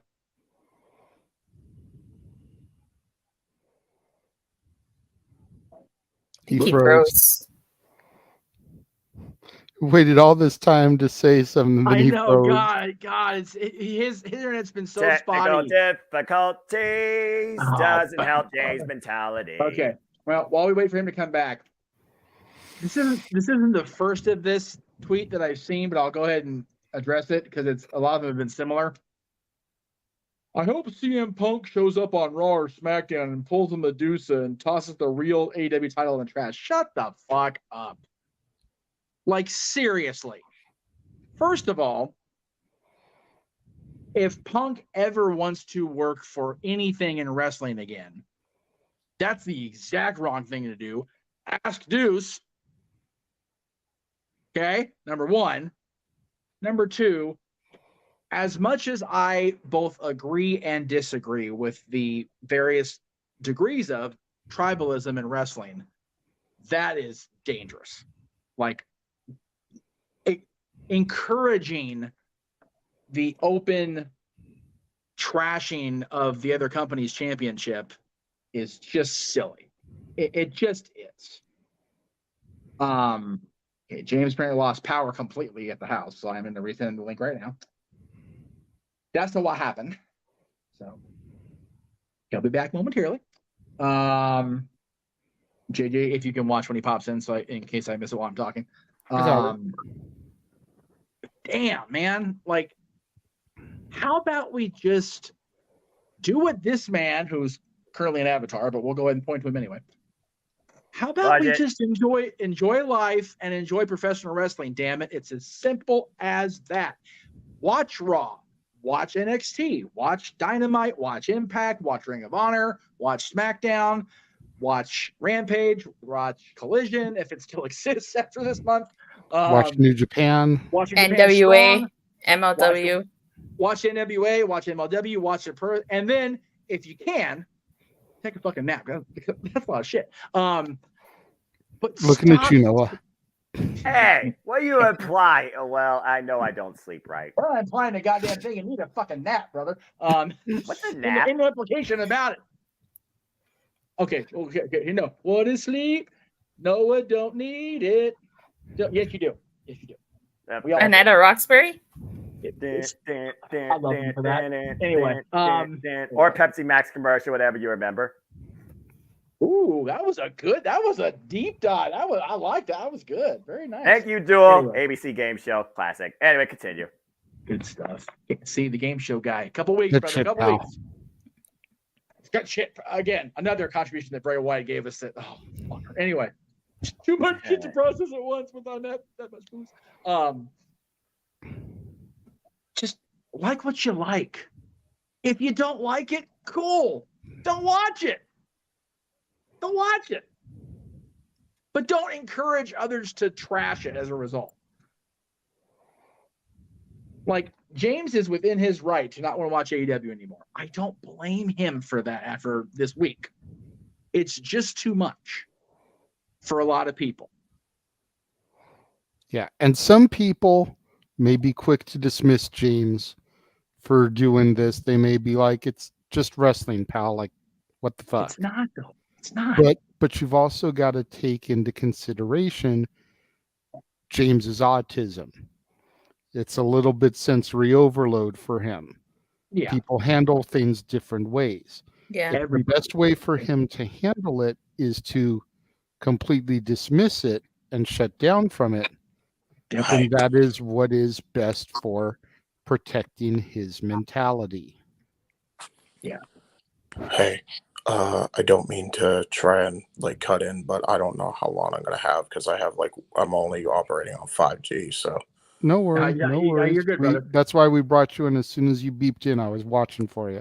So we just had the entire power go off in the neighborhood, which is what that was. So my apologies. That's for crazy, dude. Yeah, That's weird. that was wild. But yeah, the entire neighborhood just went Crazy out of on power. the timing. It's like you finally were getting to speak on things, Yeah, and then you froze. Yeah, just my fucking luck. So yeah, as I was. Is it this is like straight out of Monsters or Duo Maple Street? Yeah, I know. Trust me. I was worried that the fucking guy that was coming in that tried to fucking start shit. I thought he cut the power to a house, and then luckily it was just the whole neighborhood. Like that was some crazy ass spooky shit. But Sounds like the plot out of Monsters Are Duo on Maple Street. But I will say this. Back to my original point. Hopefully, I stay on long for this. As I was saying, as much as I want to respect the workers like Noah does, and I do, there's a lot of workers that I respect that aren't named. And really, quite frankly, I respect the human beings involved, even the ones that fucked up. But I just can't take this shit anymore. It's been an entire year. It feels like a fucking nightmare that just won't end. Yeah. Don't blame you, brother. I can't. Another day of this shit, man. So no, I will not be watching AEW. I will not be watching pro wrestling, period. Ooh, wow. All Out on Sunday will be the last call I make. And by the way, unfortunately, as all this shit was happening, I may have to fucking even bow out of that because now I may have to fucking handle the watch party because Casey was also done. So that fucking threw a spanner in the works too. Jeez. So there's 50 million things that I'm trying to fucking work. If I can be on, I can be on. That will be my last call. And this will be my last open mic night. The only time I will be coming on open mic night is when there's karaoke and like just game shows, specials like that don't really pertain to wrestling, because it's just one of those things where I don't want to be fucking miserable and have to fucking excuse the fucking behavior of men acting like children. I can't do that to myself anymore. I've done it for a fucking year and nothing's worked. No, you're right. So why stick around? That's my mentality, and I want my mentality to be better. Noah says it every freaking week, man. Protect your mentality, and that's what I'm gonna do. I need to find something else that I can fucking enjoy that isn't gonna fucking cause some bullshit for me. So nope. That's what I'm gonna try to do. So good on you. And speaking as the man on the market, I appreciate your ability to recognize that freaking Popeye. It's all I can stand. I can't stand no more. I appreciate the shit out of that. I really do. Richard is not far off from the mark. I'll tell you what. I know a lot of people in the room are straight edge, but it's, you know what? I feel like Fred. It's just one of those things. Everything sucks. Dude, seriously. If I could tolerate the act of smoking, today'd be a great day for it. Lord Almighty. But you know, if you as a human being need to step away from shit that's causing the human being in you to react in a way other than a human way, dude, you will never be faulted for that. At least not in this room. Yeah. Yeah. Damn right. So and that's why I'm gonna take my break. And I, you and I don't think I'm out of turn here. You and I spoke about this privately earlier. And I appreciate your willingness to help out as far as editing, video production, and things like that. You just don't want to be on camera and talk about this shit. I don't fucking blame you, dude. It's very taxing on the soul. And as a ginger, I don't have one, so I don't have to worry about it. And let me just say that when I tried to get you to reconsider, I didn't really know where you were coming from. Hearing the way you've been talking about this tonight, I get it now. Because I will admit, I fully tried to get him to reconsider and at least participate in open mic nights. I understood his desire to not watch the shows, not do the commentaries, but I tried to get him to at least reconsider being a part of this forum on a regular basis. Right. So hearing everything now, I totally get it, because Emmanuel's absolutely right. That's why I took a break for so long. Yeah. So I get it. Yeah, man. And if again, anybody Jay, thought that, I know why you would. Yeah. Jay, to your point, when did you really firmly? Nope. 2014. Who had a meltdown and left in 2014? Phil. CM Punk. That's why I left in 2014 also. I actually took the same break JJ did, but I still kept up with it every now and again. But this time I'm actually a full on disconnect with it. I'm gonna actually start fully leaving, No, and again, I don't pretend to know the the inner workings of those on the spectrum. I have a lot of people that I are friends that are, but Yeah. and a lot of friends' children that also are, being, yeah. So, but I also understand the need to disconnect. Like I said, my closest wrestling friend in the world was disconnected from it for almost as long as Punk was disconnected from the business. Yeah. So I totally get it. And I don't, it's been a very difficult last couple of weeks, especially.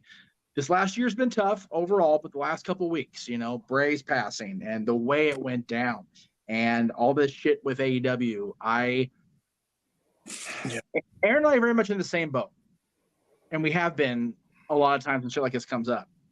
If it wasn't a primary source of income, Aaron more so than me now, thank God for the mouth right now, Jesus. It would be a much easier decision to just go, I'm over it. But true. That's why I'm trying to Yeah. follow the example of Mr. Williams over there and branch out what we cover on not just the Multiverse of Media in general or overall, but my channel specifically. Yep. Which is why the Halloween convention is so important. Connections. Yeah. Because just for full transparency, some of y'all may have noticed Jeff went live earlier today when the news broke. I had to push him to do that. Yeah, he did. Yep. Because when I went on to YouTube after seeing that press release, only one person was live covering it. It's a rough one. And by And the I way, was Mike, like, I'm having trouble with connection, so I might be coming spotty now, especially. Okay. Let me see though. Okay. Oh. JJ, Yeah, go ahead. hopefully if you guys can hear me, that's all that matters. But okay. Well, hello. James, if you can hear me, go ahead and work out the audio stuff while JJ says what he was saying. Will do. because only one person was live. And this was way too major. I messaged Jeff. I was like, dude, you need to go live now. In all caps, like he was yelling at me. Because I would have done it myself, but I had something I needed to do in like 20 minutes. Yeah, exactly. So there was no way I could have done it. Nope. This was too major of a story Jeff needed to get out there, and it ended up doing some decent numbers for us.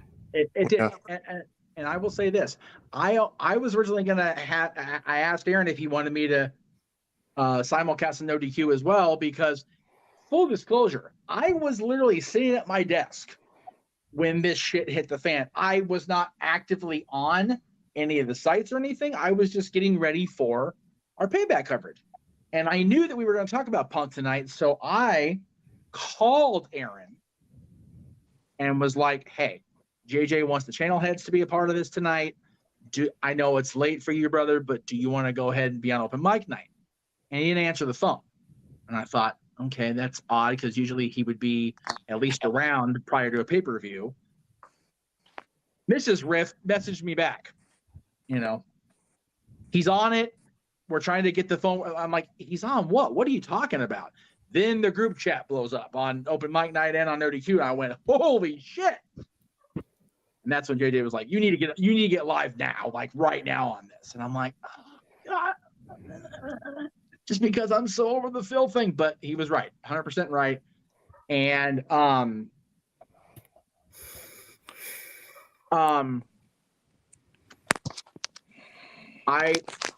see that comment while James is still working with his audio.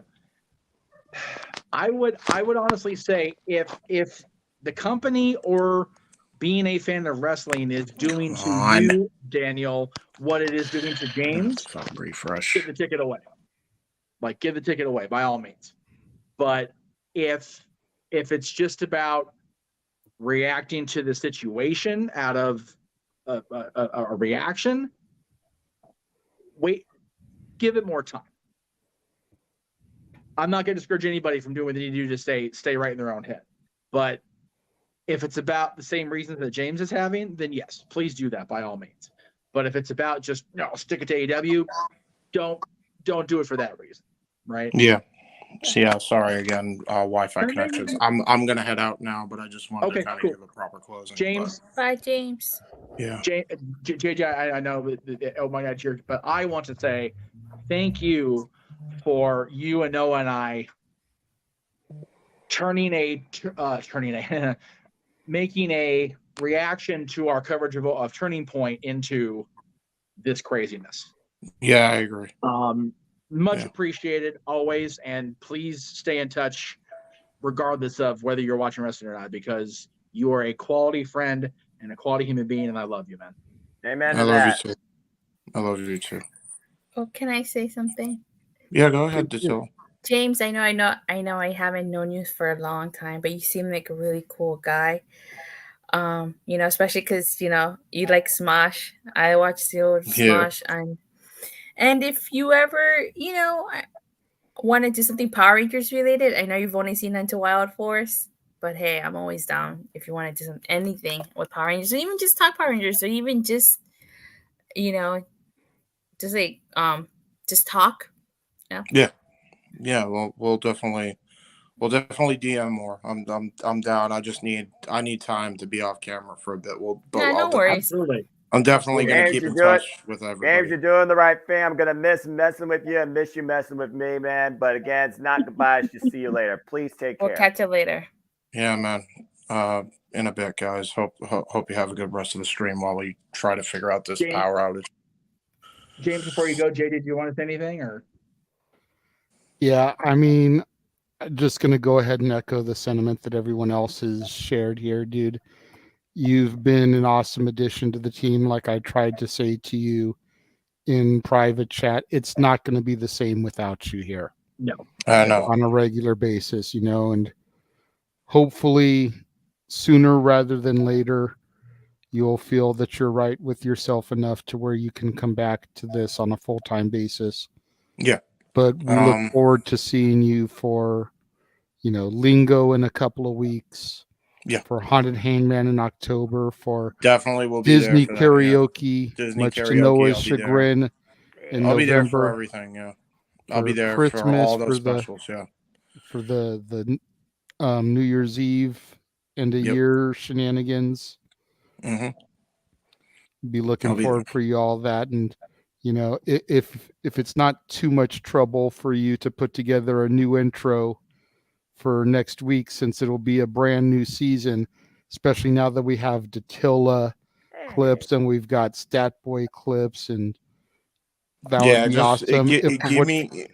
Talk to me in November probably, but right now there's a lot going on right now in my life. That's fair. No point. Take all the time you need, James. Absolutely. Yeah. But yeah, JJ, listen, guys, you're welcome, and I'm sorry. I'm just sorry I couldn't stick around sooner, but I'm glad you guys No, you're understood. fine, man. It's fine. Yeah. Okay. No worries. So until next time, guys, I'll see you guys Bye. for Payback, and Godspeed. Take it easy. Good night, brother. And then there were four. And then there were four. I am tired as fuck. Now it is officially Sunday in all the U.S. time zones except for Hawaii, I think. So Well, there are a couple other comments that I wanted to run through real quick that were starred. Okay. As far as the live chat, if we don't get to your comment at this point, we apologize. If you want us to get to your comment, you know the drill. Super chat, simple as that. Yeah. But since we are pushing 1 a.m. here on the West Coast, which means 4 o'clock East Coast, I know we'd all like to try to wrap this stuff up. It's time for memes.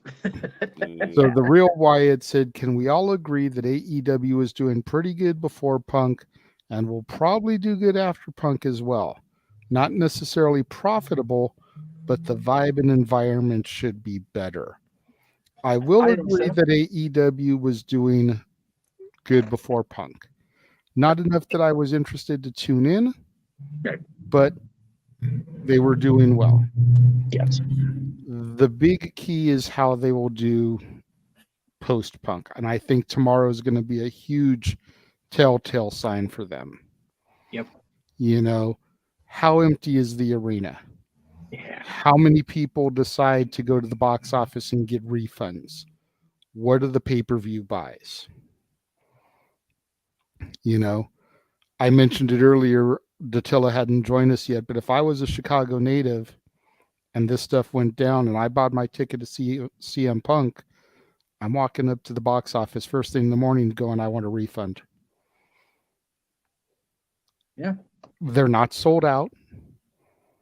How many people are going to do that? How many people are going to no-show the event?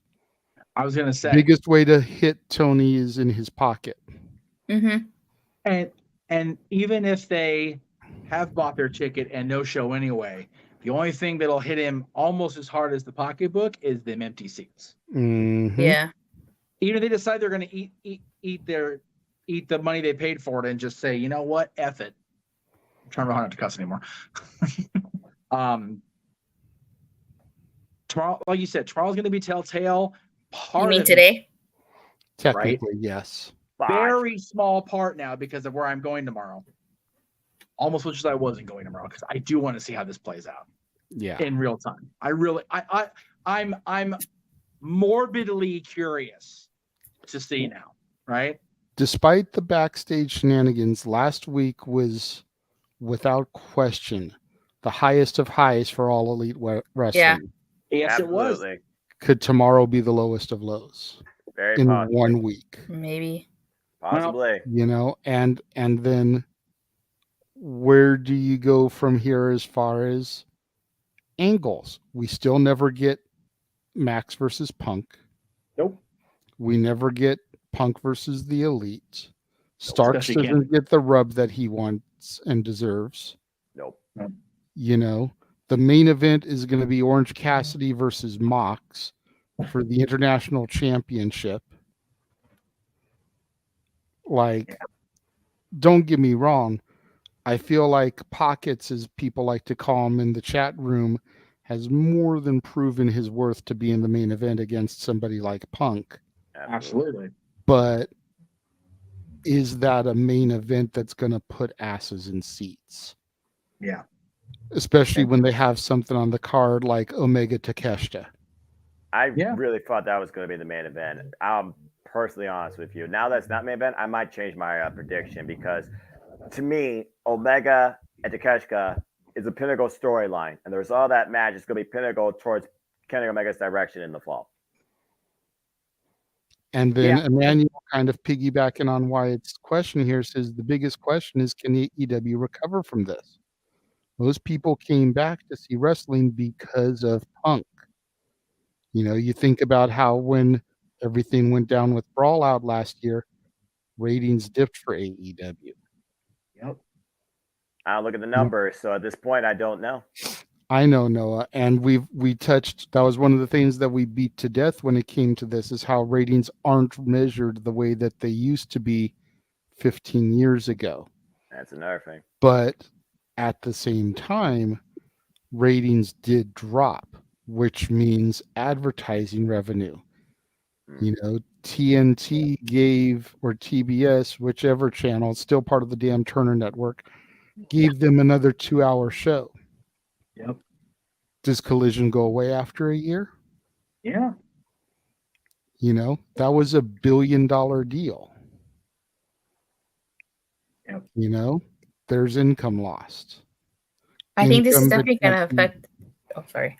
I was going to say income that can't be used to sign more name talent like Punk. What's the stipulations as far as Punk's contract?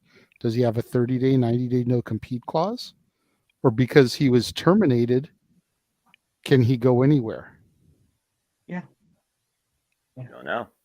Because if it's 90, ironclad 90, Survivor Series isn't happening. No.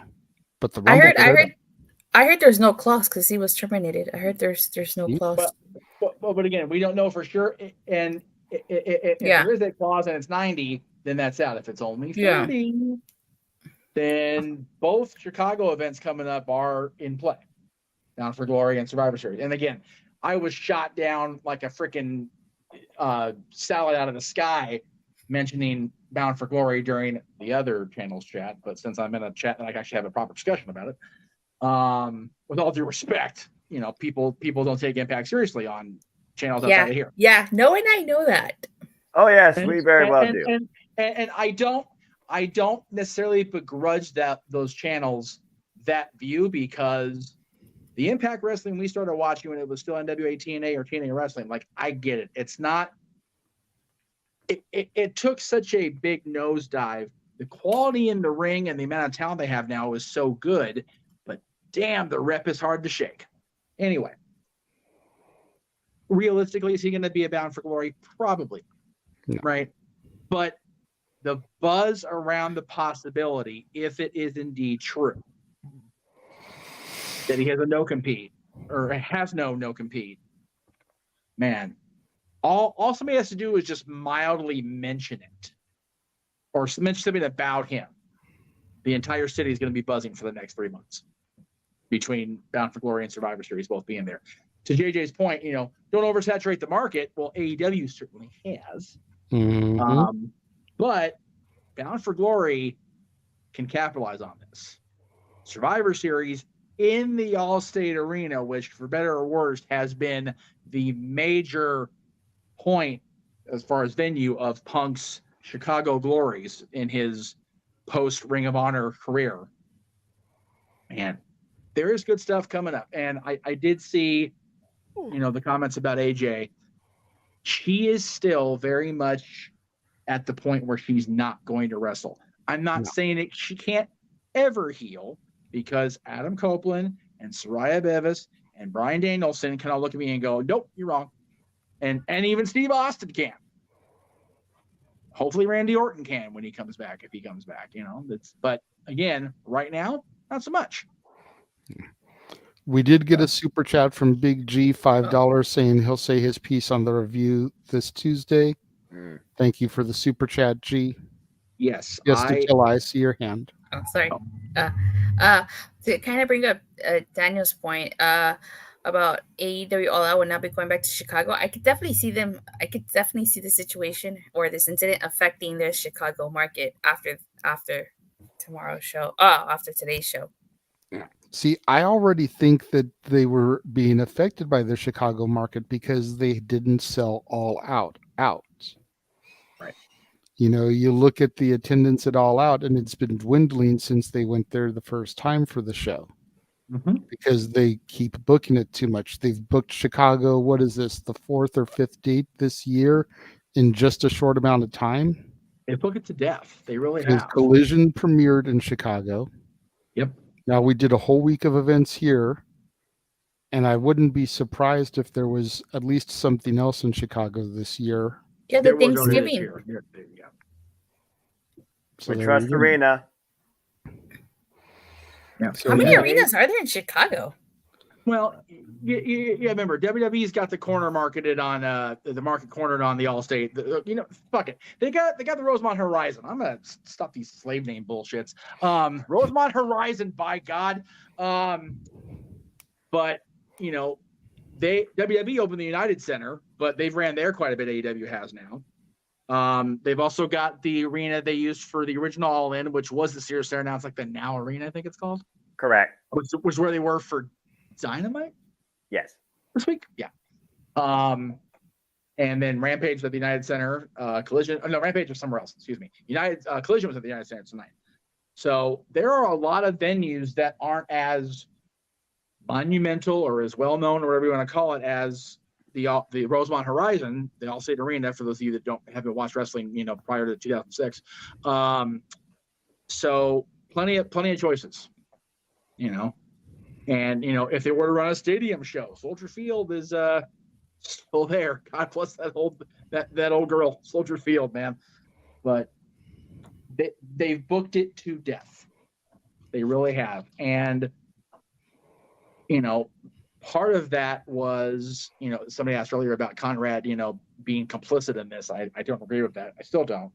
But it was very easy to kind of book his StarCast offerings around that because Chicago's such a major wrestling market. I don't think they should book Chicago for a major show for a while. I'll bet you anything they'll be shifting people, as Big G said, over to other parts of the arena to make sure it looks full, like they used to do in the old TV days. So it's going to be a very, very interesting show tonight, Yeah. on a number of fronts. Yeah. See what happens. Maybe not dead, but definitely on heavy duty, multiple tube life support.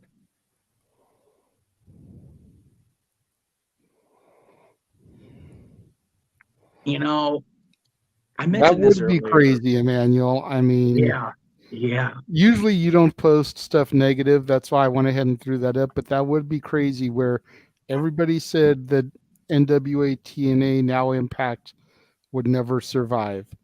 And they went 2 years, 5 years, 10 years. Then the Bischoff Hogan thing said, oh, they're dead in the water. They'll never recover from this.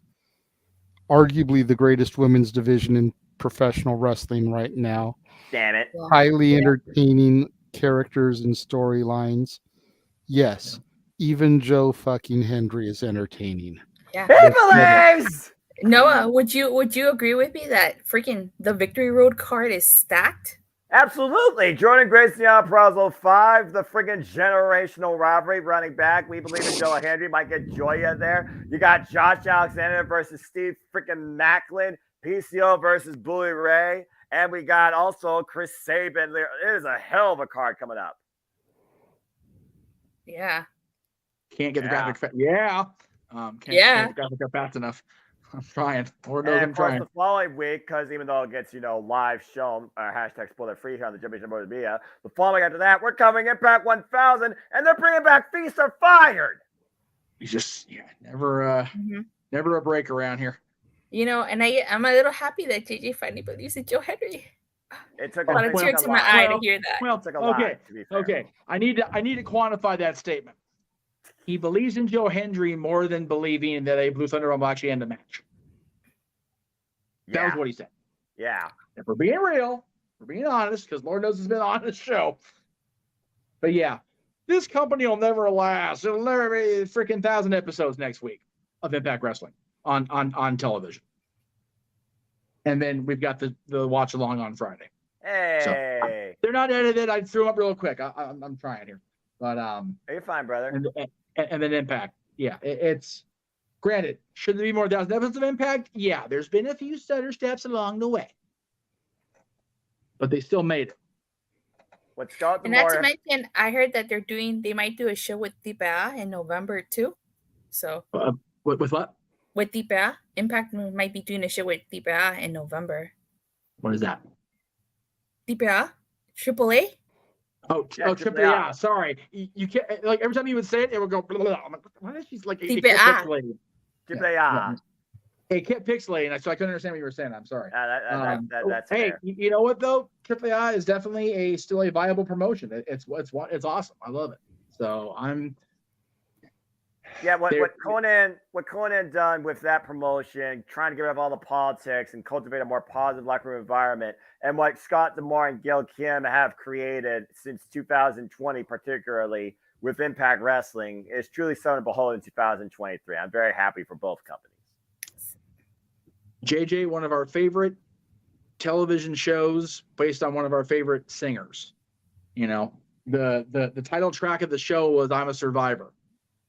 One of the songs she said, "Is there life out there? So much she hasn't done." It's like there is life beyond this night for professional wrestling. Are you talking about Reba McEntire's "I'm a Survivor"? I love you for that. Yes, very much so. I like that song. There's life for AEW beyond this night. There's even life for Phil Brooks in professional wrestling if he so desires. Or sports entertainment. Yeah. Or sports entertainment. That's right. That is a very true statement. If he wants to go that route, we talked about it earlier today with Aaron, or I did anyway. There's more in this there. Every single person that the true naysayers of wrestling, they'll never come back. Superstar Billy Graham went on Phil Donahue and lambasted the WWE. He came back. Bruno Sammartino spent 30 years running down the company. He came back. Sable left the company, lost her job, and sued over being asked to expose her breasts on television and have an angle where she was Vince McMahon's mistress. She not only came back, she did all of that shit. Warrior. Just warrior. There you go. Brett, I'll never make an angle out of Montreal. And he did it with a smile on his face and hugged Shawn Michaels in front of God and everybody. Made peace with Hunter after he said in his book he would never make peace with either one of them. The one thing we have learned about wrestling is never say never. Sting also went back even after saying he would never sign with WWE. I mean, Sting went to WWE after even saying. I talked to Steve Borden 3 months after that last Nitro. And he told me to my face as I wore my Blockbuster Video uniform, probably not going to happen. What would they do with Sting? I'm afraid what they would do with Sting. He said that to my face in front of his wife and children. There he was 13 years later. It took a while. It took a hell of a run with TNA first, but he went. There is, and Vince even said on the Stone Cold podcast that he's open to it. And we know that Punk and Hunter have made at least nice enough.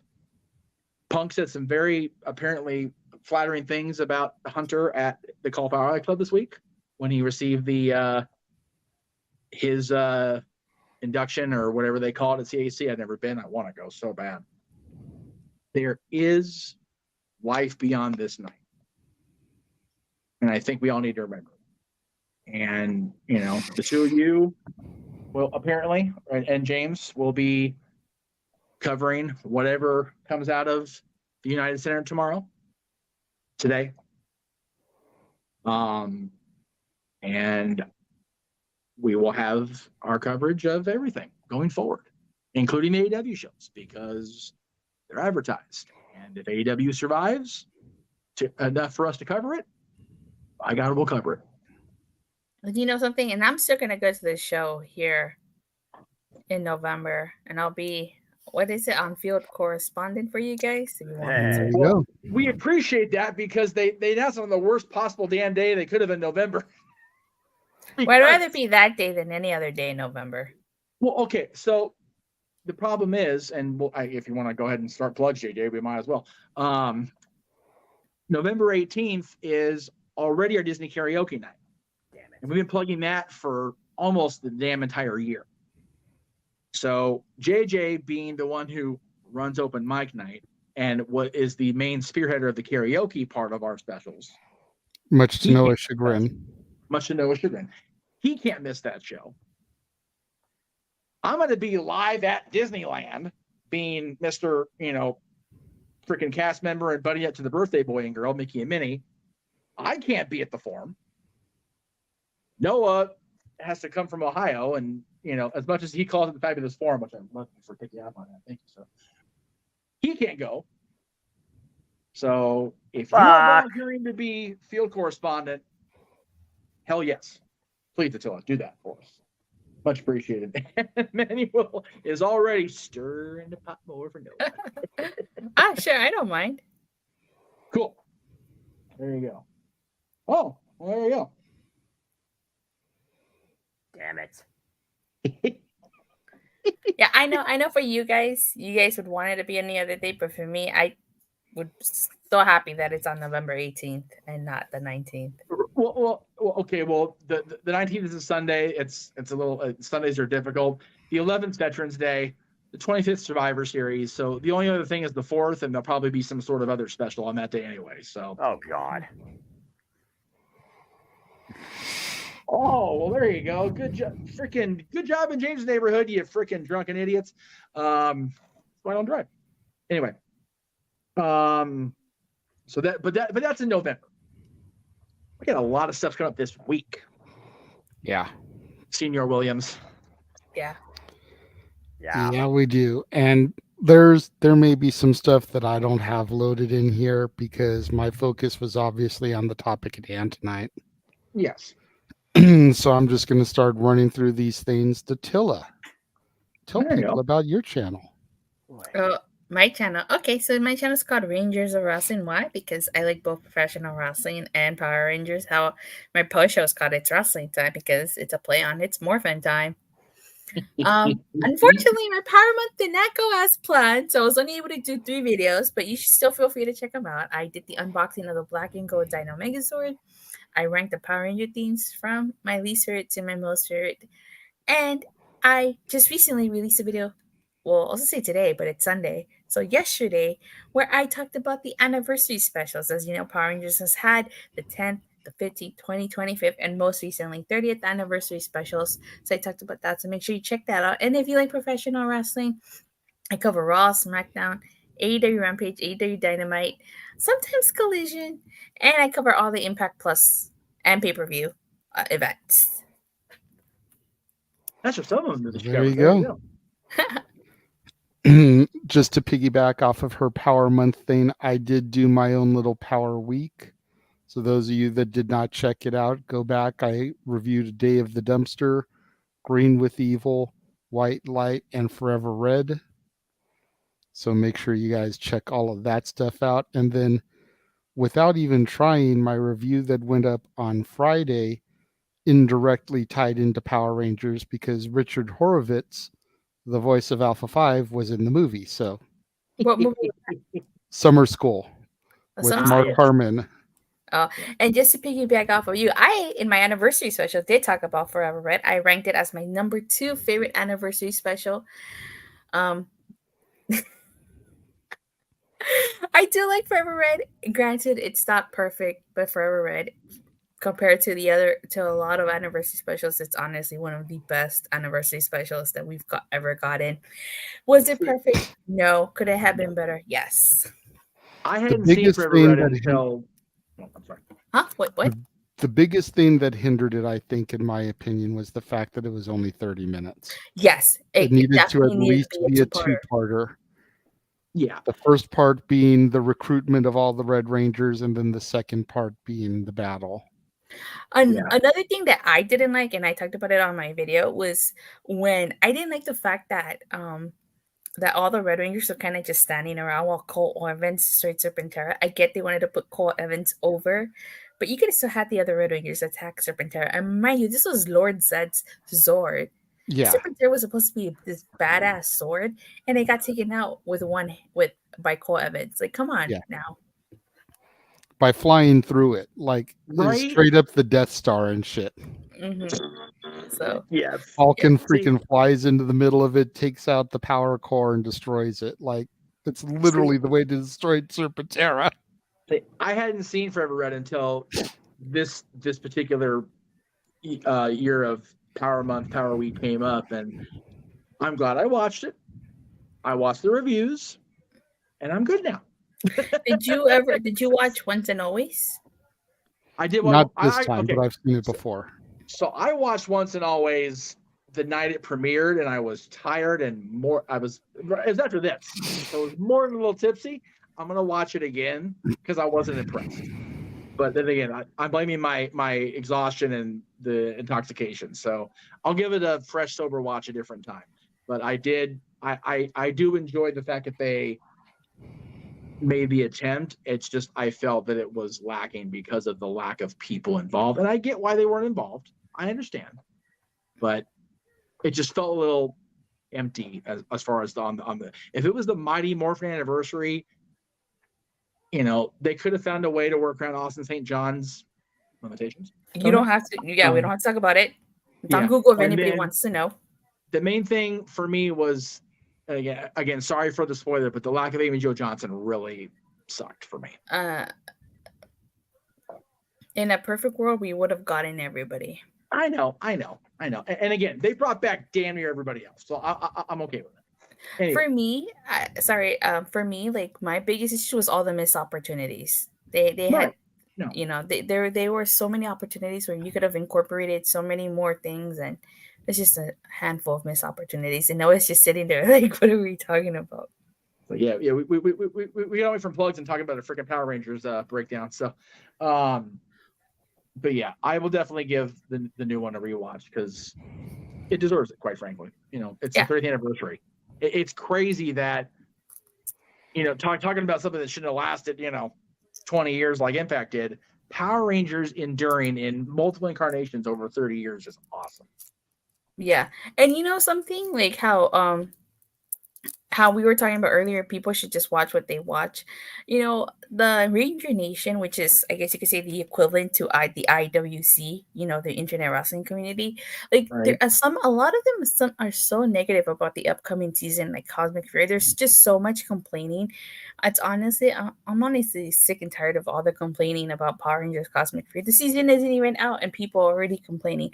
I'm gonna be upfront. I wasn't a huge fan of the suits when they were first revealed, but they grew on me, and I'm actually really excited and looking forward to the series.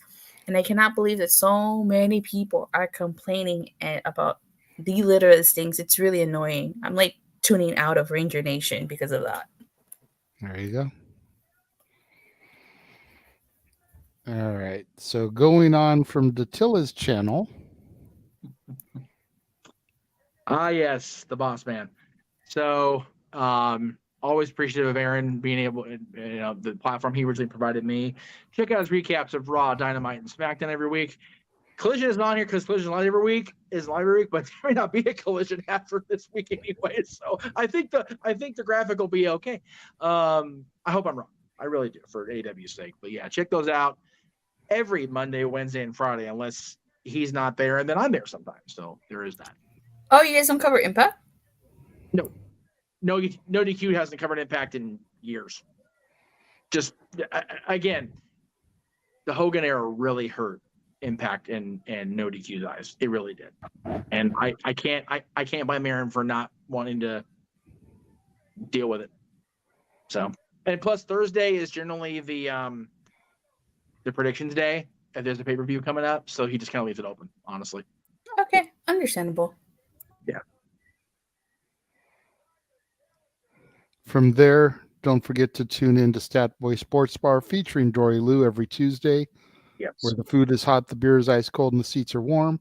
So pull up a bar stool and engage in some professional sports conversation with your barkeeps, Stat Boy Mike and Dory Lou.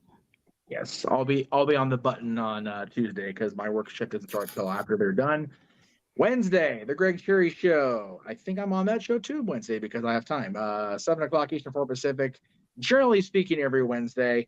I'm sure Mr. Cherry and Matty Laws will have more than their fair share to say about the bullshit going on this week in AEW. So we will look forward to that on. What happened? I said, gee, you think?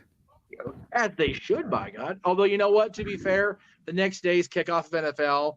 So that'll be probably a prominent feature on Greg Cherry Show because NFL kickoff is literally the next day. So, speaking of the next day, yes. So, okay, I'm plugging this. There may not be a show this Thursday because I'll be at Disney until 7, which is 10 Eastern. But if I can get myself detangled from costume and get in front of a camera, I may do it at 10:30 Eastern or even 11 Eastern. We'll see.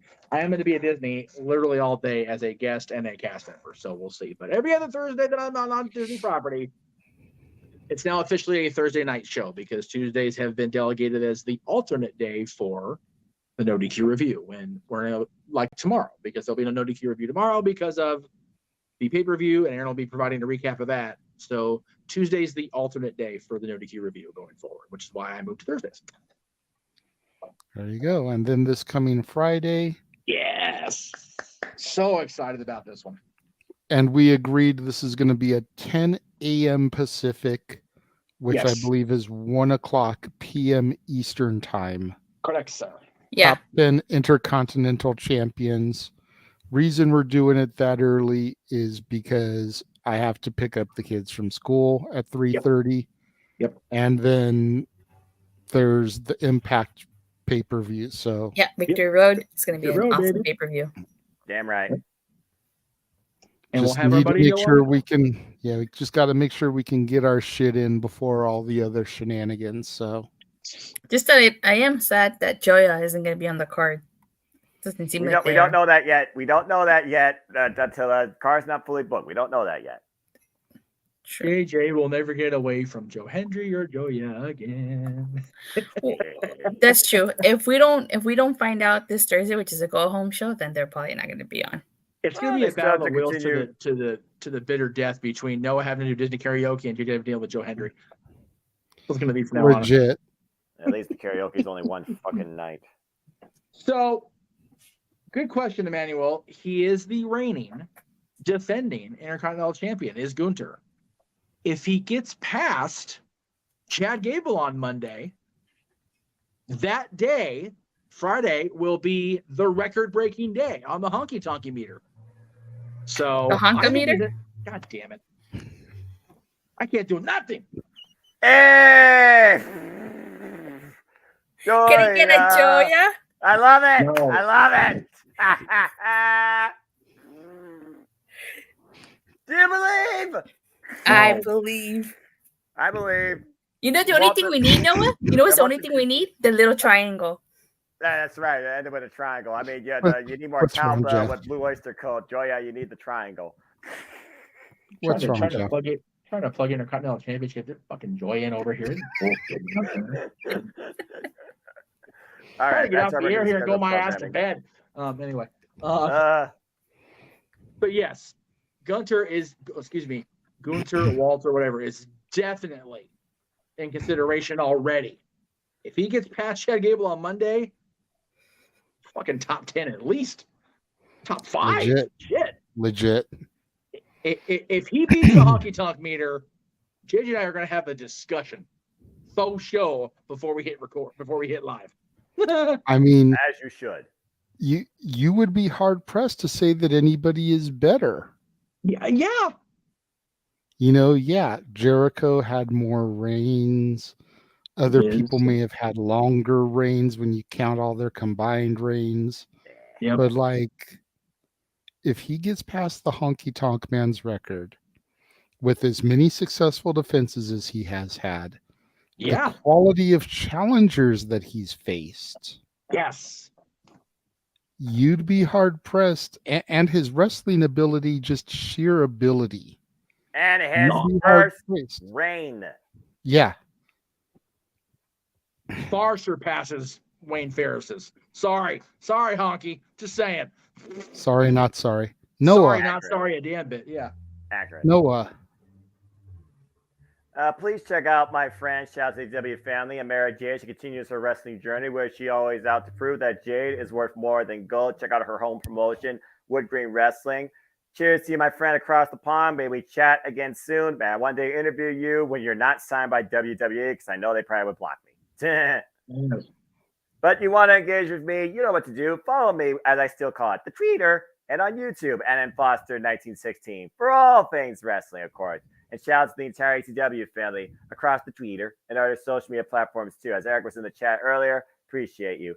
Please stay tuned for the community tab. You'll get simple assessments, simple updates regarding all the prediction leagues that I host and do, as well as a simple hello and a positive reinforcement to kick off the new week in wrestling too. So stay tuned for more on that. As again, I'm not letting up anytime soon. Speaking of not letting up, not only am I calling tomorrow, I'm simply predicting it. AEW All Out City Predicting will officially be 3 p.m. Eastern Standard Time live on my simple YouTube brand. And whether it's me, a panelist, or I roll solo, I assure you I will give you the best coverage I can to bring you into AEW Out for all the capable talent that will be there, and we'll see what happens. There you go. And just to piggyback on his simply predicting, even though the show is now on the record books, go back and check out our panel on Payback, and then go back and rewatch the show and see how we did. And stay tuned, JJ, as you and I will have a simple take to do at some point, not only for both All In and All Out, probably as a double, but WWE Payback as a separate. Absolutely. And then, of course, make sure you stay tuned come the end of the year for Noah. That's what I call music. Noah, that's what I call slow jams. And now that's what I call open mic night. That's right. That's right. That's where we all throw everybody under the bus on that album. Damn it. I love how he sticks his head out so that he can actually be seen as the graphic is up. You know how much that infuriates So me. verklempt. Tremendous. Okay. Is there anything else that we need to run through, sir? I don't know. Or have we covered everything? Again, just want to reiterate tomorrow. Watch along right after Simply Predicted, pretty much. We're going. Noah's just going to run his voice fucking ragged for you people. So love him and appreciate him, by God. As the Low Earth suggests, I will be. Let's see. By the time the show starts, I'll probably be over California Adventure anyway. But I'll definitely be at the Oogie Boogie Bash after the show. Because we're Well, getting it's a cast Halloween preview time then. at Disney time. On the first, darling, every year. Well, I wouldn't know because I don't go to Disneyland. I know. Yeah. We actually closed the Haunted Mansion for the Jack Skellington overlay on August 14th. They opened her up yesterday. Yay. Yesterday and today, excuse the hell me, are the cast preview of the Oogie Boogie Bash, which is kind of like the very tame trick or treat, friendly kid version of Halloween Horror Nights, Fright Scary Fest, Farm. Not Scary Farm, Halloween Haunt, yeah, all those things. So I've never been to Disney's version before, so I'm curious, and I get to do it as a cast member, so it'll be just us, which is nice. Nice. So yeah, it's gonna be one of those. Today was what it was, or Saturday was what it was. Sunday, we're gonna wake up, and it'll be what it'll be, and we're going to move forward with positivity because that's what we do on this channel. Tonight's show was a departure from that at times, because But it was something that needed to be done. it's a shitty situation. It is what it is. There's only so many ways you can polish and air freshen a turd before it's still a turd, y'all. Like, seriously. Yeah, I was going to say, you polish a turd, it's still a turd. That's right. Doesn't matter how But- pretty you make it look. But tomorrow, AEW has the opportunity to flush it down the commode or back the plumbing up. Yeah. We'll see how it goes. I And then, of believe in course- AEW, by God. I may not believe in Joe Hendry or Joya, but by God, I believe in AEW's opportunity to do this. I believe in Joe Henry. I respect. Hey, he's gonna be. I respect Jeff's belief in AEW. That much. Hey, he says name. Say his name, and he appears. I believe. I have lost control of my channel. Oh Lord, it's no longer the multiverse of media; it's the multiverse of chaos. I am tired of all this shit. It's time to go to bed, y'all. God damn. Yeah, that's true.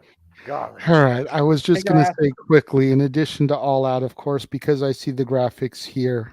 Oh, yes. Victory Again. Road. Ooh, that's not sized properly, but okay. Which I said Victory earlier, remember? Road and Impact 1000. Woohoo! I love it, man. I love it. Hey. We have a watch along every week this month. Again, we're back Yeah. to that shit again. We got two for Grand Slam. So Right. Golly. So, after almost 5 hours of open mic nights, after 4 hours plus of Payback, yes, after the half hour, 40-minute impromptu that Jeff did when the news broke, oh my God, we thank you all for tuning in and joining us across the multiverse of media today. Yes. It has been a hell of a day. It has. We have done incredible numbers throughout. You guys have shown nothing but love with your comments and your super chats, and we greatly appreciate each and every one of you guys. Yes. For the He-Man, James Hebert, who bid us farewell this evening and will no longer be on open mic nights unless it is a special event occasion for the time being as he gets his mind right. Again, we will miss you, sir. For Datilla, thank you for joining us late. For Noah, thank you for participating and carrying the call and everything that you did tonight. Even though you disappeared for a bit because you were so tired, we totally understand, brother. You need to take those rests more often than you do, good sir. Truth be told, I never left. Nobody needs to see me laying on a futon. All right. No, exactly. Dude, you gotta catch a cat nap sometimes when you can, man. Damn You're a freaking right. warrior and a stud, and we love you for it. And then, of course, for the man whose name is on the marquee, the West Coast professor, one more time for the evening with feeling, Jeff motherfucking Meacham. Goddamn right, my God. I am the Renegade of Wrestling, JJ Williams. Thank you all for joining us, and we will see you tomorrow for our coverage of AEW All Out. Have a good night, folks. Good night, everybody.